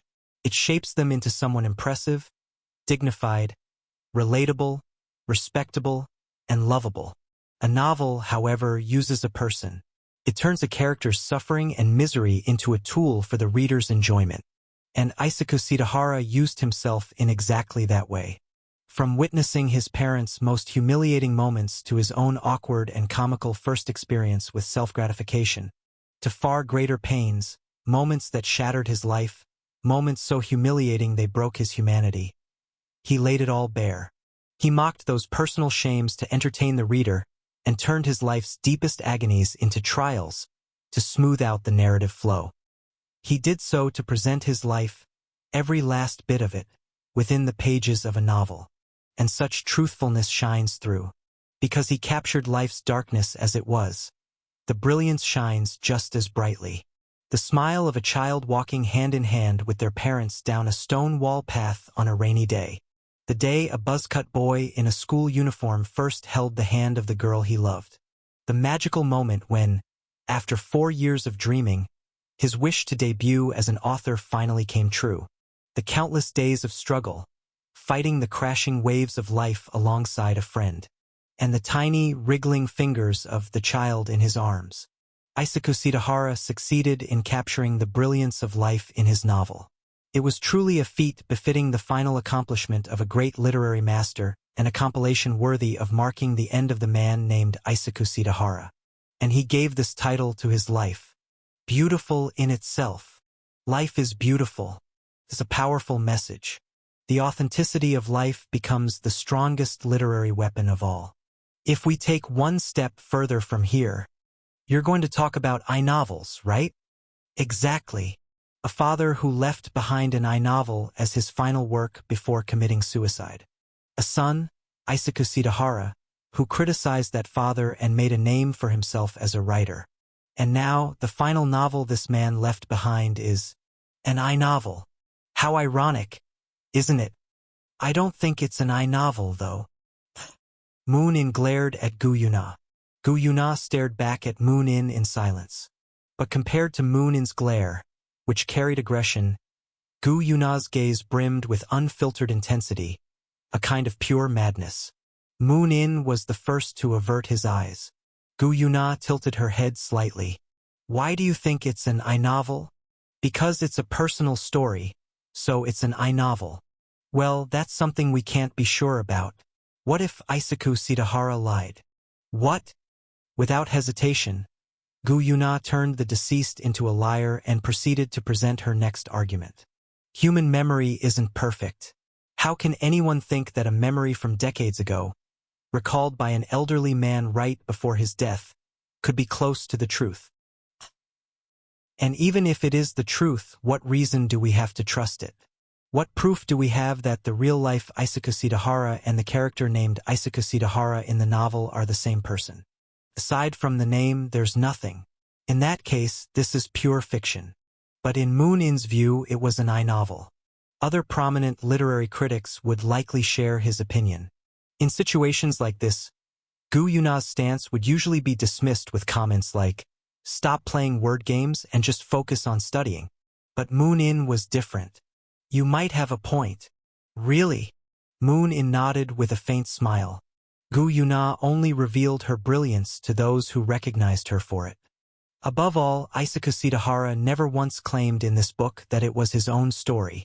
He was fully focused on reshaping his life into a novel. So instead of dragging the discussion into I-novel territory outside the text, isn't it better to just enjoy the story and find happiness, as the author intended? That's the right way to read it. Gu Yuna hugged the book tightly and spun around, as if to say no counterarguments would be allowed. Moon-in watched her with a pleased smile. That's a very meaningful perspective. I always say meaningful things. Respecting the author's intention is important too. I'm sure Shitahara-sensei would have been thrilled to hear what you said. Do you think so? Gu Yuna perked up. Moon-in smiled. And, ha! A student sitting in the front row, who had been eavesdropping on their conversation, let out a deep sigh. He envied how Moon-in spoke about Isako Shitahara as if he were a personal acquaintance rather than a historical figure. In moments like this, he wanted nothing more than to jump into their conversation and bombard them with questions. But Moon-in had a subtle way of keeping others at arm's length, and Gu Yuna was, well, Gu Yuna. These two were as hard to approach as ever, prickly and unyielding geniuses. But while it might be difficult to become friends with masters, If you listen carefully to their debates and absorb their insights, your own skills are bound to improve naturally. HM. The students sitting in the front row, lying on their desk, perked up their ears attentively. Thanks to that, they were able to catch Gu Yuna's next words loud and clear. It feels nice talking with you like this after so long. Moon-in was shocked, the student in the front row was shocked, and even Park Chang-woon, who had just entered through the classroom door, was shocked. A bombshell of a statement that no one could believe had come out of Gu Yuna's mouth.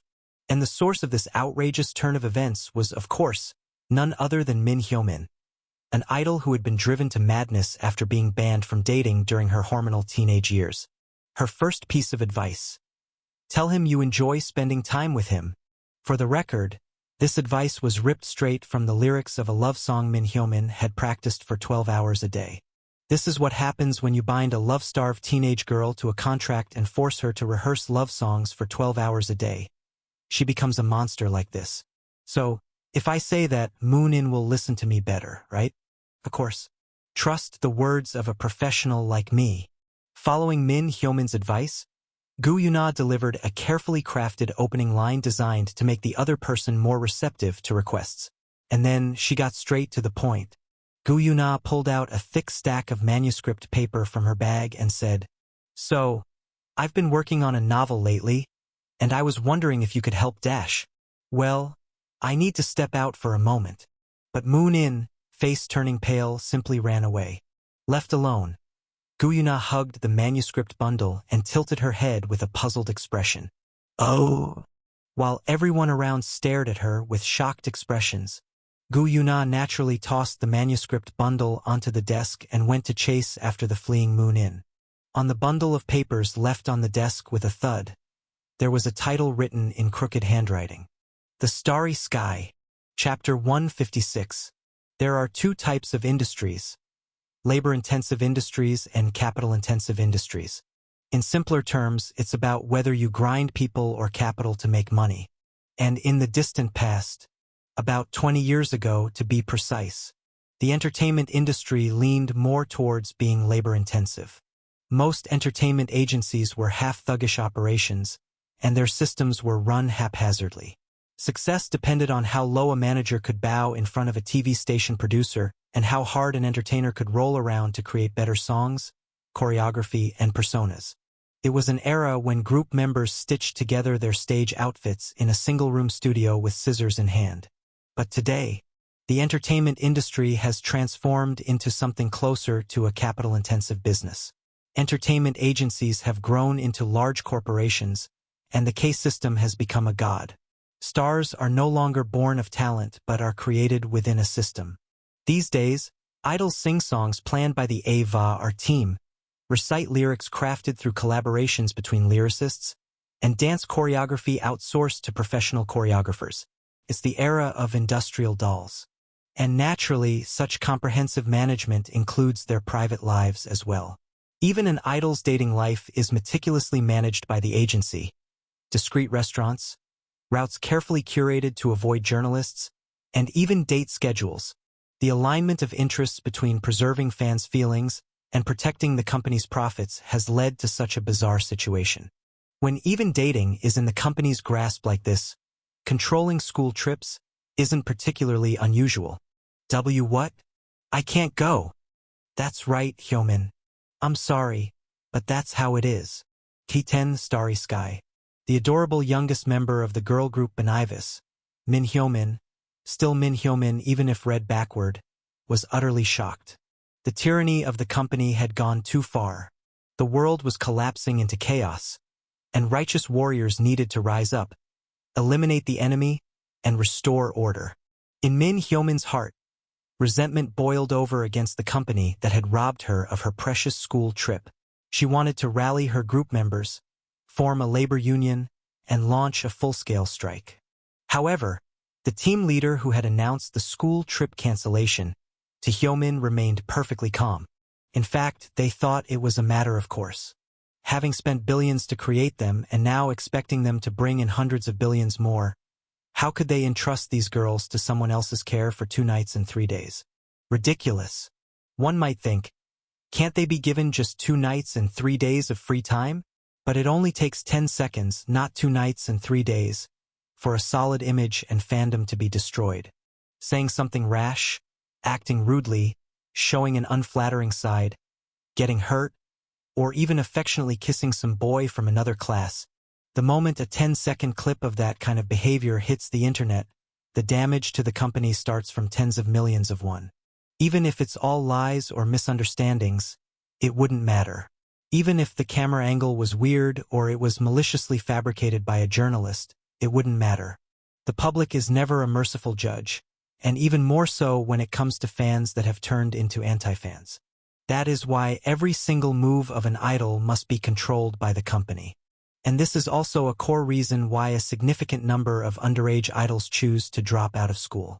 The fact that Min Hyomin is still attending school at all is only possible because Bikehack Arts Middle School is part of the Bikehack Group, and CEO Baek Sungwon's policy is relatively lenient, and yet she's asking to go on a school trip? It's ridiculous to the point of laughing. While some people their age work overtime drinking Red Bull to earn a few $100,000 monthly salary, these minors earning hundreds of millions per quarter asking for a school trip, the team leader felt a slight pang of internal frustration, but fortunately, he was a professional dedicated enough not to let the darker sides of human nature show on the outside. The schedule was set this way, so what can a powerless team leader like me do? I'm sorry. Just let it go this one time, Hyomin.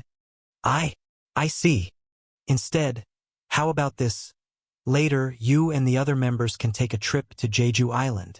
We'll book a nice hotel, go to some jaw-dropping restaurants. It'll be way more fun than a school trip, don't you think? The team leader conveniently left out one detail.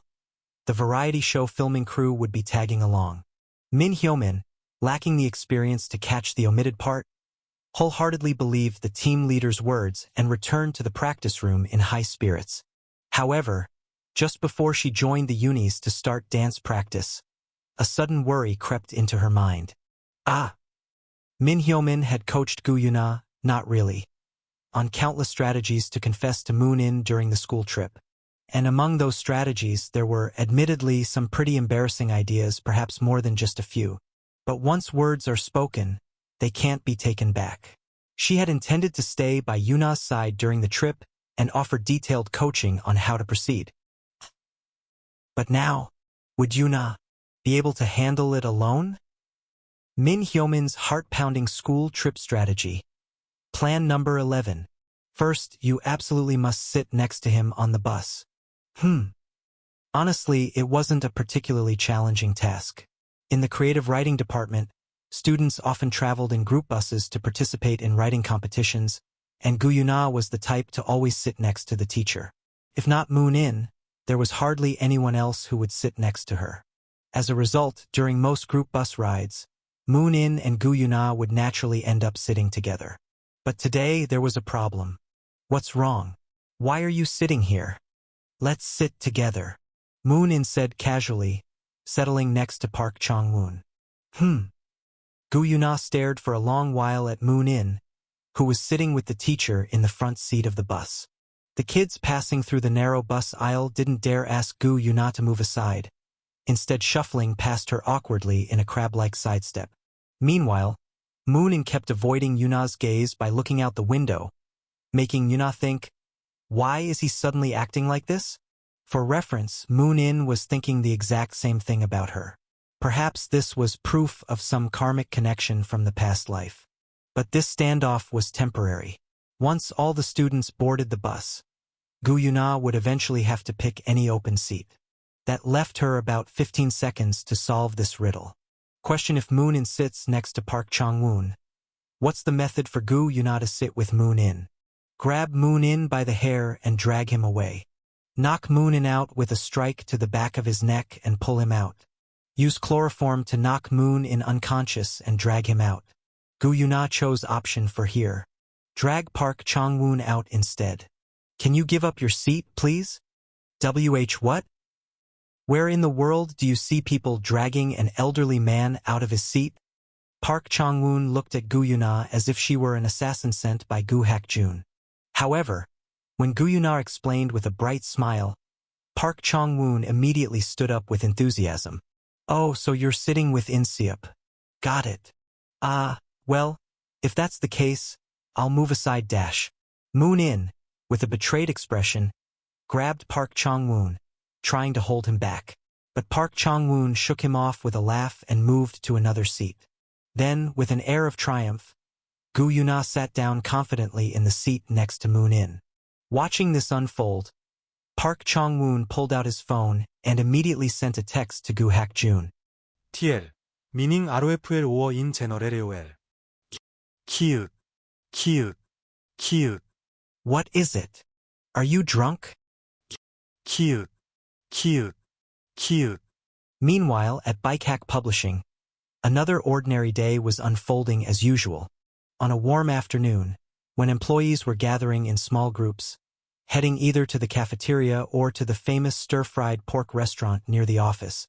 In the CEO's office of Bike Hack Publishing were a cactus, fan palm, and Diefenbachia tropic snow basking in the gentle noon sunlight, along with Baek Seol. The CEO sitting there in a daze, and the air-purifying plants were perfectly focused on the same task. Sitting still, soaking in the sunlight, and breathing. Of course, the plants produced oxygen while Baek Seol emitted carbon dioxide, so in terms of productivity, the plants could arguably be considered more useful than their boss. Growl. Baek Seol clutched her stomach and muttered, "Right, I should eat something?" She then opened a delivery app on her phone, searching for a kimbap place that offered delivery. And thus, the battle between plants that only needed water and Baek Seol, who required even kimbap, ended in a decisive victory for the plant team. Or so Baek Seol thought. To lose to plants. She had earned an English literature degree from Oxford, only to find herself defeated by plants. Truly a disgrace to her school. A failure as a human, and yet the plants had passed with flying colors. Of course, she was worse than the plants not just because they emitted oxygen while she emitted carbon dioxide. Still, it would be nice if the plants ordered something too. After all, being a plant-like CEO was bad enough. To be worse than a plant was simply too much to bear. Baek Seol glumly chewed and swallowed her kimbap with such thoughts. Tragically, this was Baek Seol's daily routine. Sitting quietly among the plants, basking in sunlight, occasionally stamping documents that came her way. She was the very definition of a puppet CEO, or more accurately, a plant CEO. But this was an unavoidable reality. Baek Seol's greatest productivity didn't come from her work, but from her very existence. Her mere presence in the CEO's office of Bike Hack Publishing was solid proof that the company was loyal to Baek Do-hyun's faction. This ensured Baek Do-hyun could trust Bike Hack Publishing, and Bike Hack Publishing could, in turn, remain loyal to Baek Do-hyun. As a result, the political beasts scattered throughout Bike Hack Publishing could perform their duties without worrying about internal betrayals. In other words, Baek Seol was a totem with a team buff effect that increased the abilities of her allies. But a totem is still a person, a human being. It was natural for her to feel bored, lonely, and occasionally plagued by feelings of futility. If she were as seasoned as the puppet ministers in government cabinets, the most professional puppet executives, she might have said, then why not skip actual work and play golf while networking? But Baek Seol, despite her qualifications as a major corporation subsidiary CEO, didn't include high-ranking government official. If she was jealous, she should have studied harder to become a minister. Anyway, as a novice superior, Baek Seol tried to create tasks for herself by meddling here and there. Unfortunately, every touch of hers unleashed cosmic horror upon her subordinates. Kayak, Tionim, will take care of the water dispenser. We're so sorry. We'll replace it right away. Hey, Secretary's office. How could you leave the CEO's water dispenser unreplaced for so long? What the hell have you all been doing? We're sorry. We're sorry. It's our fault. What kind of incompetence leads to the CEO replacing the water dispenser herself? You lazy parasites. Please spare us. We promise to make sure the CEO never replaces the water dispenser again. Ugh! Baek Seol's heart tightened every time she recalled the water dispenser incident. that had thrown all of Bikehack publishing into chaos and fear.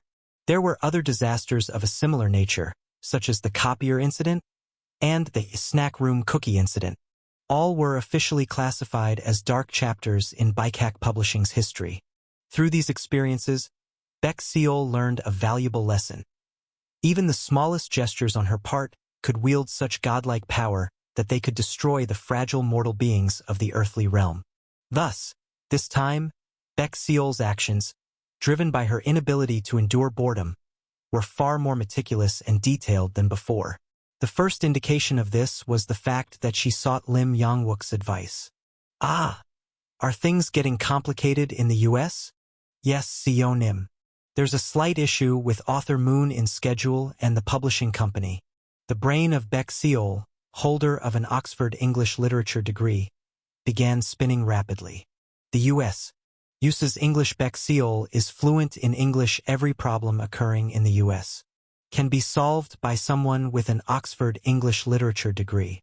Having constructed this flawless syllogism, Beck Seol grabbed the phone, her face lighting up with confident determination. Leave it all to me. Pardon? I'm coming over right now. I just booked a plane ticket. Wait, you're coming? To the U.S.? Hanging up now. Wait.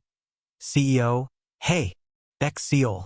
And with that, the plane carrying Beck Seol soared confidently toward Los Angeles. A glimmer of lively energy returned to Beck Seol's eyes, which had grown dull from exhaustion.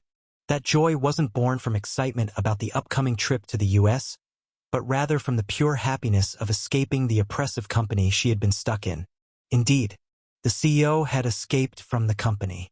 Chapter 157.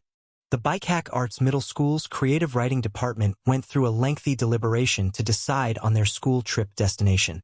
However, that deliberation soon turned into a chaotic scene of petty alliances and disorganized bickering. Tokyo, London, Taipei, Istanbul, among the countless candidates vying for attention, schemes of collusion, betrayal, and all manner of crafty tactics ran rampant.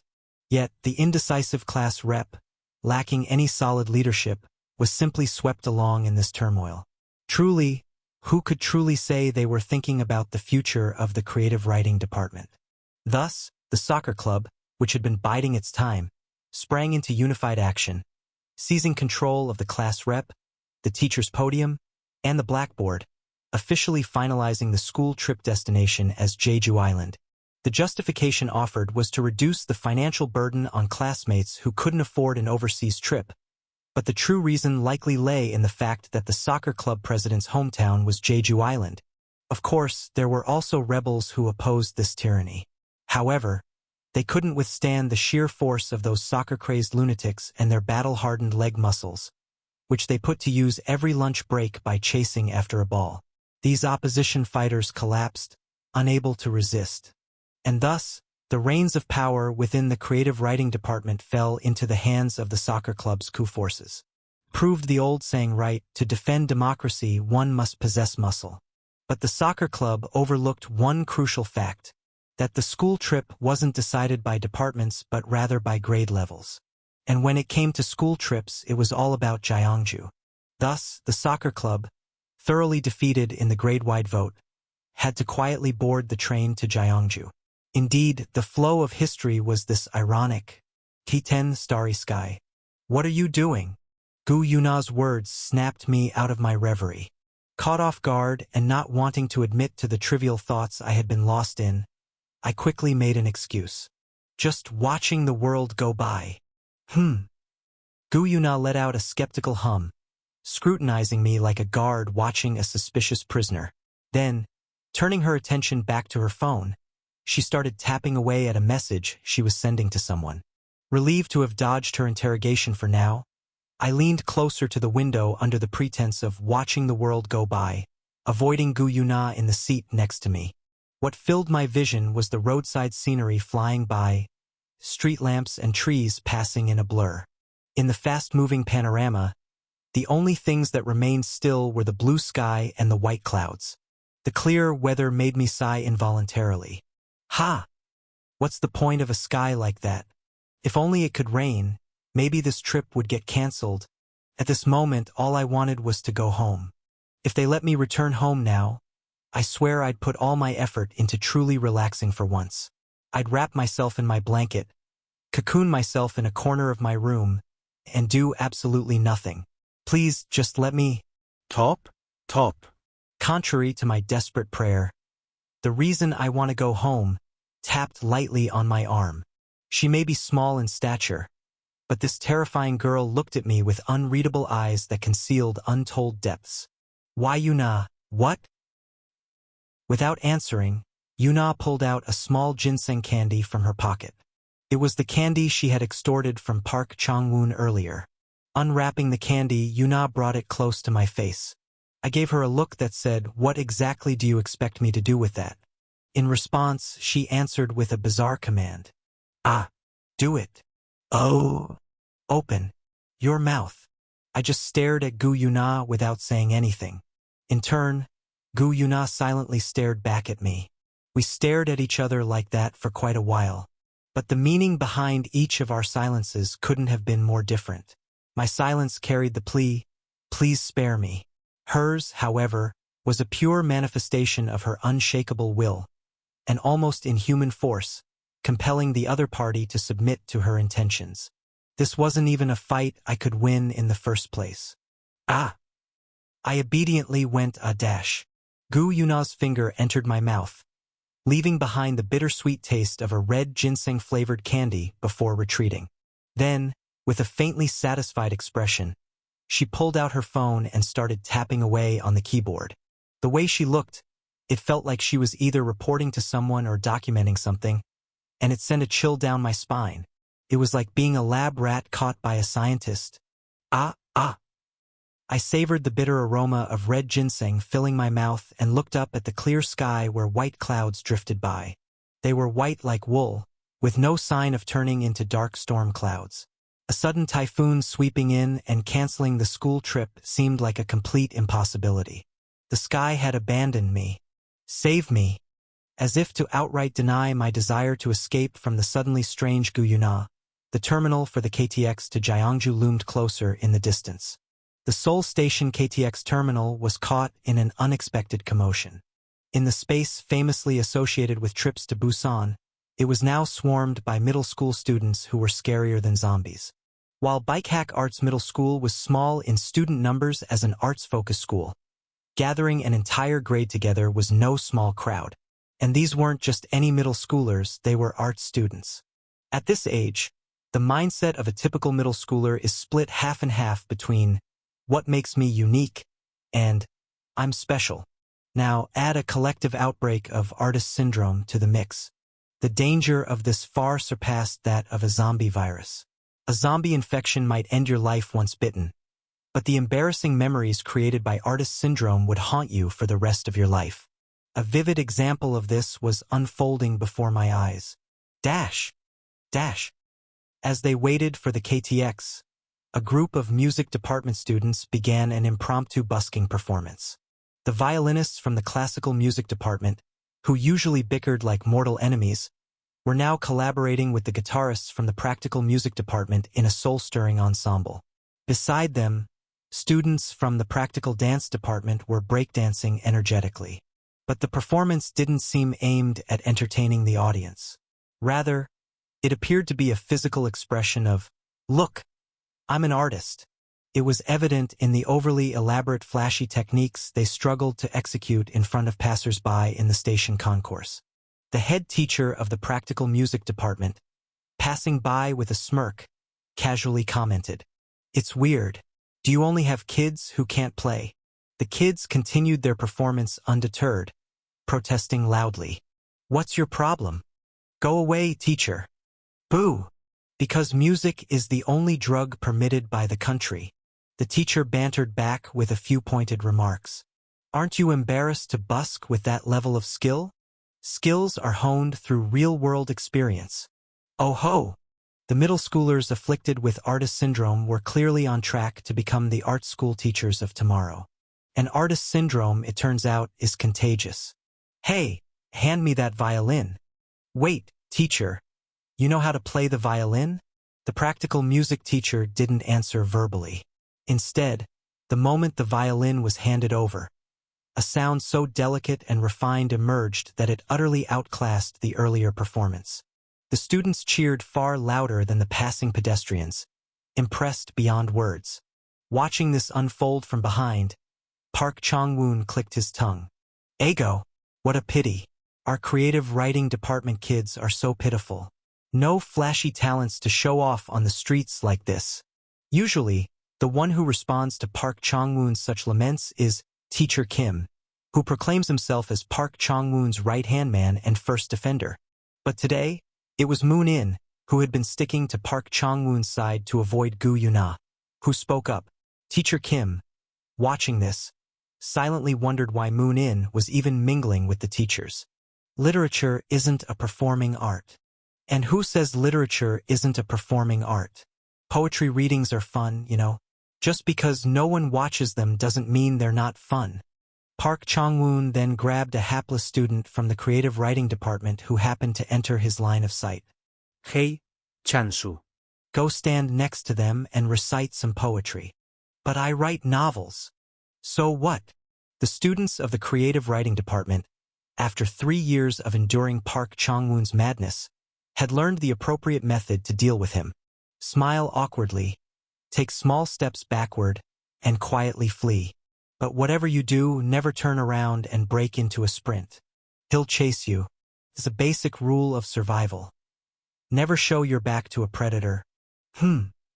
However, when you gaze into the abyss, you must be careful that the abyss doesn't gaze back into you. If the students had studied Park Chang-woon, then Park Chang-woon had studied the students. A man suspiciously well-versed in the ways of the MZ generation, Park Chang-woon uttered a magical incantation. Scared, huh? A student, mentally overpowered by Park Chang-woon, stumbled forward as if possessed, heading toward the busking area. Turning on his phone and reciting something under his breath, the student clasped his hands and opened his mouth in a pure, clear voice. Counting the stars at night, the aspiring novelist began reciting a poem, his wistful eyes glimmering with emotion as he pronounced each word with care. But his impromptu poetry reading did not last beyond the title. The uncouth art students nearby erupted in outrage, dragging the poor literature student away. Get that guy out of here. Who does he think he is, reciting poetry here? I didn't like the idea of a humanities kid joining our art school to begin with. Beat him. Let's kick the crap out of that lit nerd. Ooh-hoo-hoo. The unfortunate literature student was hauled into the art students' mob and promptly disassembled, figuratively speaking. Park Chang-woon watched the scene with amusement before turning away. Looks like one of my toys broke. With the demeanor of a cold, heavenly demon, Park Chang-woon issued a command to his trusted enforcer. Teacher Kim, should we grab a squid leg or two on the way? Yes, sir. Teacher Kim sharply bowed, loyally obeying Park Chang-woon's imperial decree. Moon In began to question whether fleeing Gu Yuna and siding with Park Chang-woon had been the right choice after all. However, that doubt did not last long, as Gu Yuna herself decisively put an end to any need for such questions. As Moon In sat in a 4-seater KTX cabin with the teachers, quietly snacking on squid legs, a shadow suddenly loomed over him. The shadow was small. A chill ran down his spine. He turned around cautiously, only to see an expressionless Gu Yuna. The silence that followed was painfully awkward. Moon In tried to read her expression. It wasn't the kind of blank face that others might see. To Moon In, who was something of an expert in decoding Gu Yuna's expressions, this was a true blank face. Moon In felt a sense of crisis. Didn't you say you were going to the bathroom? Moon In, who had escaped from Gu Yuna saying he needed to use the bathroom, tried to answer. Oh, on my way back. Teacher Park Chang-woon said he'd buy me some squid legs. At that moment, Park Chang-woon's voice rang out from across the table. I don't recall saying that. Moon In looked at Park Chang-woon with eyes like Yoshi abandoned by Mario. Park Chang-woon avoided his gaze, chewing his squid leg as he looked off into the distance. Moon-in's escape attempt was officially over. Come here. Yes. At Gu Yuna's gesture, Moon-in stood up like a puppet on strings, completely resigned to his fate. He moved as someone who knew what happened when Gu Yuna was truly angry. Gu Yuna led him to a two-seater, firmly planting him in the window seat. Then, taking the outer seat for herself, she blocked his escape route. Glancing at him, she gave a single-word command. Wait! And with that, she disappeared somewhere. As Moon-in sat there trembling in fear for a few minutes, Gu Yuna finally returned. In her hand was a squid leg. Here! Moon-in, with shaking hands, carefully accepted the squid leg. Gu Yuna's eyes said, Eat. Moon-in hurriedly peeled the squid leg and began to eat. He chewed furiously at the tough snack, struggling to swallow it, when Gu Yuna murmured softly under her breath, If you wanted one, you should have just said so. At that moment, Moon-in completely abandoned his plan of avoiding Gu Yuna during the school trip. And by then, the other creative writing department students also began to sense that something unusual was in the air. A strange tension rippled through the group. Gu Yuna's strange behavior continued even after that. When they arrived at Gyeongju, the ancient capital of the Silla dynasty, and visited Gyeongseongdi, a must-see stop on any school trip, let's take a picture. It's one of those photos with a cat filter. Okay. When they reached Bulguksa Temple with its 1,000 years of history, and ate Dabota bread in order to study the architectural significance of the Dabatap Pagoda. Don't buy your own. I'll cut mine in half so you can eat that. I kinda wanted to eat a whole one. Then I'll buy another one, and I'll cut that in half for you. Gu Yuna stuck to Moon-in like glue, behaving oddly the entire time. Of course, Gu Yuna's eccentricity was nothing new, but this time, something about it was different. She was acting like a child who had learned how to date by watching videos on the internet.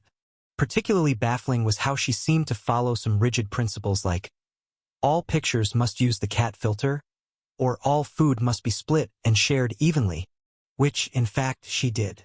And so, that evening, when they finally unpacked their bags and settled down to shake off the fatigue of the first day of their school trip, even Gu Yuna's friends, who feared her, couldn't help but ask her about it. Ypsiloni una? The class rep, who had been dragged into the soccer club's coup earlier due to her timid nature, hugged a pillow to her chest and cautiously sidled up to Gu Yuna, who was lying as still as a corpse. At the sound of her voice, Gu Yuna's eyes snapped open. What?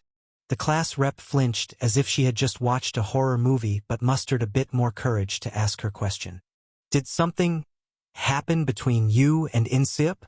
Though it was only the rep who voiced the question, every girl in the room, everyone sharing the dormitory with Gu Yuna, which included all the girls in the creative writing department, was silently listening with rapt attention. Not really.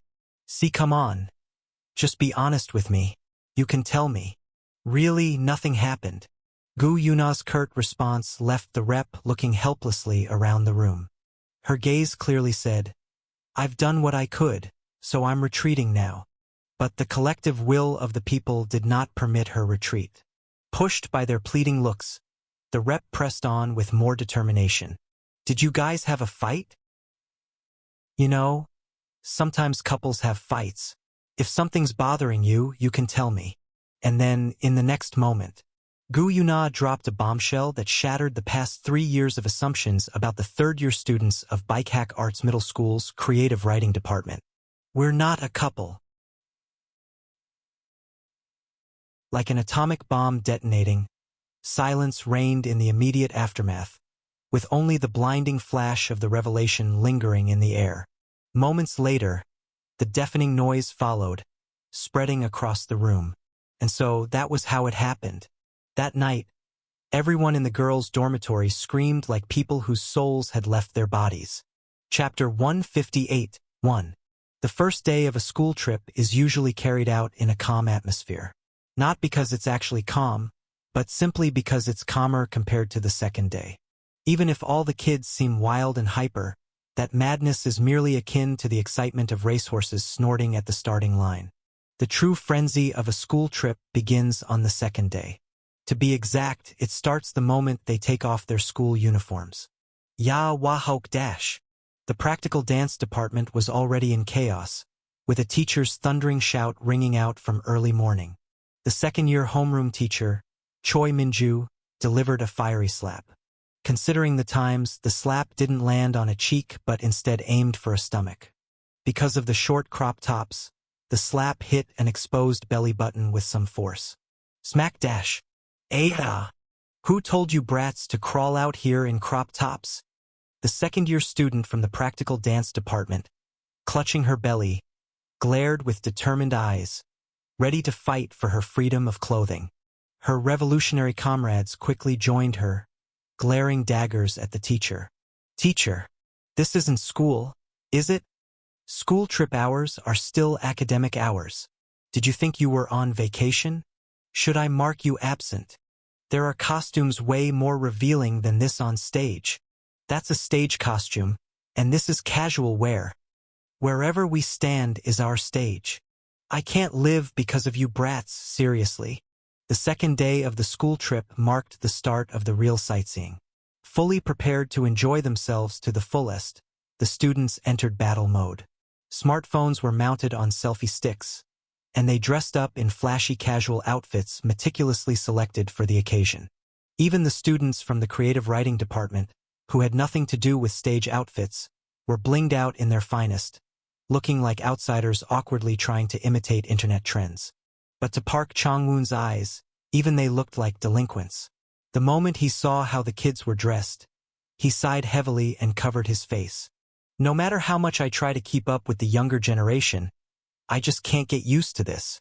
It was rare for Park Chang-woon to lament something about today's youth. What's with the way kids dress these days? Moon-in, do you know? He gave Moon-in a once-over. Despite the casual dress code, Moon-in stubbornly remained in his school uniform. And, as always, he carried that blanket around. Since it was the same blanket he had draped over himself even at the Cannes Film Festival, there was no use questioning it. Still, even taking that into account, Moon-in's appearance screamed, model student. Park Chang-woon felt a strange sense of satisfaction, like he just finished a hearty bowl of rice soup, and smiled contentedly. But he overlooked the environment in which Moon-in had grown up. Why? Isn't that a pretty wholesome look? Wholesome? Are you blind? As long as there's no cigarettes and condoms involved, it's wholesome enough. Park Chang-woon shut his eyes tightly and clamped his mouth shut. Then, clutching his pounding head, he hurriedly stood up. Let's eat. Lunch is still a long way off. I'm hungry, that's why. T10 Starry Sky.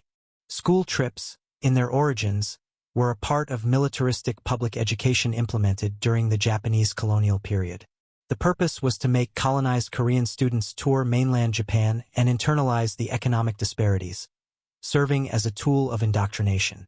However, in the present day, okay, everyone, say kimchi dash. Kimuchi dash. Stop this bullshit, you crazy bastards. There are so many people around dash. Hey kids, stop fighting. Kimchi? Then I'm going to say pao kai. Dash. TL. Kimchi is the Korean term for pickled vegetables. Similarly, pao kai is the Chinese term for pickled vegetables. Teacher, they're making a fuss about pao kai over kimchi. And stop cursing. School trips have turned into playtime for middle schoolers. The su, sheu, in school trips means to refine, and hak shue means learning. Hence, the original purpose of a school trip was a journey to refine one's studies. TL, 수, and 핵, 학, 프롬 수학여행, 스쿨 트리프, 필드 트리프. However, tradition always evolves with the times. What was once akin to a Japanese brainwashing beam has now transformed. Why resist change when it comes so naturally? Thus, school trips have become excursions where kids are unleashed at scenic spots to frolic around. Whether the teachers can also join in the fun depends on the situation.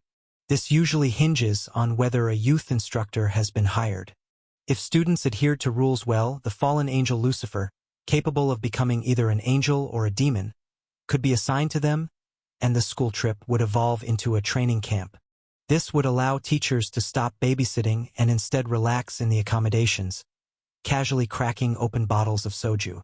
However, Bikehack Arts Middle School, with its long-standing tradition of teachers treating students with genuine care, did not hire youth instructors. It wasn't because of increasing concerns about student rights and safety, but because they were a wealthy school. Even in the past, Bikehack Arts Middle School didn't go to training camps. The school's parent association was so formidable that there was no room for negotiation. Thus, for these reasons, the teachers of each department had to serve as tour guides throughout the school trip. However, Park Chong-woon seemed to hold a slightly different opinion. Tour guide what? More like babysitter. It's not that Park Chong-woon thought all middle schoolers were little kids who needed protection. He was simply saying that taking care of middle schoolers running around under the scorching sun was as exhausting as taking care of newborns. Eventually, Park Chong-woon plopped himself down on an unnamed fountain in the middle of downtown Gyeongju. Far from resembling a sage, he looked more like a rogue, with beads of sweat dripping from the ends of his beard. Ugh! Park Chong-woon was, after all, at an age where his knees were starting to ache. An age where his aching knees prevented him from meeting his childhood friends anywhere but in PUBG. An age where it was practically impossible to keep up with children who could run around tirelessly without knee pain. Thus, he leveraged his brief political experience from about a week-long career as a politician and implemented a shrewd and meticulous strategy. Teacher Kim, can you watch the kids for a bit? My knees are killing me. What? Oh, thank you so much. In an instant, Park Chong-woon passed his duties to another teacher and fled back to the accommodations. Teacher Kim, who suddenly got stuck with an entire department, stared blankly into space, while Park Chong-woon smiled brightly at the thought of lying down under the air conditioning when he got back. However, both teachers had overlooked something. It was practically impossible, unless you were Gu Yuna, to control the rebellious students of the creative writing department without Park Chong-woon's presence. Thus, an ominous atmosphere began to brew among the creative writing students, now free from the teacher's grasp. Fortunately, it wasn't that the remaining soccer club coup forces were plotting dark schemes to overthrow the civilian government. But, Gyeou Yguna. take that off. Right now. What? Starting now, that yellow furry hoodie of yours is confiscated. Something far more terrifying was beginning to stir. Asterisk, asterisk, asterisk. The representatives of a class are the class president and vice president.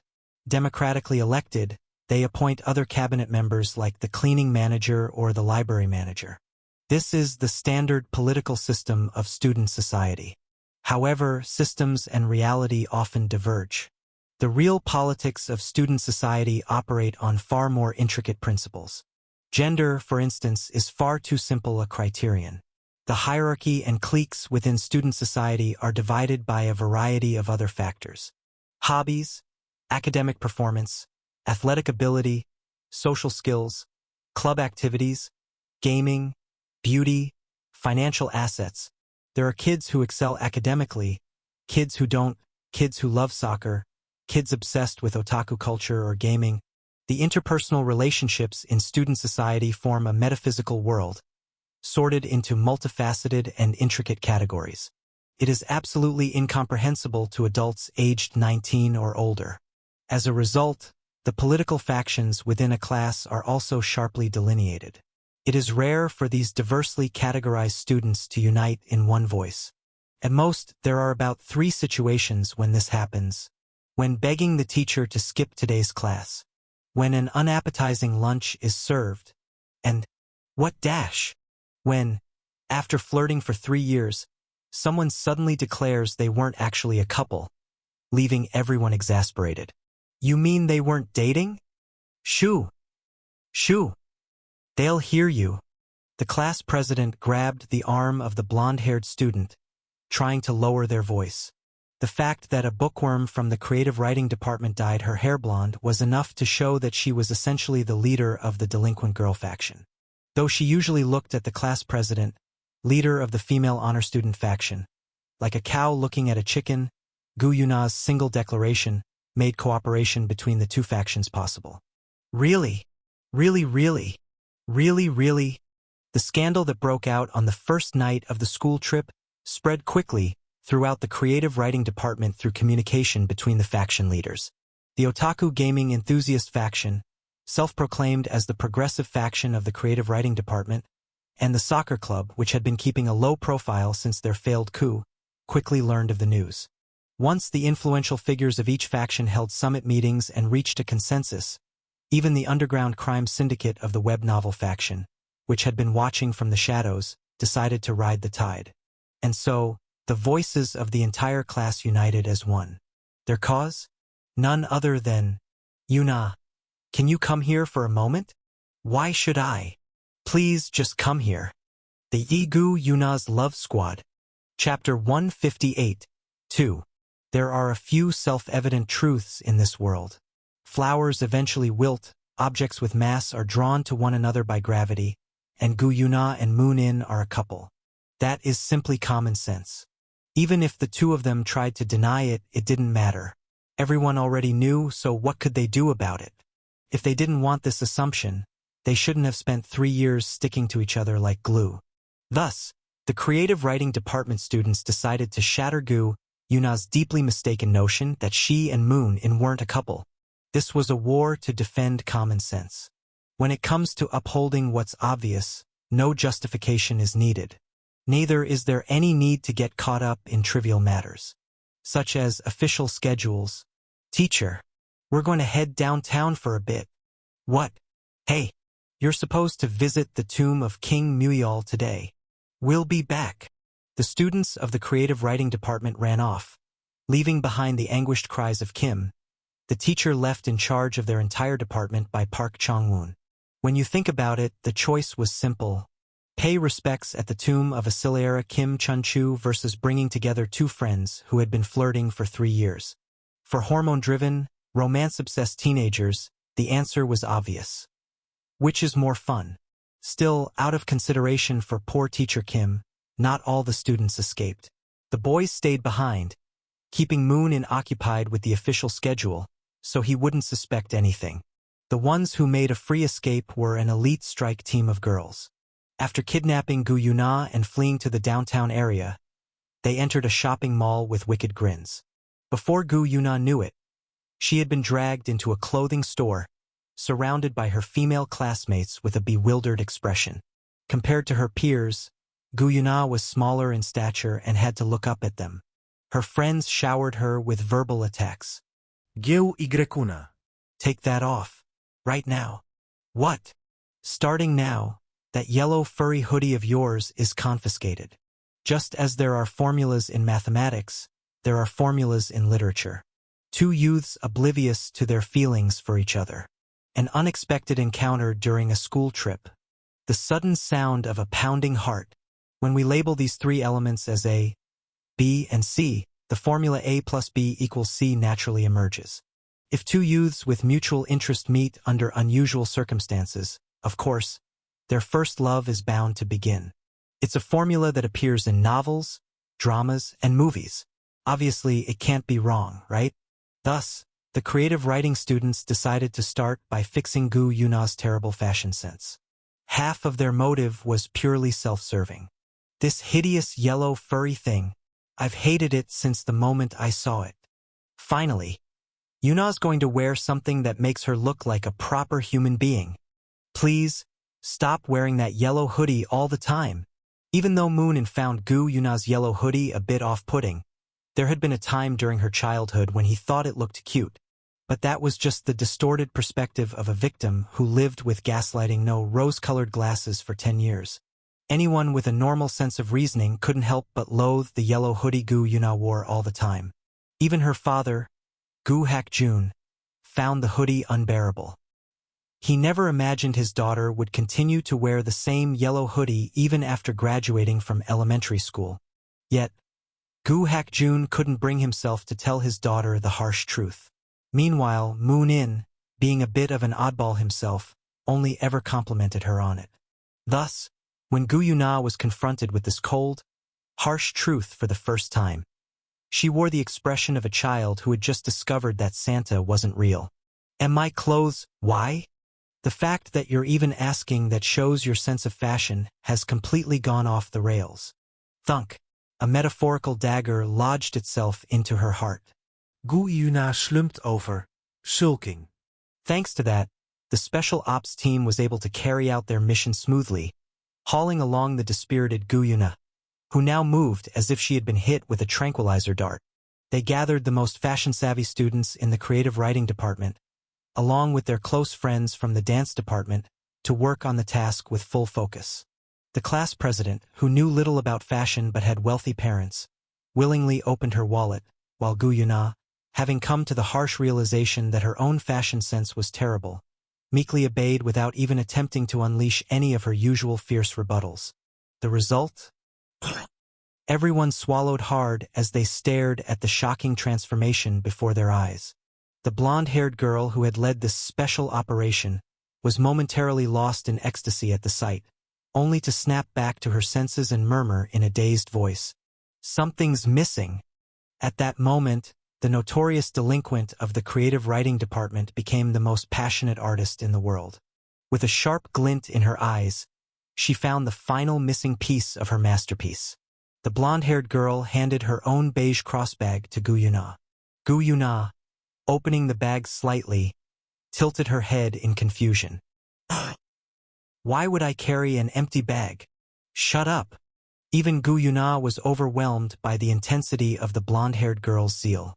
The moment the beige bag was draped over Gu Yuna's newly styled outfit, the girl who had led the operation, feeling the birth of art at her fingertips, murmured in a trance, "Ah! The perfect, most cutest girlfriend look in the world is complete." Asterisk, asterisk, asterisk. Gu Yuna wasn't enjoying this trip. It felt as though everyone was trying to deceive her. Min Hyomin's grand claim that this would make Moon In listen to her request didn't seem to be working at all. Instead, all it brought were reactions from others who found it amusing to watch her transformation. Could it be that Min Hyomin had lied to her? It reminded her of a time during childhood, when she was around 7, perhaps, when her older sister had solemnly declared that passengers needed to take off their shoes to board an airplane. She had fallen for it completely.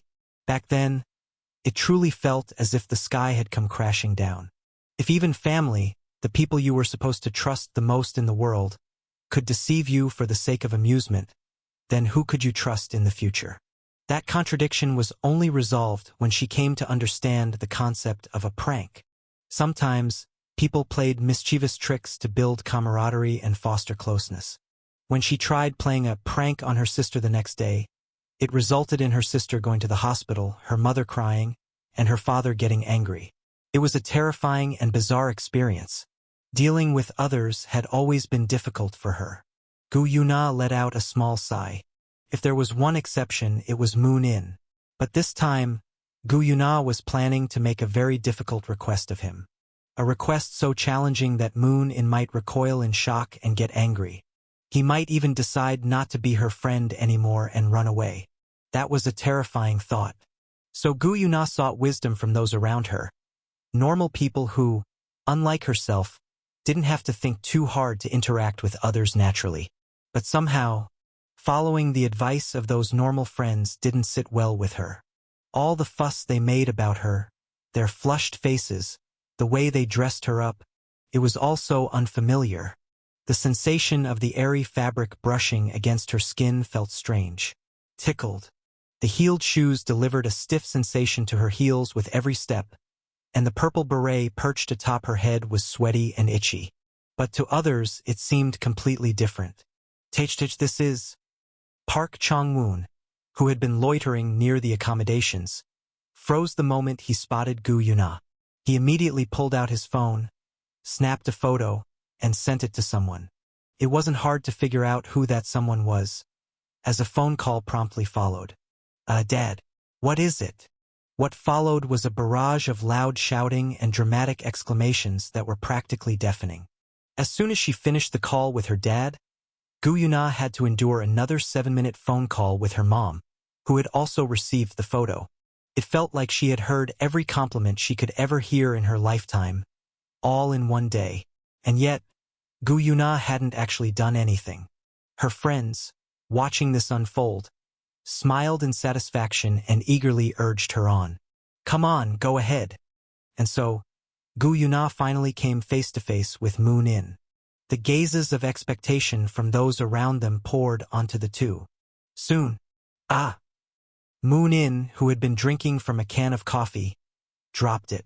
Covering his mouth with his hand, he ran off. Cheers erupted from her friends, shouting success with excitement.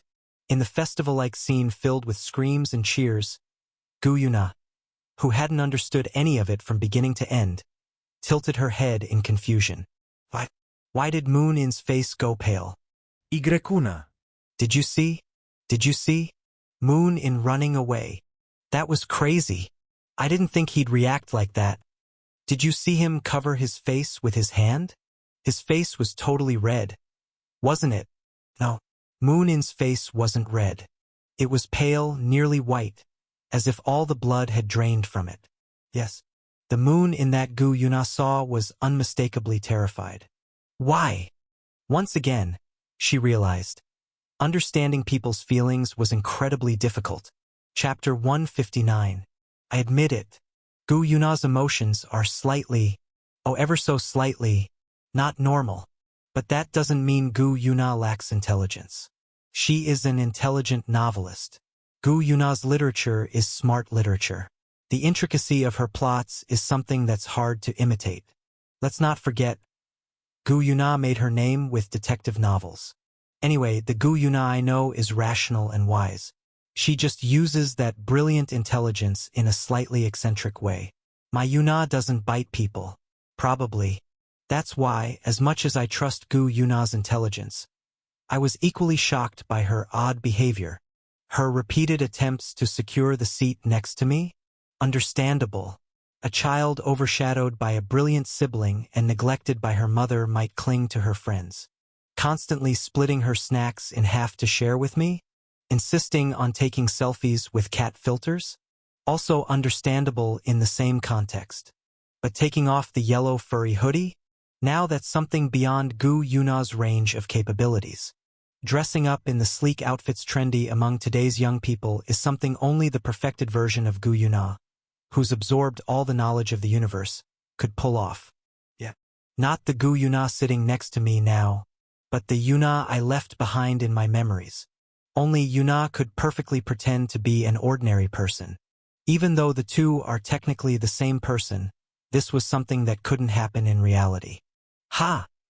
As my emotions subsided, my reason returned. The suspicious actions of the kids from the creative writing department today, the sly giggles of the girls surrounding Gu Yuna, and Gu Yuna's awkward fidgeting with her clothes, all those clues pointed to this entire ordeal being some elaborate prank by the third-year students from the creative writing department. But reason and emotion belong to separate realms. I couldn't help but see Yuna in the casually dressed Gu Yuna sitting next to me. Not in her yellow furry hoodie, but in stylish casual clothes. The memory of her stirred something within me. The emotions of that first realization when we saw each other as more than friends. The softness of our fingers intertwined in the darkness of a movie theater. The literary exchanges that felt like sharing halves of our souls. 10 years of dating. And then, this isn't breaking up. You're abandoning me. Abandonment. And being abandoned. The painfully twisted expression. That expression from that day. All the buried pain locked away in gray photographs came alive again. T10 starry sky. Indigo twilight painted the sky. The clouds caught the last rays of the setting sun, and the wind carried the chill of the night. Nature's clock declared that the day had come to an end. Agu. It had been an exhausting day. Too much had happened. Gyeongju World Cultural Expo, Gyeongju World, Gyeongju Bread, and Gyeongju. It felt like I toured every single Gyeongju something this world had to offer. And that wasn't an exaggeration. Gyeongju was a well-known destination for school trips, and as a result, the travel itineraries felt very standardized. It was less of a historic tourist destination and more like an artificial attraction designed to cater to the kids who visit on school trips every year. Beside the relics of the 1,000-year-old Silla dynasty, you could sense the city government's determined efforts to draw tourists in every detail. What truly made me uncomfortable, however, wasn't the itinerary but my companion. I'd never felt so uncomfortable around Gu Yuna before. She was supposed to be my reliable other half. That experience hall. Shall we go in together?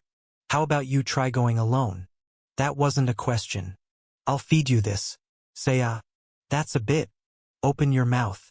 Let's stand in line here to take pictures. The line is too long. That wasn't a suggestion. It was a statement. It was truly a horrifying and dreadful experience. However, what's even more terrifying is the fact that I can't distinguish whether the memories I'm recalling are from today or from decades ago. Are the memories I'm bringing up from my time with Yuna? Or are they with Gu Yuna? The two existences, barely held together by vague resolve, feel as if they're slowly separating. It's the torment of a time traveler. I've always feared Gu Yubin, who resembled Yuna, but not anymore. Now, I'm far more terrified of Gu Yuna, who resembles Yuna. Gu Yuna, dressed in sleek casual clothes, pierced through my psyche just by being there. I could see the sins I had committed. Who is this person standing before me? Ha! Every time I felt this kind of disconnection, it seemed as if I were taking a step away from reality. Even so, I've been trying not to recognize myself as a time traveler. The experience of going backward through time is excessively surreal. I fear the transcendent who comprehends 10 years of this human world because it makes me feel like a pathetic fly trapped in the palm of Buddha's hand. The circumstances that threw me into the gaps of time, the anxiety that this world might be nothing more than an illusion, all of it terrifies me. It's only because literature remains constant that I anchor myself in this world, using it as both my lighthouse and my anchor, but sometimes even that foundation wavers. And the one who shakes me so profoundly is clearly Gu Yuna, wearing the guise of Yuna. The two beings from different timelines overlapping exhausts me just by looking at them. This is the guilt of a time traveler who can't trust the world. And also, no, let's stop the self-flagellation here. What's important is that this ordeal is almost over. The school trip is 3 days and 2 nights, and tonight is the second night. That means I'll be home tomorrow. Good. I'll be home tomorrow. I mumbled to myself, trying to pull myself together, but inadvertently ended up causing trouble for some passers-by. What? Ha! Oh! The cheerful and chatty students walking past me suddenly deflated, wilting like spinach left in the sun. They looked just like office workers on a Sunday evening. Ugh! So, it ends tomorrow. I know. But did you really have to remind us, you cruel bastard? Looking back, Park Chang-woon rarely gave me literary advice. Not because he wasn't a great novelist or teacher, but probably because I was already too stubborn and twisted as a writer. However, Park Chang-woon taught me a lot about life's attitude, and taking a page from his teachings, I chanted the magical phrase, "So what?" and ran away. Phew! By shamelessly running off, I managed to avoid feeling guilt about having shattered the innocent middle schooler's spirits. Thank you, Park Chang-woon. But the obstacles I had to face weren't over yet. Kids, gather at the auditorium. Woo-hoo! Because the highlight of the school trip, the talent show, was still ahead. Asterisk, asterisk, asterisk. The main event of the school trip was, without a doubt, the talent show, especially at an art school. It wasn't unusual for talent show performances from arts middle and high schools to be uploaded to YouTube and rack up hundreds of thousands of views. At a school that teaches the arts, stage experience wasn't just a casual pastime. It was a significant part of their education, and the school strongly encouraged it. This was why Baikak Arts Middle School insisted on school trips being organized by grade, not by class. In any case, the talent show stage that the school, the teachers, and the students all anticipated was of an impressively high standard. The piano, vocal music, orchestral, and wind instrument departments would often join forces to form an orchestra. Meanwhile, the fiercely independent practical music department would form a rock band. The Korean dance and ballet departments? No need to even mention them. What more explanation is needed when performance artists take the stage? Even the theater and film department would screen films they'd spent weeks preparing, and sometimes they collaborate with the music department to perform musicals. And as for our proud creative writing department, I will recite a poem. Of course, it's poetry recitation. A chilling silence engulfed the auditorium. This was because, in today's world, it's hard to find people who enjoy poetry. Isn't it said that poetry books are only bought by poets themselves these days? In Japan, there is a traditional poetic form called haiku. It is the shortest poetic form in the world and is considered a form of lyrical literature. Regrettably, it is far more renowned globally than Korea's traditional literature. Despite the cold silence, the student standing at the podium spoke with dignity, with literary dignity. Surprisingly, the presenter on stage was none other than the indecisive, stammering class president who had once been swept up in the soccer club's coup. I couldn't quite recall his name, but his perpetually timid demeanor left a strong impression. Seeing him speak so confidently on stage was nothing short of astonishing. The class president went on to calmly explain how Japan's haiku gained global recognition, the simplicity that captivated Western literary figures and philosophers, and its influence on modern American society. This all took just 3 minutes, and it was the creative writing department's turn to go first in the talent show lineup. That's right. In just 3 minutes, the class president managed to decimate the entire third-year cohort of Bikak Arts Middle School, who had been buzzing with excitement over the talent show. The middle schoolers, who had seemed ready to burst with energy at any moment, sank under the weight of a brief lecture on literary history. Amidst the icy silence, so oppressive that even yawning would require caution, the class president finally wrapped up his lengthy prelude and began to dive into the main topic.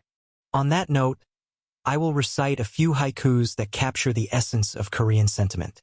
I hope you enjoy them. Ahem. And then, just as the class president was about to recite his haiku, graph, a zombie leapt out from the audience and bit into the class president's neck. As screams erupted from the crowd, the class president, with a stream of crimson liquid spurting from his neck, let out an adorable shriek and collapsed to the floor. Eek! The zombie, having devoured the class president in a brutal display, stood on stage, catching its breath as it looked down at the audience. Click! The lights went out. Darkness consumed the auditorium. When the lights came back on, they were dim and red, reminiscent of blood. Under the blood-like glow, dozens of zombies had appeared on stage. And then, a heavy dubstep beat began to play. Kayak Dash. The audience, realizing what was happening, erupted into cheers as the dancers in zombie makeup started moving to the occult-themed electric beats. That's right. This was Bikak Arts Middle School's ultimate ace, the stage of the practical music department. Class president. Great job. Sniff. I worked so hard on those haikus, but I didn't even get to recite them. I was supposed to read them before getting bitten. Watching the class president slink off the stage to join the creative writing department seats, it became clear this was all part of a planned performance. Of course, without careful planning, there's no way such a seamless transition between acts would have been possible. The performance was nearly professional in quality. And that's no exaggeration. One look at the stage said it all. So, is that it for us? Well, it's the creative writing department. What did you expect? Just grab some popcorn. Unlike the creative writing department, the weakest link in the talent show, the practical dance department kids were absolutely killing it on stage.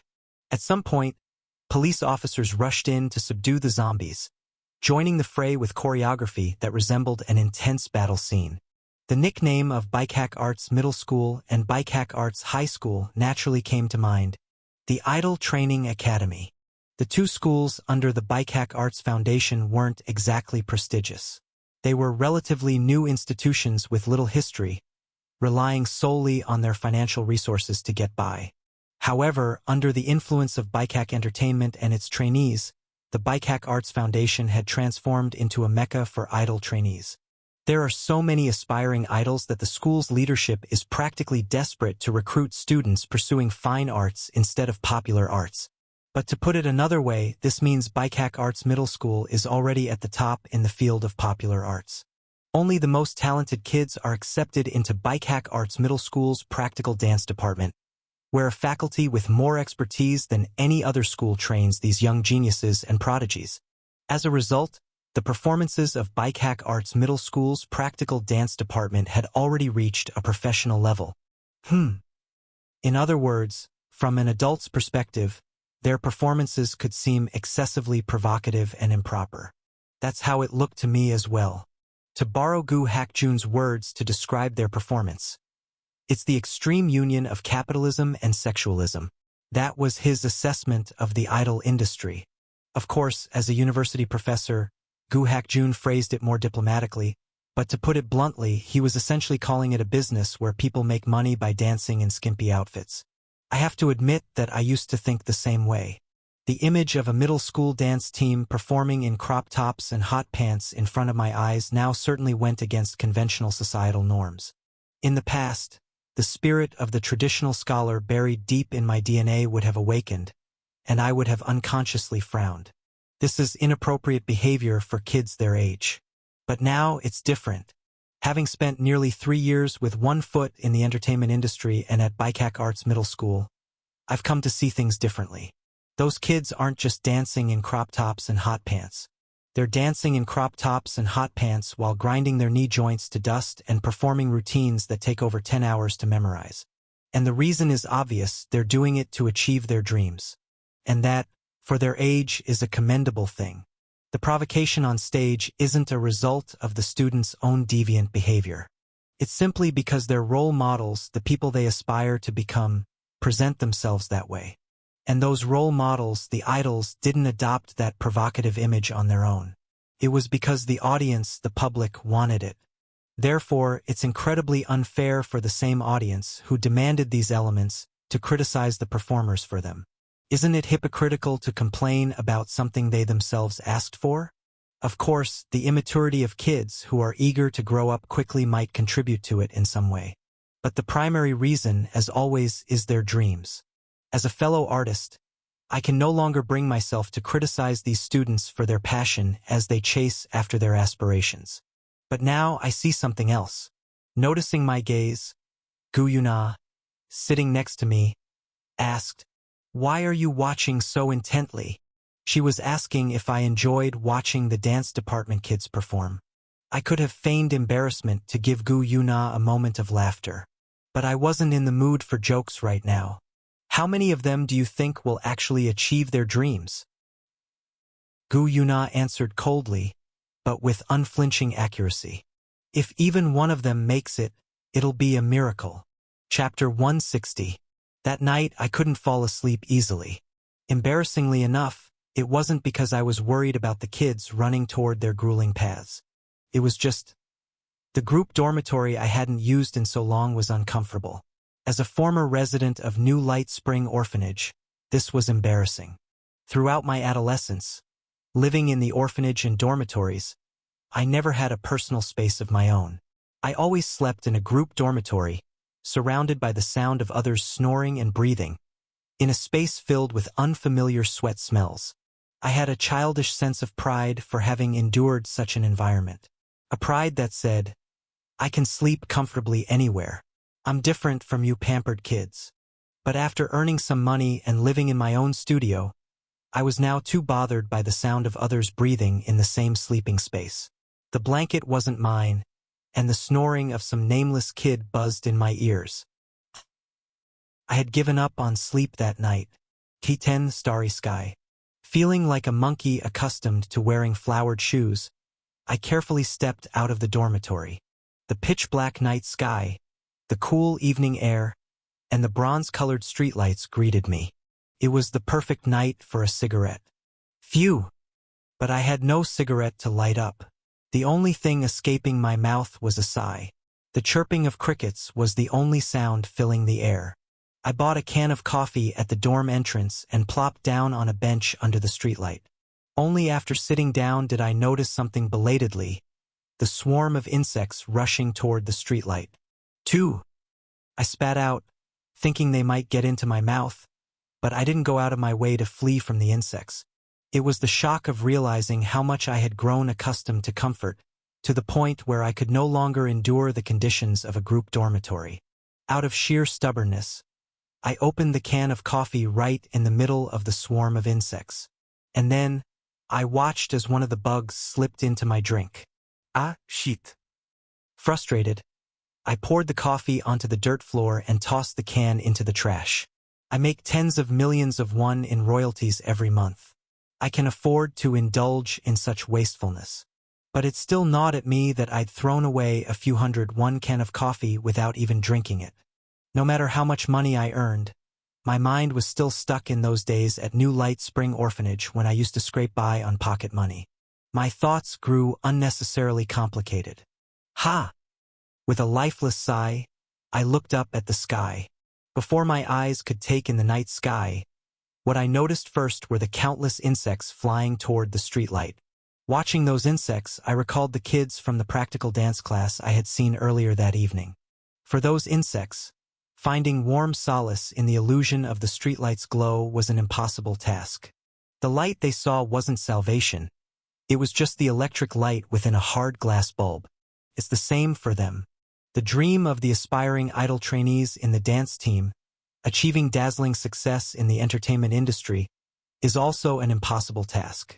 The success rate of less than 1% might as well be non-existent. And when it's a gamble that determines your entire life, the odds are even bleaker.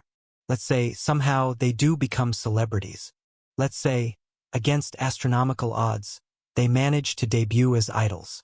But the dream they'll face isn't the brilliant light they once envisioned as children. Like the electric light within the glass bulb, it's hard, artificial. There's no warmth in it, and it's the same for literature.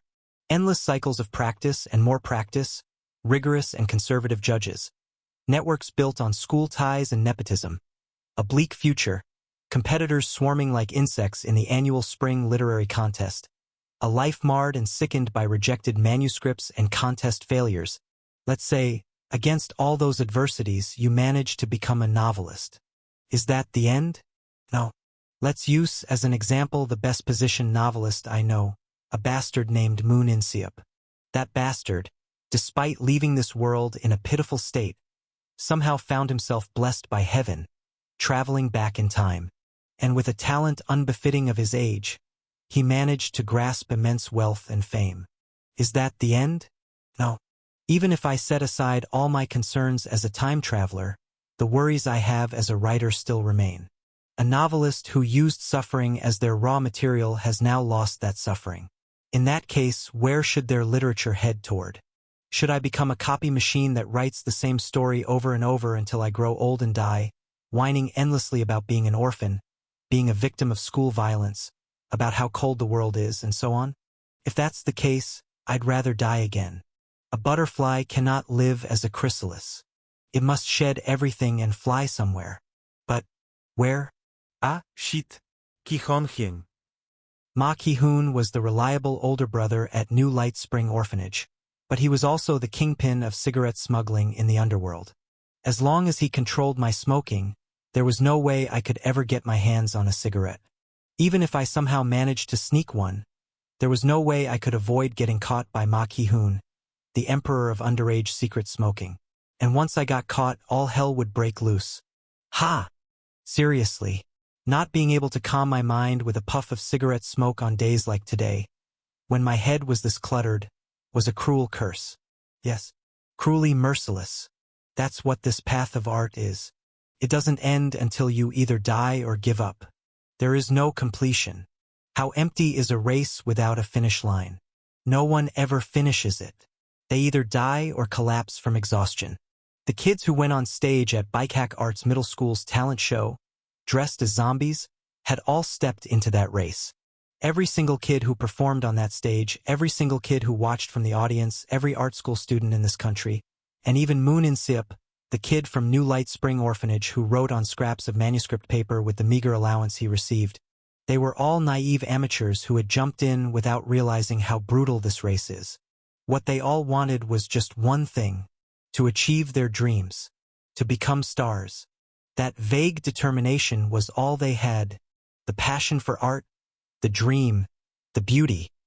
It sparkles so brightly that it makes you wager your life on it. But the path is unbearably harsh and endlessly far.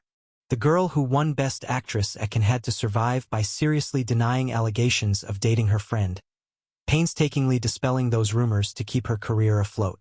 The boy everyone called a genius was tormented, unable to decide what to write for his next novel, falling deeper into neurosis with every passing day. Therefore, there is no starlight here. There is only an endless race of reckless fools rushing toward the stars. Ah! It's overwhelming. This is why I can't help but obsess over Isaku Shidahara's new work, Master Shidahara. Though I haven't felt particularly close to you compared to what you've given me, I must ask, when you concluded your literature, what did you feel? Where does literature come from, and where does it go? Oddly enough, the answer didn't come from Shidahara. It came from Gu Yuna. What are you doing here? Whoa, you scared me. Startled, I turned to the side to find Gu Yuna standing there. Thankfully, she wasn't wearing that atrocious casual outfit. It was her familiar and endearing yellow fuzzy animal hoodie. I smiled warmly and patted the bench beside me. Don't just stand there. Sit here. Gu Yuna tilted her head but did as I said. She plopped down heavily and asked me, "You avoided me all day. So why are you acting different all of a sudden?" Y-kuna. That hoodie suits you the best. Really? Gu Yuna's lips curled slightly into a faint smile. Even though she kept a blank face in front of others, I could catch glimpses of her confident, cocky smile. It seemed she'd regained confidence in her sense of fashion. Pleased, I watched her fondly as she fiddled with her yellow fuzzy hoodie and asked her, "And what about you? Why have you been acting strange lately?" Gu Yuna froze in place, falling silent for a long time. The silence that followed was long enough for others to think Gu Yuna was ignoring what I had said. But I knew that Gu Yuna was carefully choosing her words, and someone who chooses their words is always better than someone who doesn't. It just took Gu Yuna a little more time than most. I waited patiently for her. Eventually, her honest answer came. "A bit. I have a difficult request. Asterisk, asterisk, asterisk." Gu Yuna's troubles had started quite a long time ago, from the moment she encountered the novel Dark Adaptation. Dark Adaptation was the third most meaningful novel to Gu Yuna. The first was The Automaton Murder Case, the very first story she wrote after receiving guidance from Moon In. The second was Isomer, which she co-wrote with Moon In on equal footing. The reason Dark Adaptation was third was that this novel was written upon Gu Yuna's suggestion. You've written about yourself, and then about others. Now, it's time to write about the world. Gu Yuna gave this advice to Moon In, who was lost and unsure of his next step. She had said that his literature had been a process of expansion, starting from himself and moving to others, so the next step should naturally be about the world. And Gu Yuna had not been wrong. Moon In had not failed. Dark Adaptation, which had been released to the world, was a masterpiece among masterpieces. One that deconstructed the worldview and the ugly nature of humanity from the perspective of novelist Moon In. Even though ignorant fools mocked him for it, Gu Yuna couldn't help but be endlessly awestruck as she read Dark Adaptation. However, despite all this, Gu Yuna couldn't bring herself to smile while reading that book, because Moon In looked so tormented. While others couldn't easily grasp the reason, it was painfully obvious to Gu Yuna, and that made it hurt even more. Moon In was the type of novelist who processed his pain through literature. But this time he had tackled the world. For the first time, he internalized feelings that were outside of himself. But the world Moon In saw was far too dark. To Moon In, the world wasn't something to live in but something to endure. His literature had become the story of an individual enduring a harsh world. It reflected his own experience of surviving in a cold and unforgiving environment. Thus, writing about the world was almost akin to torturing himself. Wasn't it akin to forcing himself to confront his greatest fears, immersing them into his psyche, and stewing over them until he could transform them into a novel? It was self-harm. And the one who had pushed him into this act of self-harm was none other than Gu Yuna herself. It was because of her advice that Moon-in had ended up like this. And Gu Yuna had watched closely as Moon-in wrote his novel amidst pain and isolation. By the time Dark Adaptation was completed, Moon-in looked like a patient who had lost all his physical and mental strength. And perhaps Moon-in would have no choice but to continue writing this way in the future. Because of Gu Yuna, ******. So, I've decided to take responsibility. Moon-in couldn't believe it. Gu Yuna's assertion was excessively self-blaming. That he had been broken because of her advice? You are broken. You didn't seem to enjoy yourself while writing. You even tried to run away by saying you were working on a movie script. And do you have a next project you're working on? You don't, do you? Well, that's true, but you developed a block after suddenly changing your approach to writing. That's not right. It's my fault. I have to fix it. What are you even? The only reason Moon-in didn't immediately explode at Gu Yuna's almost offensive advice was simply that it came from Gu Yuna. Had it been Gu Hak-jun or Park Chang-woon, Moon-in would have been more than ready to bare his fangs at anyone who dared attack his literature. He was the kind of novelist who could tolerate insults to his parents, endure personal attacks against himself, but absolutely couldn't stand anyone insulting his novels. And that stubborn pride was something he had co-created with Gu Yuna through their joint works. Thus, Moon-in listened to the proposal of his co-founder with a deeply uncomfortable feeling. Eventually, Gu Yuna handed him her prescription, one that could only be described as a potent remedy for a desperate patient. Here, this is a novel I wrote. Take it. Moon-in cautiously accepted the stack of manuscript paper. Gu Yuna took a deep breath. What Gu Yuna was about to say next was so audacious that it justified the effort she had put into trying to stay on Moon-in's good side over the past few days. Study that novel. What? Memorize it perfectly. I'll test you on it later. And once you're completely familiar with it, rewrite it with me from the beginning. The roles had been reversed. A student was now telling her teacher to study. An amateur who had never won a single notable literary award was telling a genius who had been shortlisted for the Booker International Prize for his novel and helped produce a Cannes Best Actress award through his screenplay. Gu Yuna was afraid of Moon-in's reaction. Just how angry would he get? But it had to be done. If Moon-in continued writing the way he had written Dark Adaptation, he would inevitably face a psychological breakdown. That destructive tendency had to be corrected on a literary level. And to do that, Gu Yuna, the person who understood Moon-in's literature best, had to take the lead. So she stepped forward. Because it had to be done.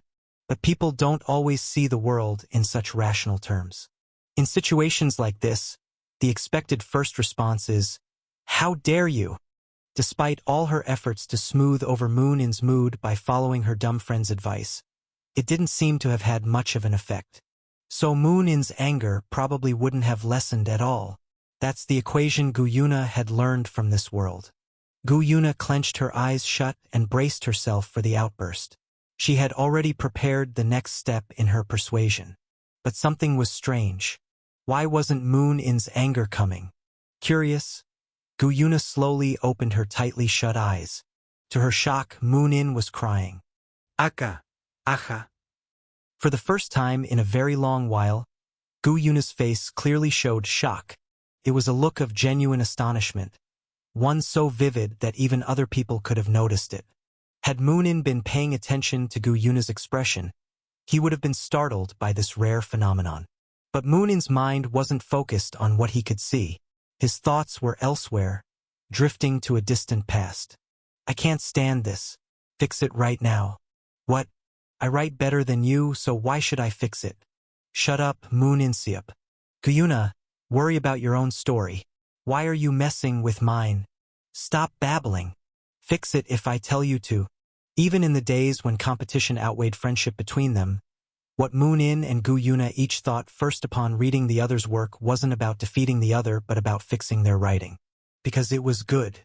Insip, why don't you ever improve? Be quiet.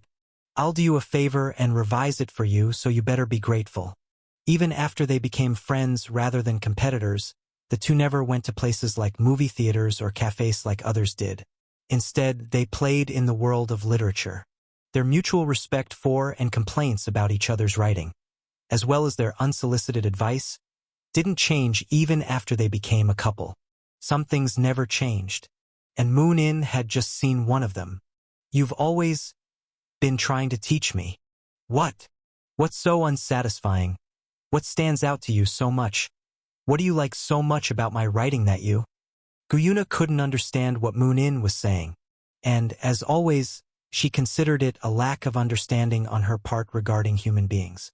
But Moon In was someone who, unlike others, was on the same wavelength as her. Yet now, she couldn't figure out what was going on in his heart. Still, there was something that had to be done, and that meant there was also something Gu Yuna had to do. So, will you do it? Moon In gently stroked the manuscript Gu Yuna had handed him. Then, with a bright smile, he nodded. Of course. Asterisk, asterisk, asterisk. To gaze upon the starry sky, to read the map of the paths one could and must take. How blissful was that era, and how happy was the time when starlight illuminated those paths so brightly. In such an era, everything was at once new and familiar, filled with adventure yet destined to ultimately become one's own. The world was infinitely vast, yet as cozy as being at home, because the flame burning within the soul was, in essence, the same as the light emitted by the stars. The boy always loved these words. They were the opening lines of an old book left behind by an ancient, nameless person. In this passage, the ancient individual praises an era that belonged to people far older than himself. The era of navigators who charted their course by the constellations in the sky. The age of adventurers who ventured toward the hidden mysteries of this world. The mystical epoch when starlight guided travelers on their journey. Just from these opening lines, one could roughly guess the era in which the author had lived. Surely, they must have been born too late to explore the earth and too early to explore the cosmos. And so, how fortunate was he to have been born in the starry era that the nameless ancient so longed for. Suddenly, the boy placed his hand on the window. A brilliant starlight illuminated the path before him. The infinitely vast world was brimming with adventure. It was a path he could and must take. A spacecraft drifting through the void of space was slowly advancing toward the starry sky.